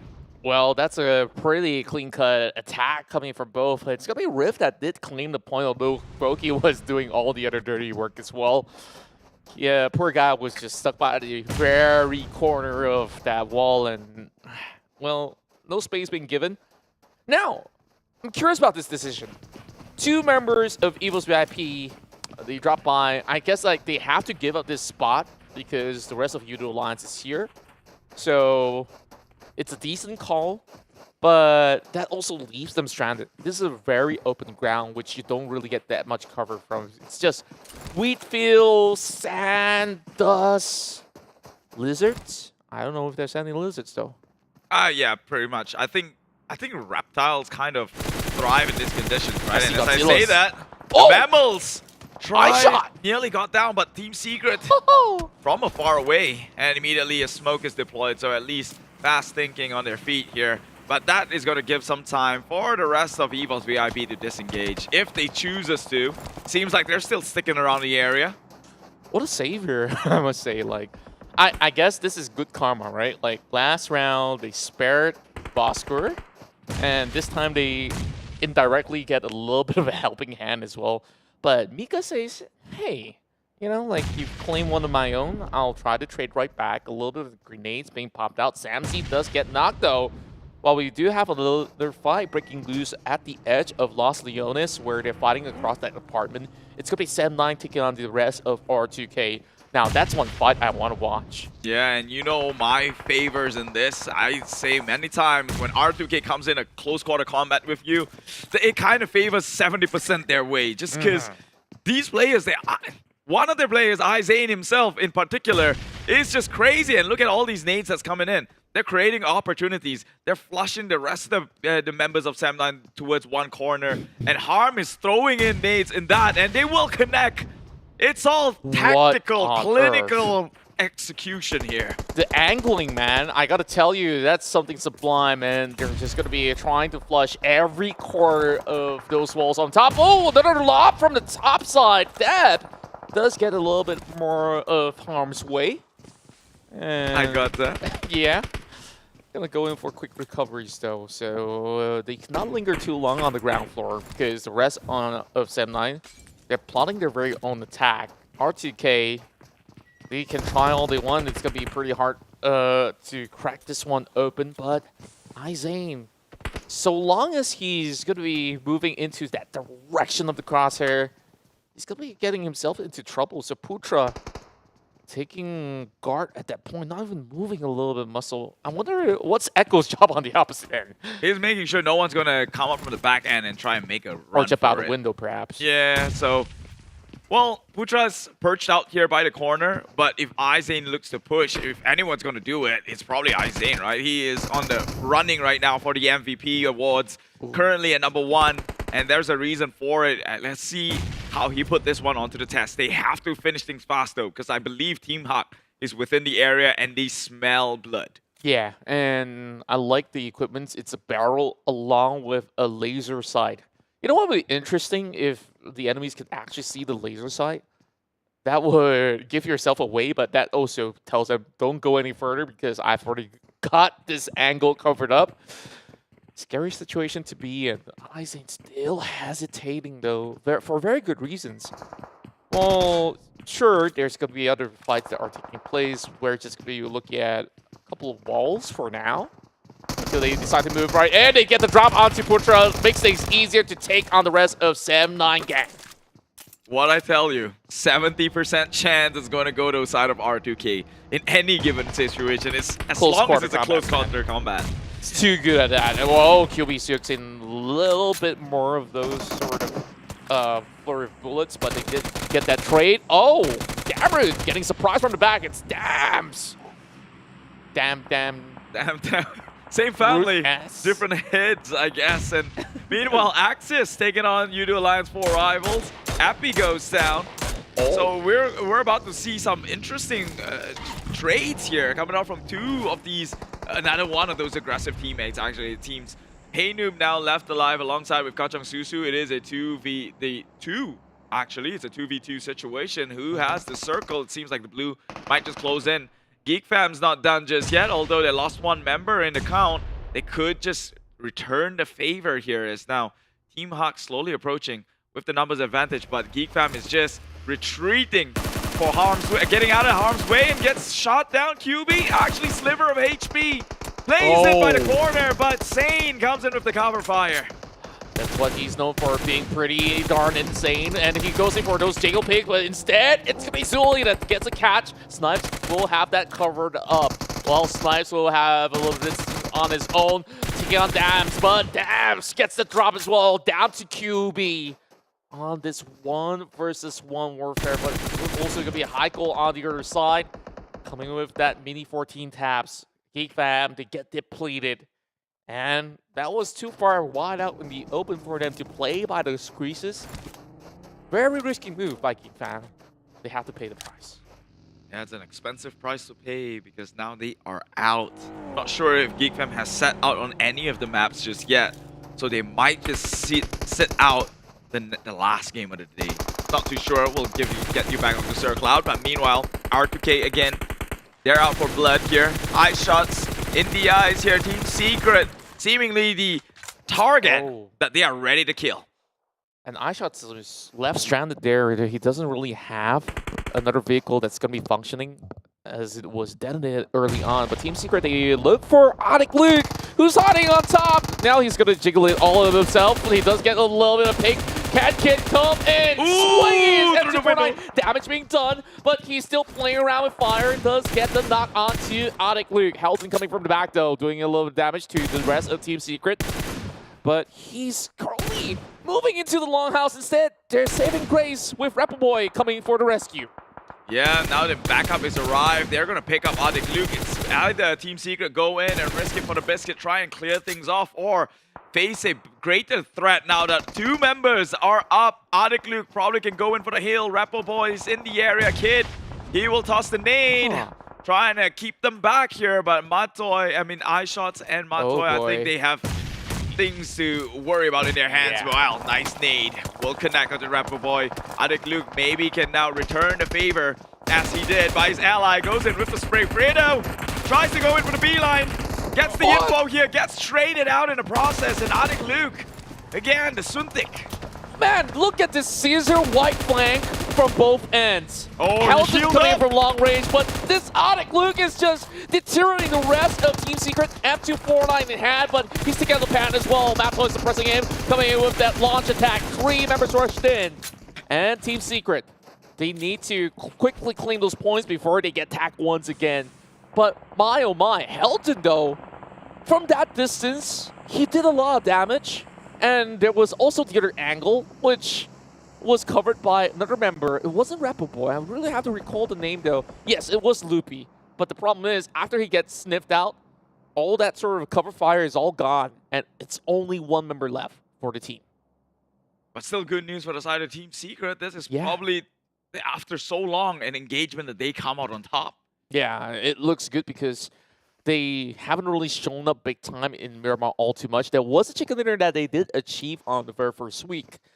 But this week, they look to struggle through some of all these courses of battle, but usually they would be able to get by to the middle of the pack. Last game definitely was one of the roughest way to start things off on their pursuit against the rest of Geek Fam while we have another fight going on. R2K comes through the drive-by, will be able to ram over the final member of Team Hawk, while Harm gets another easy picking. Looks like everything's coming in for free for R2K. For free is kind of an understatement because they always earn their kills, right? They're that one team who pushes the issue and try to get the kill themselves. Look at that, they're all spread wide open. They know they gotta go up against TABAH and NSEA, and they're already trying to make advancements towards it. And I like that R2K, they like to play by the edge. What do you call it? Edging? Whoa. Yeah, we could call it that. We could call it that. If you know, you know. They are just edgy, I guess. Yeah, edgy players. That's why they play life very dangerously. R2K, it's in the name. Revenge to kill, they say. GENEXUS now might come into skirmish. And again, Loyu getting taken out. It's a crucial member for the team here. They need to keep him alive if they so wish to compete towards the last few circles. Loyu gets confirmed down into the grave. So that's not a good start. Again, GENEXUS, they needed that 5 more points just to break in 200, and it seems like it's coming harder than they expected. Yeah, the moment that our Iron Pro gets that knock on the long skirt, this is going to be more troublesome for GENEXUS because they have the same approach with how Farang Legends have executed it. So they do get those drops. While Homebois, they're also stranded out here. All they have to do is wait for this blue zone to close right in. Then they have a lot more spacing to wiggle with. Boo now alone in the middle of nowhere. Has to deal with Ricky, has to deal with the rest of Homebois. So they're just hoping that Homebois will go full commit towards the rest of Team Secret. As we speak of it, Kid goes for a wraparound. Gets another shot open up onto 6, and Kid will be able to knock down Bard as well. So on Pro, he got to go in for those quick pickups. My God, but that's the entirety of Homebois nearly crumbling though, trying to push onto Team Secret themselves. The cover fire that came out, that is GENEXUS, still not breaking the 200 mark, so they will have one game to at least seal seal the deal here. Kid now Wow. 1v1ing through the smokes. He wipes them clean. My God, Team Secret, they're coming up big time this one. He single-handedly wiped off the rest of the living members of Homebois. Sure, there was a little bit of assistance coming from iShot. Now I'm convinced we're seeing Team Secret really wrapping everything up. So everything on the high ground, they've got it all covered. All they have to do is take out the rest of Yoodo lines on the opposite end. And that's going to remain to be a little bit of a challenge so long as some of these grounds were not covered up, but they're going to be approaching that circle, taking on the rest of R2K as well as TABAH and C. So they're going to make this uneven. Yeah, Team Secret is going in for whatever opportunities they can get. Look at that. They don't even make the rotation into the circle. They're cleaning up the side skirts or the outskirts of this area just to make sure that when they walk in, they've got the maximum amount of points they can ever get in contention for that winner chicken dinner. 6 more teams remaining. That is TABAH NC out. Such precision and that sort of decisiveness that we're looking at Team Secret executing all these moves. They definitely have all that targets being locked in and they kept getting points after points. That's 9 frags. We're already at phase 6 here with only 6 teams. One of the quicker rounds that we have here in Miramar, and that's going to be Bosskur on the opposite end. KHI, they haven't gotten the frag yet, but they're about to trade right back. They did lose the Masa though. Can they pull this one off without him in the midst? They do have H2R who's whiffed it once in Sanok. Can he redeem himself? They will try and go and resurrect the remaining members who's currently crawling under covers. But at any given moment here, TABAH NC, going with the healing game. Only has got about 2 more medkits. But this is Miramar though. This ain't no Sanok. He's going to be loitering around. He needs to run in. Does he have the HP? Kid's going to spot him out, but it's a little too late. He does bleed out to the blue zone, and that's going to be a 6th place finish. Not too shabby with 5 elimination points. While Bosskur hasn't settled their score yet, KHI Esports pushes forward, but it's Bambur that claims all these other lives from the back. Bosskur's got nowhere to hide. As for KHI, now they have to save themselves. Oh, their mistake just running out in the open there. Once they got into that shed, Team Secret rains down some good clips. Catches onto 2 members, and now I don't even think they can come in for the revive, and KHI was denied the points. Yoodo Lions 4 rivals took most of it, and now KHI. Everybody's picking on them. Yeah, they're just, I don't know what to do. That's the focal point because that's the only compound left in that upcoming circle, so you really want to clean it up before you rush right in. Yoodo Lions is doing exactly the same from the opposite corner. And it's more of like a failed attempt, right? Because they wanted to finish up on the Bosskur, but that attempt was robbed away by Yoodo Lions 4 rivals. And then they on their way back to that same cover, they got shot down by Team Secret. Yeah, it's going to be pretty hard for them to decide, and Team Secret really dictating the pace of this entire matchup. They've already got double digits, and they're hoping for another chicken dinner to close off the entirety of the day, hoping to get an interview with perhaps one of their players by the end of the day with Mr. Wong. So, well, the musics are basically playing on the background, and we get to bop our heads while we see whether Ricky can survive the onslaught. 9 kills, Yoodo Lions 4 rivals. I've always had a nick for them, knowing that they can find a Team Secret. Their opportunity, just like that, crashes onto one Dingoz, and Ricky made their chances slim, to say the least here. But Matoy has got the cover from the back end. I think they just eliminated the entirety of Yoodo Lions 4 rivals, so it's not going on their way. iShots and Matoy, this duo, still living, carrying the likes of Team Secret, and KHI is not in a comfortable situation either, as nades now starts raining into their compound. As far as he can go, he tossed them forward. Will it wipe the entire squad out? Asfar has been able to do a lot of chip damage. Now he's running out in the open, being spotted out by Homebois. Oh my goodness, Asfar by the window pane. This is that golden opportunity for them to secure a top 2 finish. And KHR tries to go over the top. He gets another one as well. Can he ace out the rest of KHI? 1 versus 1 versus 2. Well, to bat it all out, it's going to be KHI pushing themselves into the top 2. Now, is this a redemption arc for Team Secret? They got wiped out by Damaso before. Now it's down to Demigod. He's only got half health. He needs to challenge Matoy as well as iShot.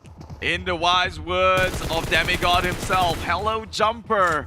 It seems like you're not jumping out of this one because you have got sharks lurking down below and you have to hold your ground for as long as you can with not much resources left. Playing with only a quarter of HP. He's got the bandit to maybe give him some help. Oh, wait, wow, a pan. It's like, go fry chicken while at it. That's quite the delivery. It's almost serving it on a platter for him. Yeah. They're already out of grenades now with a little bit more smoke. Definitely leaves Team Secret guessing, but they're not going to be full. They're just going to be waiting on the outskirts. Dropping a little bit of Molotov, though. Now, all of this he's left is that one final bandit that he's currently wrapping himself with. No Vestas. He spots out Matoy, tries to squeeze those bullets through, but it's still in the way. Matoy really thirsting for blood. He wants this chicken dinner valley. He pushes upwards. Matoy gets it for Team Secret. He did it. I mean, let's be honest. He knew the location of the final map for the longest of time, but man, they hesitated, playing it safe, which is a commendable credit. We've seen how teams whiffed it and actually threw away leads before, and now Team Secret with the discipline hold it one more time again today with another chicken dinner. I'm just guessing what's the comm like, because we saw so many kills going over to Team Secret, and that final blow was Matoy's very first one. It's like, hey, this one, I'm going to take this for the team. Like, you know, like, okay, sure thing, Captain. Like, we're going to give it to you by the very end. Like, they play such a dominant wraparound from the outskirts, and yeah, sure, they were also tagging on TKHI along with Yoodo Alliance on the opposite end. The moment that clear Yoodo Alliance, like, this game is easily within grasp. Like, Bosskur made it even easier for them. Like, that 1 versus 2 by Asphar really brought all the chances back. I did thought that Dingoz would have actually deteriorated all of them with the MG3, but of course, he depleted, and after that, Team Secret revived and got themselves this perfect win. So, I guess Mr. Wong's got something to say about his grand predictions coming so close twice. Close, and well, we'll talk more about it, or just leave it to Sir Wong. We have got the highlights to check it out in case you missed this one.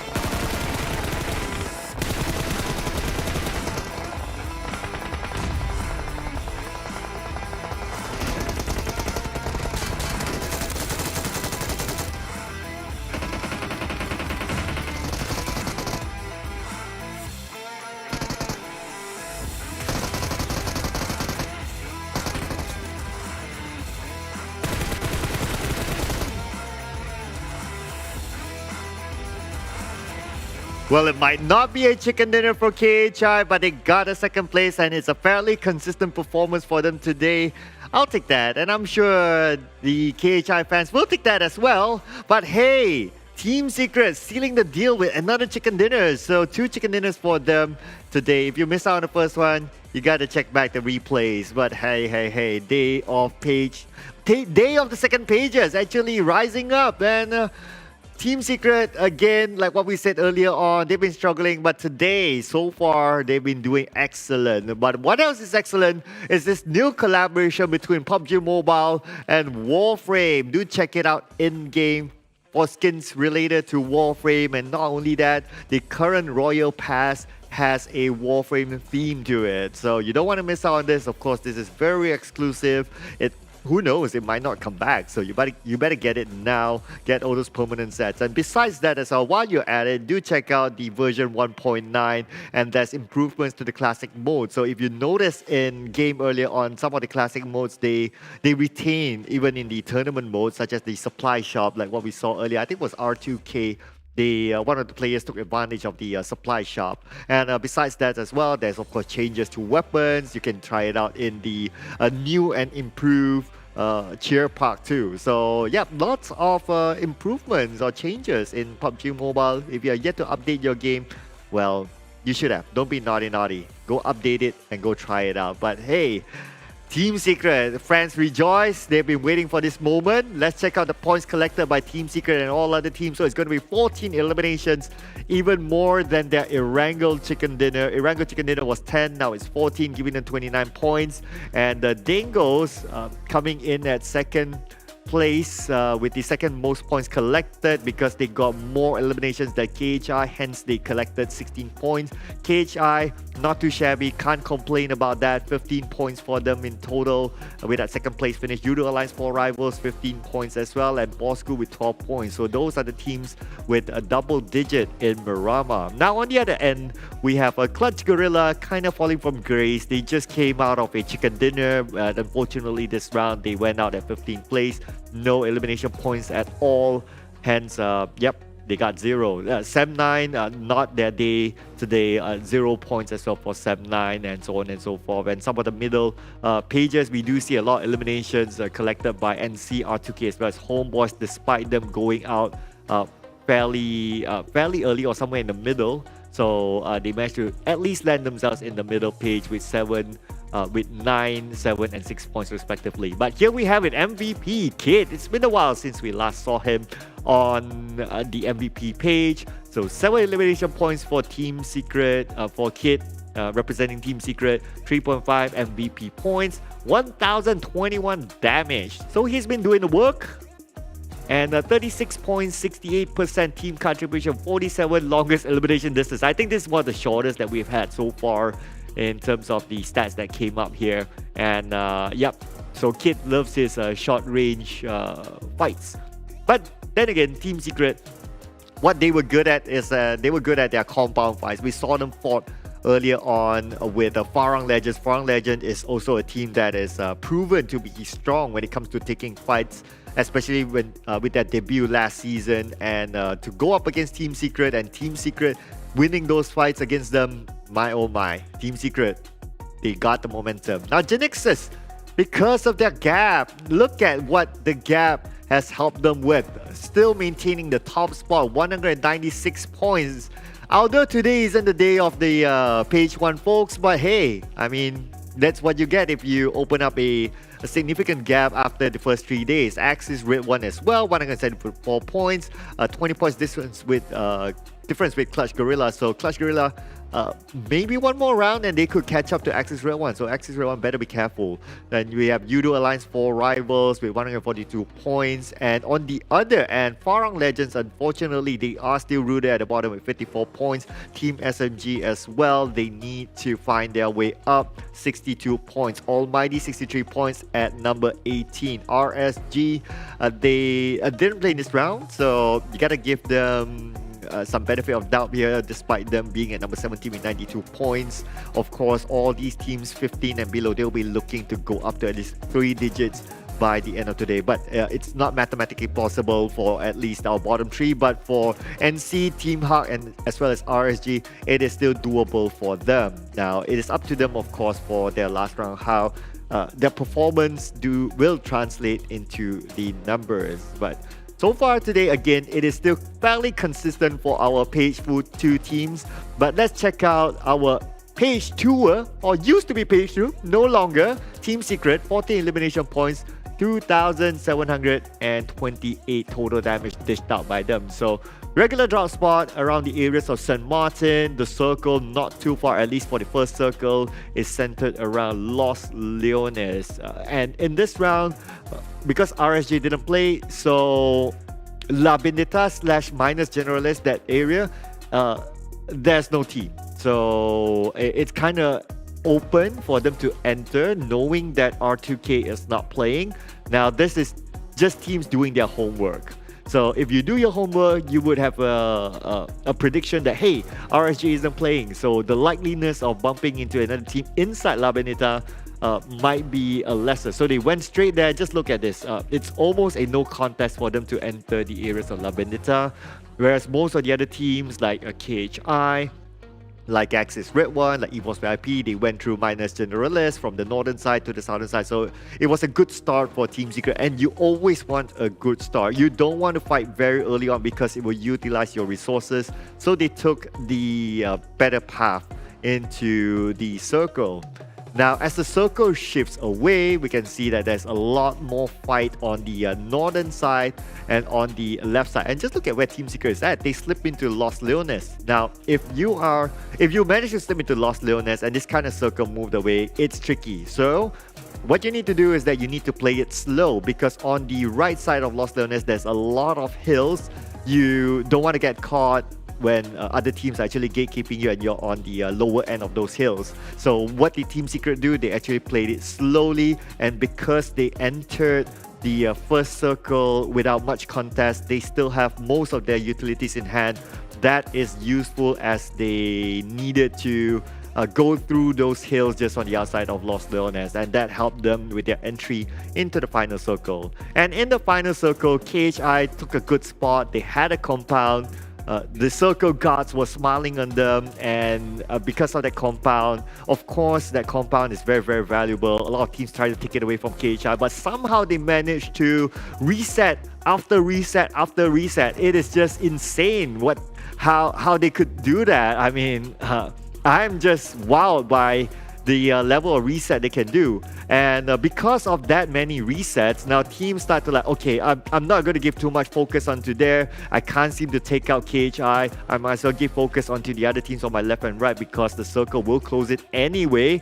So that kind of bought time for KHI. Team Secret kind of did the same as well. And because they had the high ground advantage early on, so they just needed to push in, and yeah, that's how they went into that final fight with KHI, which is that very, very important house. And it's down to a 1v1 between Mat Toy as well as Demigod, and we all know that Mat Toy came out on top. But hey, that is it for us in this round. After this, we will be coming back into our OG map, which is Erangel. But before that, we'll be taking a breather. We'll be taking a short break, ladies and gentlemen. So do stick around. Don't go anywhere, and we'll be seeing you after this.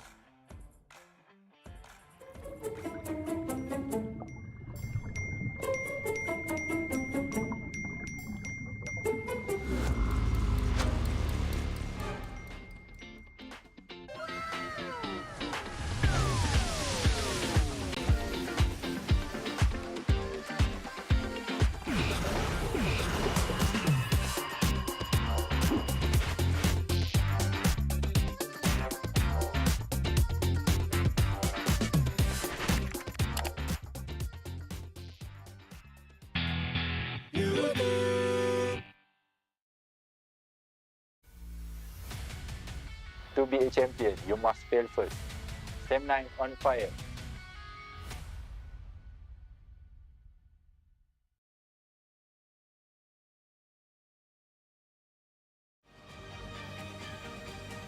Jangan ingat air yang tenang tiada buaya. Kat situ ada Homebois. Hati-hati. Homebois family.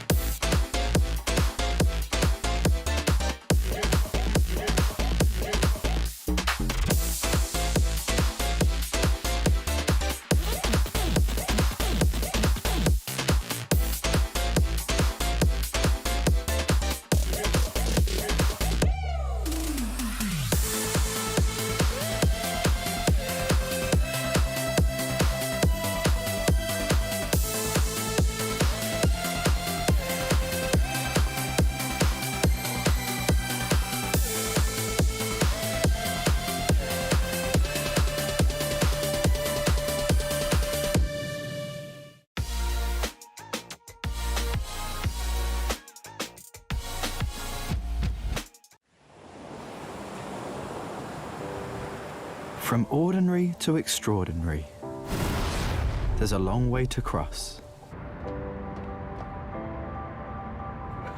Whenever we lose our way, there's always a light that keeps us going. The light sparks from every young heart. It leads us to capture inspiration in ordinary days. It encourages us to seize the colors of sunrises after the darkest hours and create something amazing with it. We brought the magical color changing effect to life thanks to a dual layer chromic bonding process. Place the back cover under the light for just a moment and you'll see it go from a calming blue to a passionate red, just like the color changing of the sky during sunrise. Presented by RealMe Design Studio. A tribute to those who dare to capture the light. Realme 9 Pro Series. Welcome back from the short break, ladies and gentlemen. This is, of course, the PMPL MYSGPH, and my name is Mr. Wong, or some people will call me Sir Cloud, or some people will call me the Wong Fei Cloud back in Season 2. But hey, this is, of course, the PMPL, and are you the one? Be the hashtag #1, as you can see. Our theme here, of course, this is the PMPL's team. But let's check out the head-to-head stats here from the previous match. So it will be between Kid as well as Riff, two very, very young players. If I'm not mistaken, Kid is like 17 and Riff is maybe like 18 or 19, if I'm not mistaken. Don't judge me for those numbers. But anyway, so Kid with 7 elimination points, Riff with 4 elimination points. Damage dealt by Kid is 1021 and Riff is 786. And team contribution, it's more towards Riff with 43.3% as compared to Kid 36.7% team contribution. Now, Riff used to be called one of the clutch gods. I remember him making his debut in Season 2 and he used to clutch a lot back then. Yeah, and Kid had his shining moments as well. The moment he made his debut, I believe it was back in a last season or the previous season.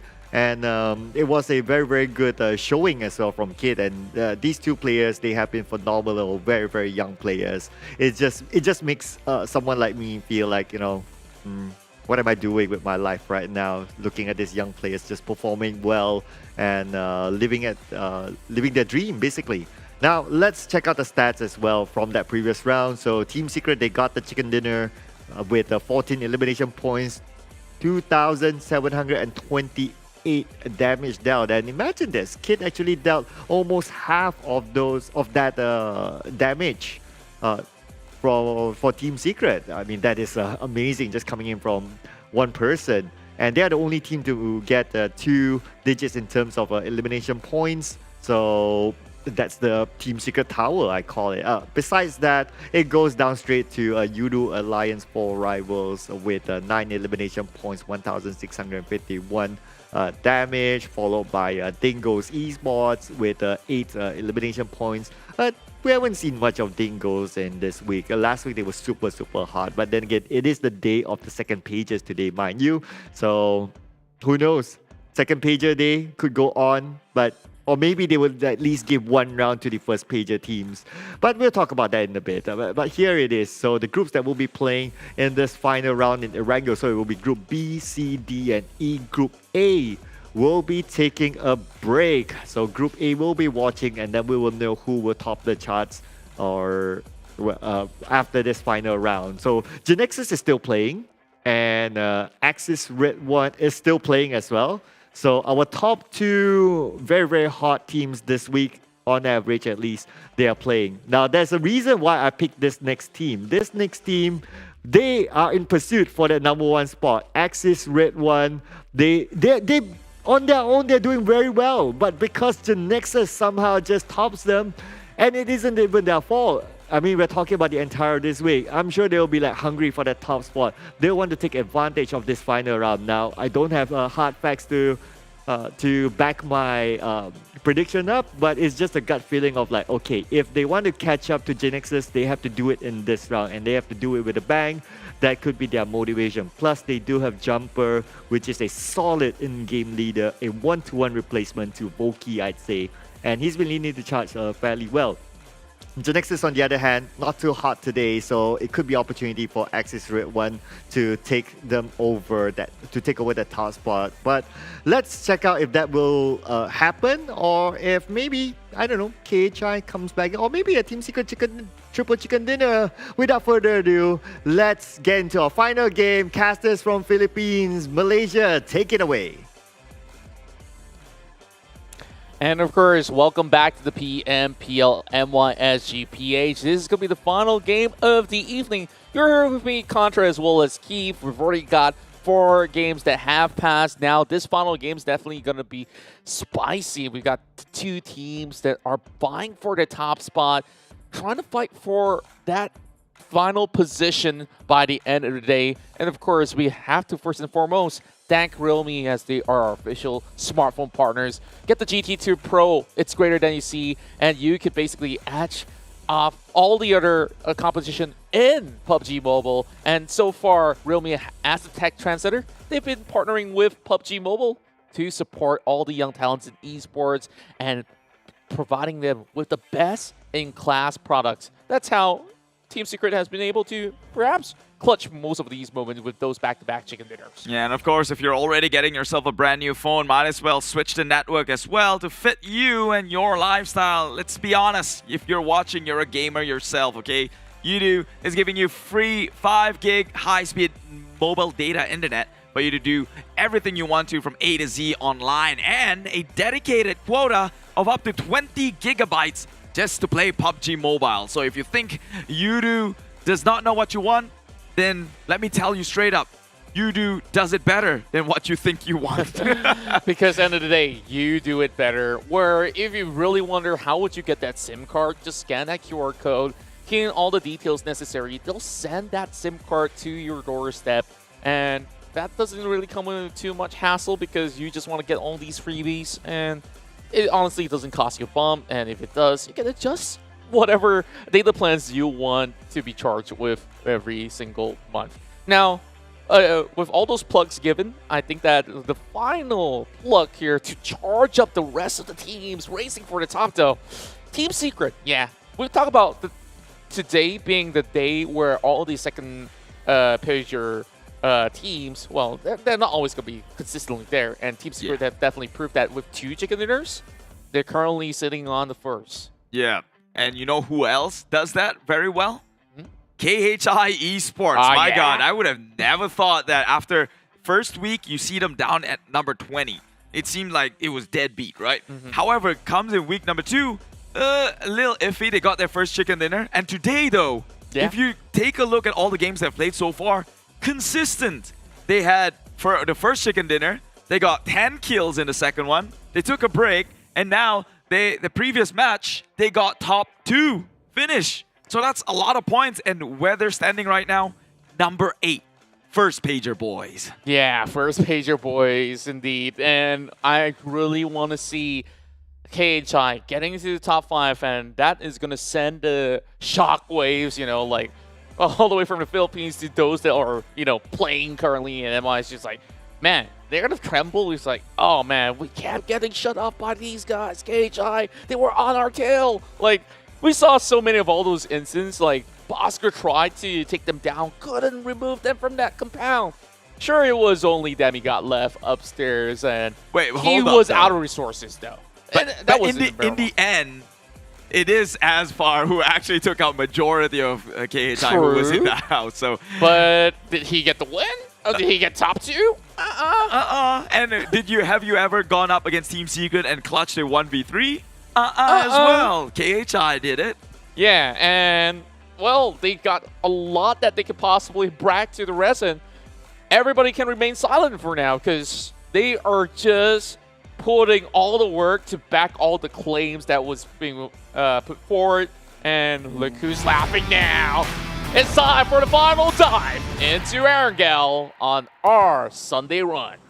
The final map of the day here. It is day number 4, not the final day, in case you lost track of time of the events that happened. It was pushed back a little bit, so we're delayed by one day itself. Tomorrow there will be the final of the competitive week number 2, in which the overalls will be revealed. So whatever lead these teams have today is what gives them the comfort walking into tomorrow. Unfortunately for GENEXUS, they had a great lead. Now that Axis is just 1 game away, I think they gotta step up big time. Yeah, and if Team Secret can do it, Axis Esports could do it as well. Same could be said about Team GENEXUS, who's also inside the game. And we understand you guys are here hanging out on Sunday and you guys think that, oh, it's a Monday blue, which is why, sure, we delayed a day so that we can make your Mondays better. So make sure you guys tune in tomorrow from evening onwards, and that's where we're going to start our first few matchups, and we give you guys extra dinner time as well, so you could just hang out with us online while you do your work and watch the PMPL in action to conclude our week 2. And it's interesting, right? Well, week 2 ending on technically week 3, and then the players, they only get like what? 1 day of rest? I mean, it had to happen. Well, you could say that rest was brought forward, and so true. it comes with a certain price. Meanwhile, take a look at that circle. Favors nobody, it seems. Flight path just straight exactly away from it. Yeah, I feel so evil for laughing at the current circumstances, but it is what it is. Well, we are having a little bit of visitors inside of Yusnap Polyana, the GENEXUS as well as Team Bosskur. They tried to fight this one out. We got Captain BB on the other end. Wait, are they taking a ride together? Is that Team Secret? Wait, is this a Dingoz? friendly banter? Oh no, I don't like this. This looks like a start of a remake or something. Okay, iShot's trailing behind. Who's at the driver's seat? Is it Dingoz? Wait, they shot members from Dingoz. What are they doing in there? Still in there? There's 3 players! What is going on? Wait a minute! There's also ALMGHTY. This isn't a remake, right? No. Nobody said anything about a remake. Then what is going on? Team Secret just hitched a ride into the Devil's Den and paid the price with their lives and got carried on. That's gotta be humiliating to a certain degree. Punched down to death. Okay, at least there was effort displayed when they tried to race for that vehicle. And I think this is the best delivery service that Dingoz had. Was that Baby Kim on that ride? It doesn't even matter. It doesn't matter, right? 2 points. That's all it matters. While we go back to But why does this always happen? Remember the first chicken dinner from Team Secret and Erangel. The next game they fumbled. Yeah. Then they kind of got the chicken dinner again in Miramar, and then they fumbled here. Yeah. It seems like a reoccurring trend. I'd be afraid if I was Team Secret. I think that they just have to turtle somewhere after the chicken dinner. It's like, okay, first 5 minutes, guys, don't do anything out of the usual. Honestly, fighting for a vehicle wasn't all too unusual of a case, but two against 1, and they kind of miss riding on the front seat. Like, whoever calls shotgun first, I think that, like, this is where it matters the most, right? Called shotgun? They just pulled out a gun, whatever gun they had. Doesn't matter what gun. You don't have to call for it. He just drove you right by his friends. It became a reverse drive-by, because then they'll be shooting at you. True enough. And yeah, I do have friends who actually shotgunned. Never mind. We will move on from Team Secret. I'm already assuming they're not going to be a start highlight. my story, but it's okay. We move on. Meanwhile, GENEXUS, I really want to see them break into the 200 point. I believe no team has done that yet, as of yet. They have to hit the 200 points at least by the end of the day, or at least by next week, or at least be the first team to do so. They're already holding the record of the most kill per chicken dinners with 20 eliminations. Can they at least break another record and be the first team to reach that 200 number? hopefully so. 4 points. That will mean that they have to reach into top 8, maybe get 2 frags. That's good enough. Yeah. after the 3 days performance, I think that would be kind of disgraceful for them. You mean good enough to hit the 200? Yeah, sure. Yeah, for today, because there's still tomorrow to play out, right? I think regardless, GENEXUS will get there, because there's no way, right? You go too soon for all the other games and you remain stagnant on 196. I think it's with a team that caliber, I'm pretty sure that you can pull 1 pointer each match and hit that 200 mark.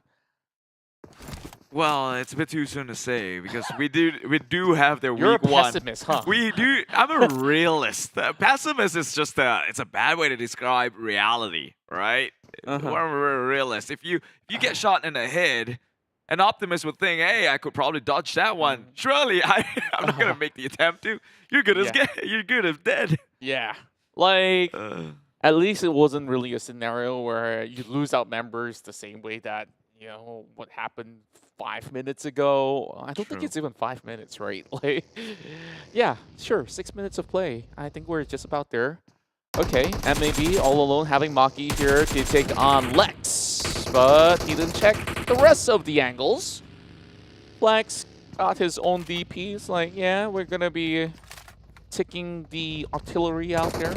Surely the only way to check is to eventually peek and show yourself. So I think he got information at the very least. His friends will now know, but he will, well, be with them from the graves. Reminds me of those TikTok stuff going on. How do they know? How do they can't know? They'll never know. They'll never know. Well, speaking of TikTok, there's so many of all these amazing clips out there that you guys have been posting up. Make sure you guys follow PUBG Mobile on their official TikTok channel. You call it channel there? I'm a little bit of a boomer when it comes down to that platform. Yeah, I don't own one as well. However, Page. I think it's a For You page for a reason. For You is just an explore page like Instagram. Yeah. Man. Meanwhile, GENEXUS trying to turn things around, pulling in the China strat here. Just hopping on. No, like for reals, right? You see the huge Chinese teams do this. Yeah. 4 a.m. Nova. Yeah. They like to hop on and just hunt. They do it especially in Miramar. And they like to play on those hills as well because that's like the best place for you to claim anybody's that's trying to make moves, right? Yeah, I mean, it's a statement, right? This sort of strategy is a statement. It means that you're ready to take on a fight and you're confident you can come out on top. Speaking of confidence, Drax. Honestly, we haven't really seen too much from Sam9 today. Like, sure, they have gotten decent points, and they're still tied with EVOS VIP. Sure, there's 1 point added to EVOS on their skirmishes that they had inside of Miramar, but nothing too much have changed since then between the two. And I think that the fans' expectation of Sam9 has always been all the way up high of the roof, especially with, they got this brand new jacket, brand new jersey, all looking swag. Like, it's a little bit intimidating for some people, but like, the results don't really speak for itself. Unfortunately, sure, they're in the middle of the pack. Not the worst, not the best either, but traditionally, Sam9 is a team that is a title contender. Always on the top for. This is the only season where we have actually seen them have a fluctuating performance. And in fact, this is one team that didn't really change too much of their roster. I mean, this is also the only season where every game mattered, right? Like, again, they're just one of those teams where Super Weekend, they're hot, and then during the regular days, they don't really have to show their hands, right? So there's also that aluminum theory by fans that say like, oh, ever since that incident, they got flanked, they didn't make it to the Super Weekend, and after that, they have lost everything, the train of thoughts, everything has changed, no confidence. So like, you're saying Sam9 is suffering PTSD? Some may say it, but that's not me. I'm just taking a little bit of a pager of like Warga J and what some people say, right? Like, that is so far from the truth. That's like, how many months already? And the only reason why Sam9 is at this state is that they've changed their drop spot and they're still adapting to it. Like 70, they've been playing it from Season 1. And I wonder what caused that change, you know, like, they should have maybe stick to something that's a little bit more traditional to them so that they don't suffer too much on rotations and skirmishes. I think they fare well. It's just that sometimes they just couldn't rotate into a position where it's advantageous for them. Well, I can't make a judgment there because truth be told, we never really have eyes on Sam9, right? And whenever they use a member or so on and so forth, and as he keeps clicking Razor, I was hoping to see someone fall out of it. I was prepping my words too, but I guess I don't have to use it. Not today, sir. Maybe today, much later on. Somebody else got it though. Oh, it's still EVOS VIP. Wait a minute. But the other Tigers are coming here to claim it. That. Can he get it though? Oh, Sam is coming in from those distance, and Samzy did manage to tag another one, or should I say he has been able to pin down the driver. As for getting knocked down as well, they also have spotted the entirety of the location of the rest of Team Bosskur, but they will keep themselves planted on the same location. But the longer they take, Bravo's going to be able to claim this pointer here from one Tiger to the other. Yeah, it seems like everyone's hesitant, and with legitimate reasons too. Obviously, you have no info on what's happening here, especially when the circle is a bit far too wide. Can't really pinpoint locations. It's about as far. He's probably gonna just take off his internal HP down to 0 one way or another. Meanwhile, ALMGHTY getting engaged by the likes of Homebois here, coming from the high ground. It's a bit of a tough one to push out or get out of this situation unless they could drive, from the back end, make a quick escape. But now they're wide in the open. Surely they're getting shots. Fire is there. Surely they know. Yeah, and parking at that location is not really going to save too much of your tires if that's going to be the game plan for ALMGHTY. And in fact, out of all the locations out there, those two compounds right below the hills are one of the worst places you can plot yourself in the middle of the early phases. Not because it's a really bad compound, it's just that there's so many teams that likes to loiter around that hill. Take a look at that. That minimap tells you RG wants a piece of it. Same goes to THQ as well as Homebois. Of course, they were part of that skirmish much early on. But while they're at it, at least what they could do is buy time inside of these shelter shacks, and that's all they can possibly hope for. Meanwhile, Team Hawk is the one who pushes onto ALMGHTY. Oh, didn't check his back or corners, that one. A member of ALMGHTY does take one member down from Team Hawk. There will be a trade so far, but now Jerome trying to do more damage here as they cooked up the nade. And if they go in for the pickup, then ALMGHTY, they might come out a big victor here. Bosskur has been eliminated, damn ass. Now pushing into it, Virgil, he's trying to be vigilant. Jerome has got to make the rotation. High goal is there. Sam9 passing by the area.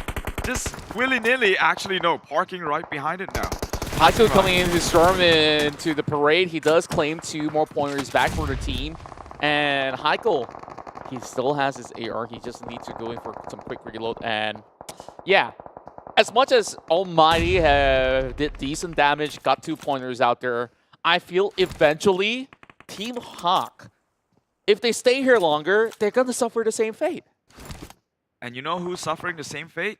Sam9 to the hands of GENEXUS. 2 points now going to the side of GENEXUS. They need 2 more. Closer and closer towards the 200. We might just have a record today. Indeed, we may. Now that Molotov. That was a very strong That's pump. a strong bottle, right? And it's so strong, it burned out Jerome. Wow. Throw the logics out the window here. They just got burned in the attempt, quite Throw literally. the logic in that window. Yeah, or the door. Fair point, fair The point. door. Oh my We're God. having too much fun, don't mind us. Yeah. But I want to pull back to something that happened off screen. Remember that 2 picks that EVOS Rapid got onto Team Bosskur? Eventually have another 2 more, and that's the reason why Team Bosskur bows out so early. And they were in the same shack, so what I assume have happened was that they send more members into that compound, or Bosskur, they tried to leave that vicinity, got caught out yet again, and I guess that patience really pays off. Like sometimes we book that prime spot, you get to dictate who goes in, who goes out, and for now, going to phase 3, there's gonna be a lot of shift, right? Yeah. And for those who have booked center, they're probably by the edge of it all. They have to reposition. Same thing goes for the rest of Axis Esports. The prediction coming in from Wongfei Cloud so far have been very close. Like second place for a couple of times. Kind of matching to my other day's prediction. Like my record was number 2, number 2, number 4, number 4. I think like Circle's gonna get the best of it. Like he's an analyst after all, right? Well, I hope he's wrong, because GENEXUS is now smack dab in the center, and we've seen what happens when GENEXUS do get their prime position here. Axis under fire as we speak, immediately trying to prove themselves wrong here. I mean, prove me right, or at least turn fate into that direction, steer it that way. GENEXUS and Axis now meeting prematurely at the 4th circle here. Axis got to be careful. Oh, Dingo's baby Kim will be there, so it's not going to be that much of an easy attack themselves. They've got RSG. It's the rematch. Pew did not check his left. Didn't check his corners, and oh my god, again, GENEXUS falling out very prematurely. This is, hey, I told you, man. After the first crash of the day, I had doubts, and it went on the entire day for them. Hey, they added 2 points, so give what they could possibly reap out of the final day. The rest of Yoodo lads, they're crashing into RSG. And what's remarkable was that 360 spin coming from RSG to claim those lives, but here comes Yoodo, feeling happy about this, but instead he gets taken down. Tries to go for the drop shot, Voki's there, and he will be able to secure 1 point, taking out his ex-teammates. Was that a 360 spin? Because I remember Look just moonwalking backwards and everyone else was just into the crosshair. Or was it that GENEXUS member that's 360?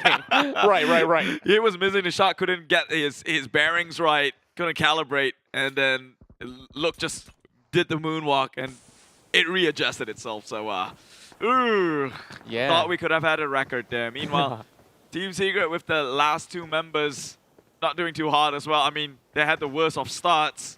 Hitching a ride, and 1 member now seems to be on his knees. So Axis seemingly looking more and more probable.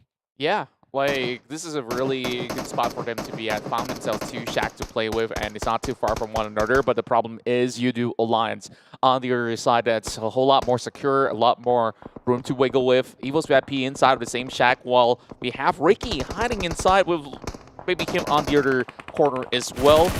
So far, EVOS VIP looking pretty good. They've been able to climb themselves up game after game, just showing a whole lot of dominance in this middle of skirmish on an open field of Gatka. But truth be told, this circle could still pull either way, and if it does go over to the northeastern side, plenty of all these teams, they're going to be in a really tough predicament on what to do next. I'm having PTSD with this compound. Yeah, and then the SEA too. Like, No, who parked that? Okay, this compound right there is exactly yesterday, right? Where R2K had the chance to crash onto Clutch Guerillas. Okay. Now EVOS has the chance to crash onto Dingoz. But they're not doing so. And when the circle shifts to a certain point, Dingoz might just cuck EVOS in the process. Perhaps so, but I guess that the enemy of my enemy is my friend. I don't know. Like, maybe that will eventually work out. And I did mention that if the circle moves towards north or northeast, yeah, teams would have a little bit of difficulty, right? So for Axis, it's Axis Esports, it's just half the problem because the other 2 is playing on the far end. At least they have already squeezed the other members on that playing field. What we expect out of this skirmish here on the final game of Erangel is that many of these teams will bring those vehicles onto the open field, create a bunker, set up those trails of smoke, and slowly play it out, while those on the hills, they will take the sweet time, get those pickings before they get into the middle of the fray. But did the hills got closed in by the circles, though? I think so. Last I saw was, it closed around Axis area, right? Which is the wheat fields. Yeah. It did touch some of the high ground for a little bit, but it may or may not close away from it. That also means that these 4 teams currently situated over the southern end have to settle the score really quickly before they get anything done. And speaking of which, John makes the first move. Get a catch onto Damaso. They still have a few smokes, but EVOS VIP, they get bombarded in Tatum! Yeah, Axis. My God, Sir Cloud, whoever, this guy, why is nobody pulling him into their team here? Because it's, oh, wait, does he have an allegiance? Oh, well, I guess we'll never know. We'll never know. He should be. If you know, you know. He should be the brainiacs of one of these teams because he seems to be able to read them like a book. Now Axis is doing pretty hot for themselves, although only 2 kills. But they have smack dab in the circle and they can look to play this one out. SMG, they're down at the bottom. Might as well try every tricks in the book here. And H2R going up against John Wick. Whoa, John Wick, man. It's really tough to actually get that guy, but H2R, this guy with his debut performance throughout those weeks, he has been able to really tap heads all across the map if they're being left out alone. And maybe tries to survive. Zuli's going to be able to take legs out while Damaso gets another trade. Oh, SMG, they're wide out in the open. Homebois gets 2 frags in a row, so they're going to be sending it all in. KHI, they should be able to score big time.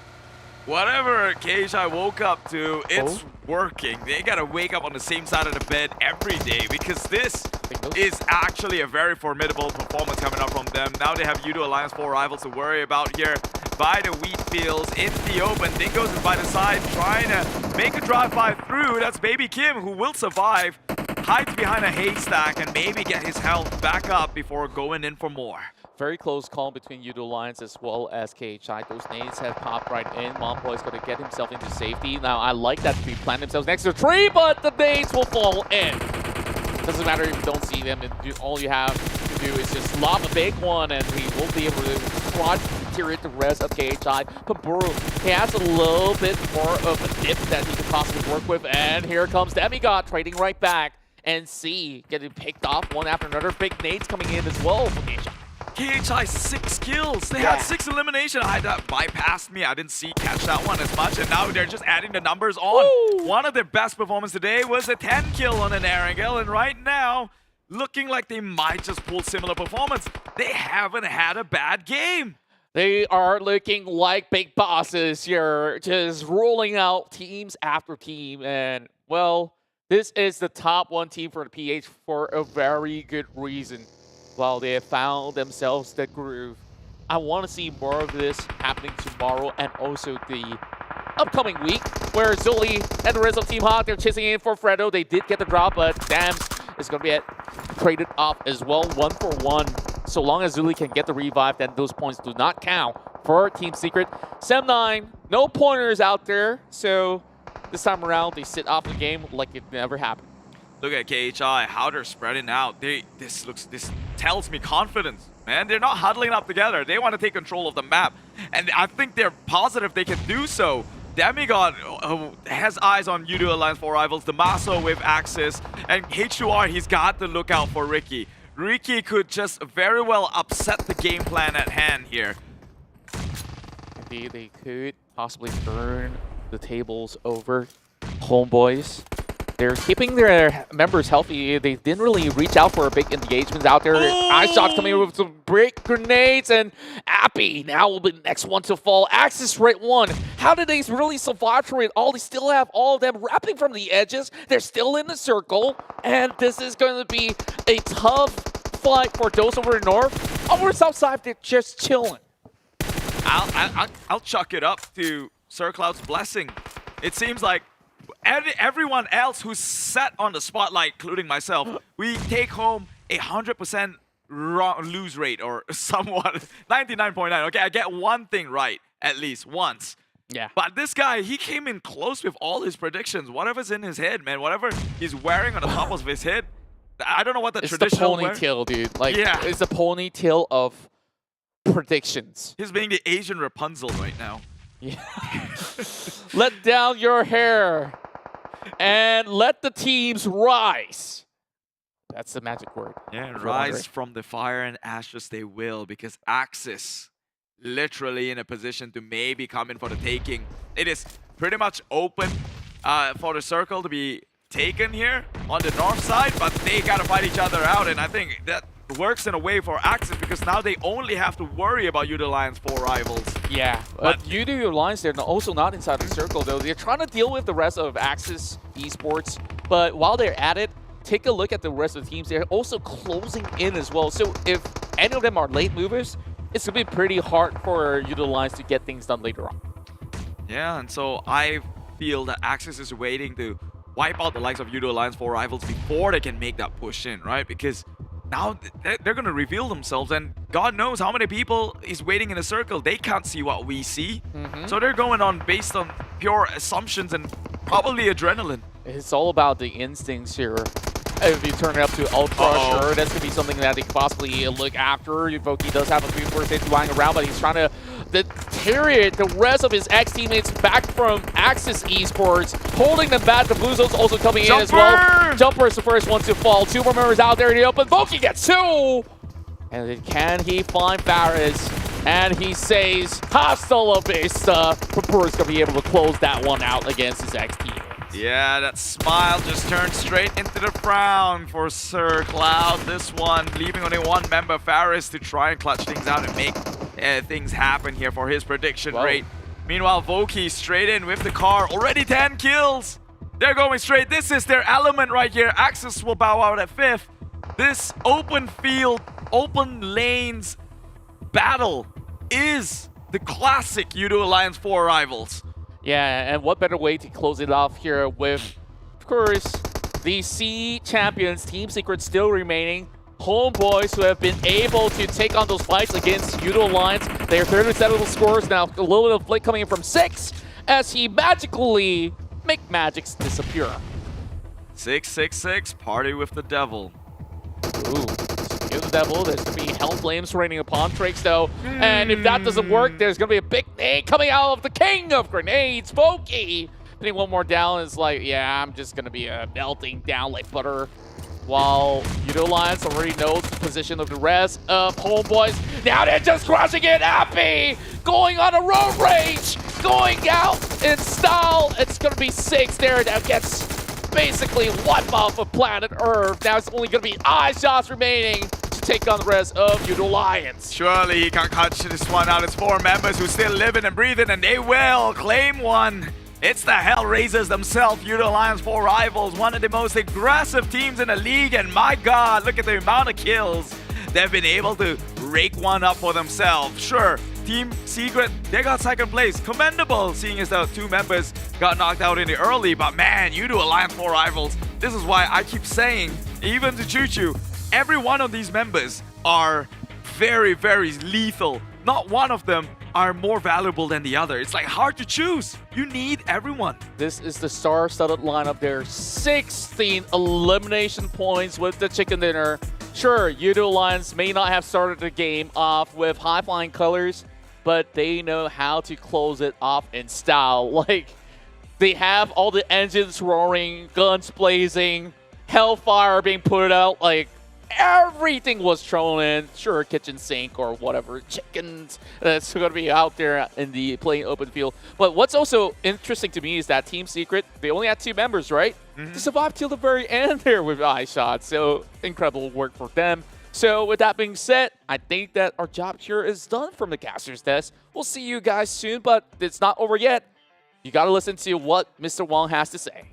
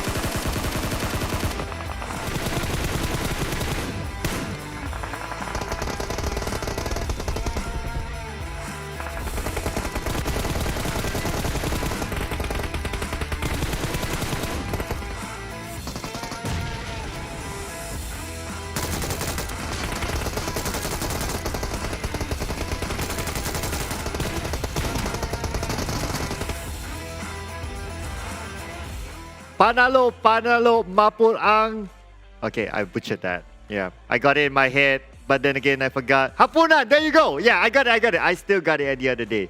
Man, okay, that's the limitation of my Tagalog. Don't try me anymore. Oh, okay, I do know a few other words, but it's been a while. But yeah, I wouldn't mind a few lessons from you guys. I've been reading the chat on the Philippine live streams as well. So, been brushing up my Tagalog. Hopefully it's okay. Hopefully I didn't butcher it that much. But anyway, thank you so much to our casters from Philippines as well as Malaysia for that awesome cast. And what do you know? So Axis Red One, they didn't get the chicken dinner. They got the top 5. I'm going to claim that. They got the top 5. That's one. And the one that got the chicken dinner was a Yoodo Alliance 4 Rivals. As a matter of fact, I think their gaming house is not too far away. They are like in the same area. Something like that. So I'll claim that as well. It's that close of a prediction. But let's check out the numbers from the previous round. So it's going to be Yoodo Alliance 4 Rivals landing that chicken dinner with 16 elimination points, bringing them to a total of 31 points in the previous round. And look at this. It's more than double the team on number 2, which is Team Secret with 15 points in total. And followed by Homebois and NSEA 13 points each. And those are the teams with double digits when it comes to the elimination points. Axis, of course, with 9 points, and Team Heart with 9 points as well. On the other end, we have Team Bosskur, not really their week. They were hard last week, but they're kind of cold this week, so no points in the final round. MAB Esports, super duper hard yesterday. And John Wick was hard yesterday, but today's not really their day, or at least in the last game. 7-9 as well, kind of struggling with only 1 point. And Almighty as well as SMG, 2 points. Managed to get 2 points. Now, GENEXUS with 3 points. I believe they are at 199, if I calculated correctly. So it's 1 point away from the 200 mark, which is, I'm sure they'll be able to get it tomorrow. If they don't get that 1 point tomorrow, something's wrong. But nothing wrong with this. Bamburu selected as the MVP with 4 elimination points, 3.3 MVP points, 827 damage, dished out, and 23.63% team contribution at 83 meters longest elimination distance. Man, really 83? Despite it being a wrangle. Okay, so looks like this is just an indication of maybe a Yoodo Alliance 4 Rivals. They like to play that close quarters combat, and it has worked out for them. I mean, you have this kind of talent, right? You have Voki, you have Riv, which used to be one of the clutch guards, Pamburu, one of those big talents. I've been looking at this guy back then ever since, and he's been amazing ever since joining. Back then they were known as Dingoz, MPX, and now they are Yoodo Alliance 4 Rivals with pretty much the similar lineup. And Pamburu with 28 throws used. I mean, his role is support anyway, so you got to dish out those utilities. And his in-game leader, Appy, coming in at 2nd place when it comes to the most throw used, which is 22. Flex from NSEA, 18 throws used. Now, Flex making his debut in the PMPL.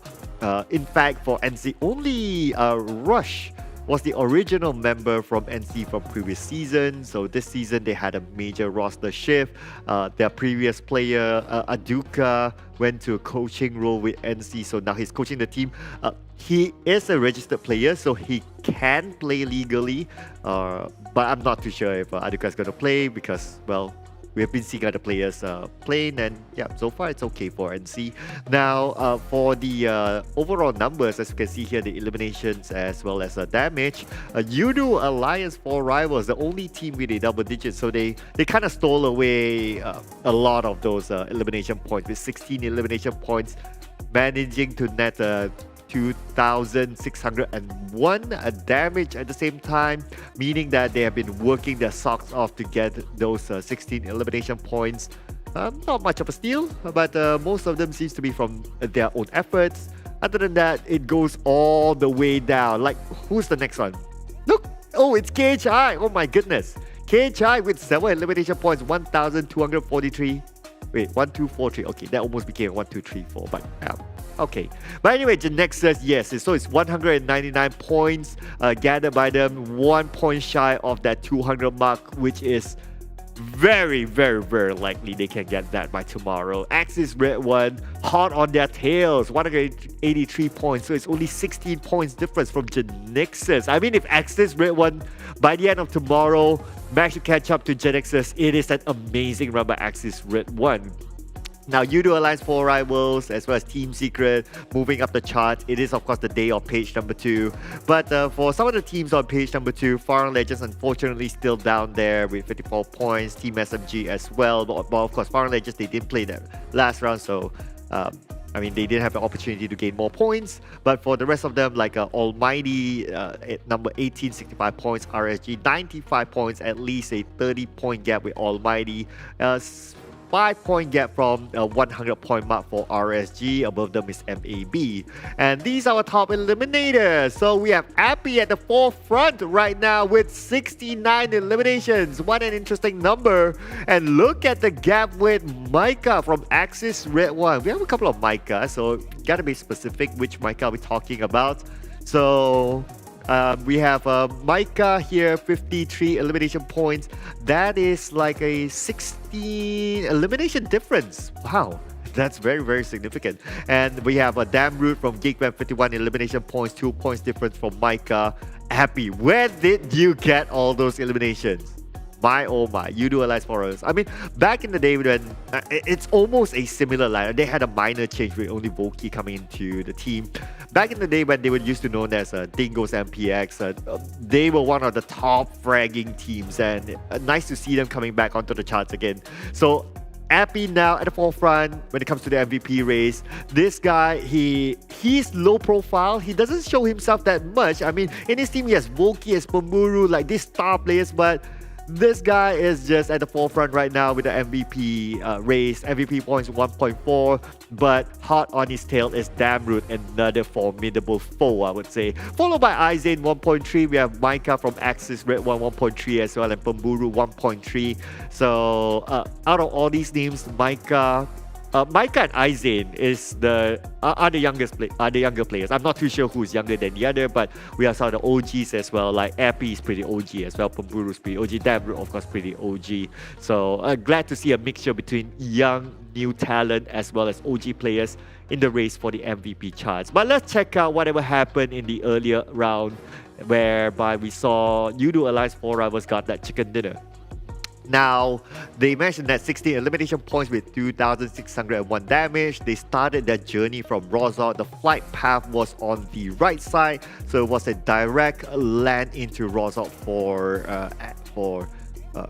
Yoodo Alliance 4 Rivals. They made their way across Pachinki, and they played around the hill areas just on the outskirts of Pachinki. Now, that area was kind of heavily populated at some point. Homebois was there at some point.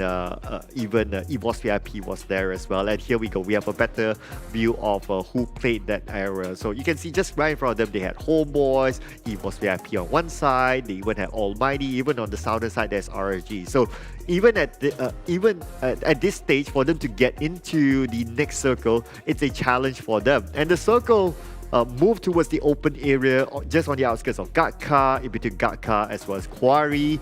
So you can see that it is not an easy chicken dinner, but they still managed to maintain all for their team members.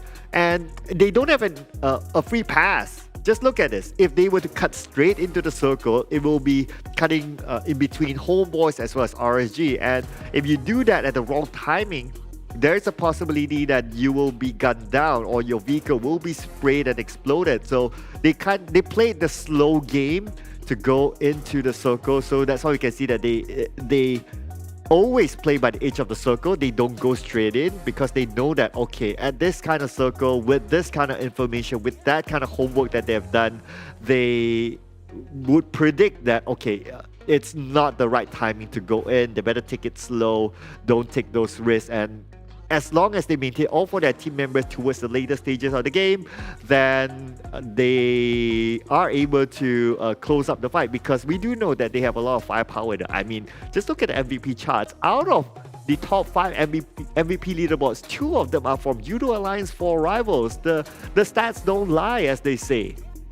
now, even towards the 7th circle onwards, they don't have the circle, but they have one thing that's really, really important, that is information. They know that Axis Red 1 is just beside them. So for them to move into the circle, they must eliminate Axis Red 1. And I really love how Voki tossed his nade just now. He lobbed his nade onto the final member of Axis Red 1, I believe it was Faris, and he didn't even look. He tossed, he immediately turned around, get into his vehicle, and moved forward. That is how fast they move, and that's how confident he was with his nade. So, I mean, Voki is one of those players that is known to be very accurate with tossing his nades, getting those 3-pointers here and there. And that is how Yoodo Alliance 4 Rivals got their chicken dinner. But we'll be speaking to one of the representatives from the team, Yoodo Alliance 4 Rivals. I believe we will be speaking to the manager himself, Joker.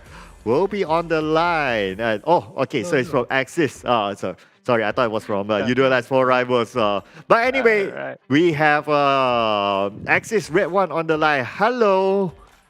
Hello. Hi, sir. Hello, Kimi. So, Kimi, what do you make of your team's performance this week? You were really, really hot in the start of the week, but then today was slightly off. Yeah, for today I had to admit that it's quite tough day for us. Not for today, I think since yesterday also. But we, like everyone know, every day is new start for every team. So what I can say for now is we just believe with our IGL gameplay. So just follow the flow. Now. Right. So how is a jumper different than Voki? Yeah. Of course, they have a huge impact in terms of strategy and else. But both of us is good IGL, but different gameplay. As for now, is a transition between leadership from Voki to jumper. But thanks God, our team adapt what we call as soon as we will when jumper come, and let's see week 3 and the last day for next day. Okay, so right now, based on the numbers, you guys are very, very hot behind GENEXUS. And I'm sure you want to top this week #1 and seal that 20 bonus points, right? So what message do you have to Biu and his team?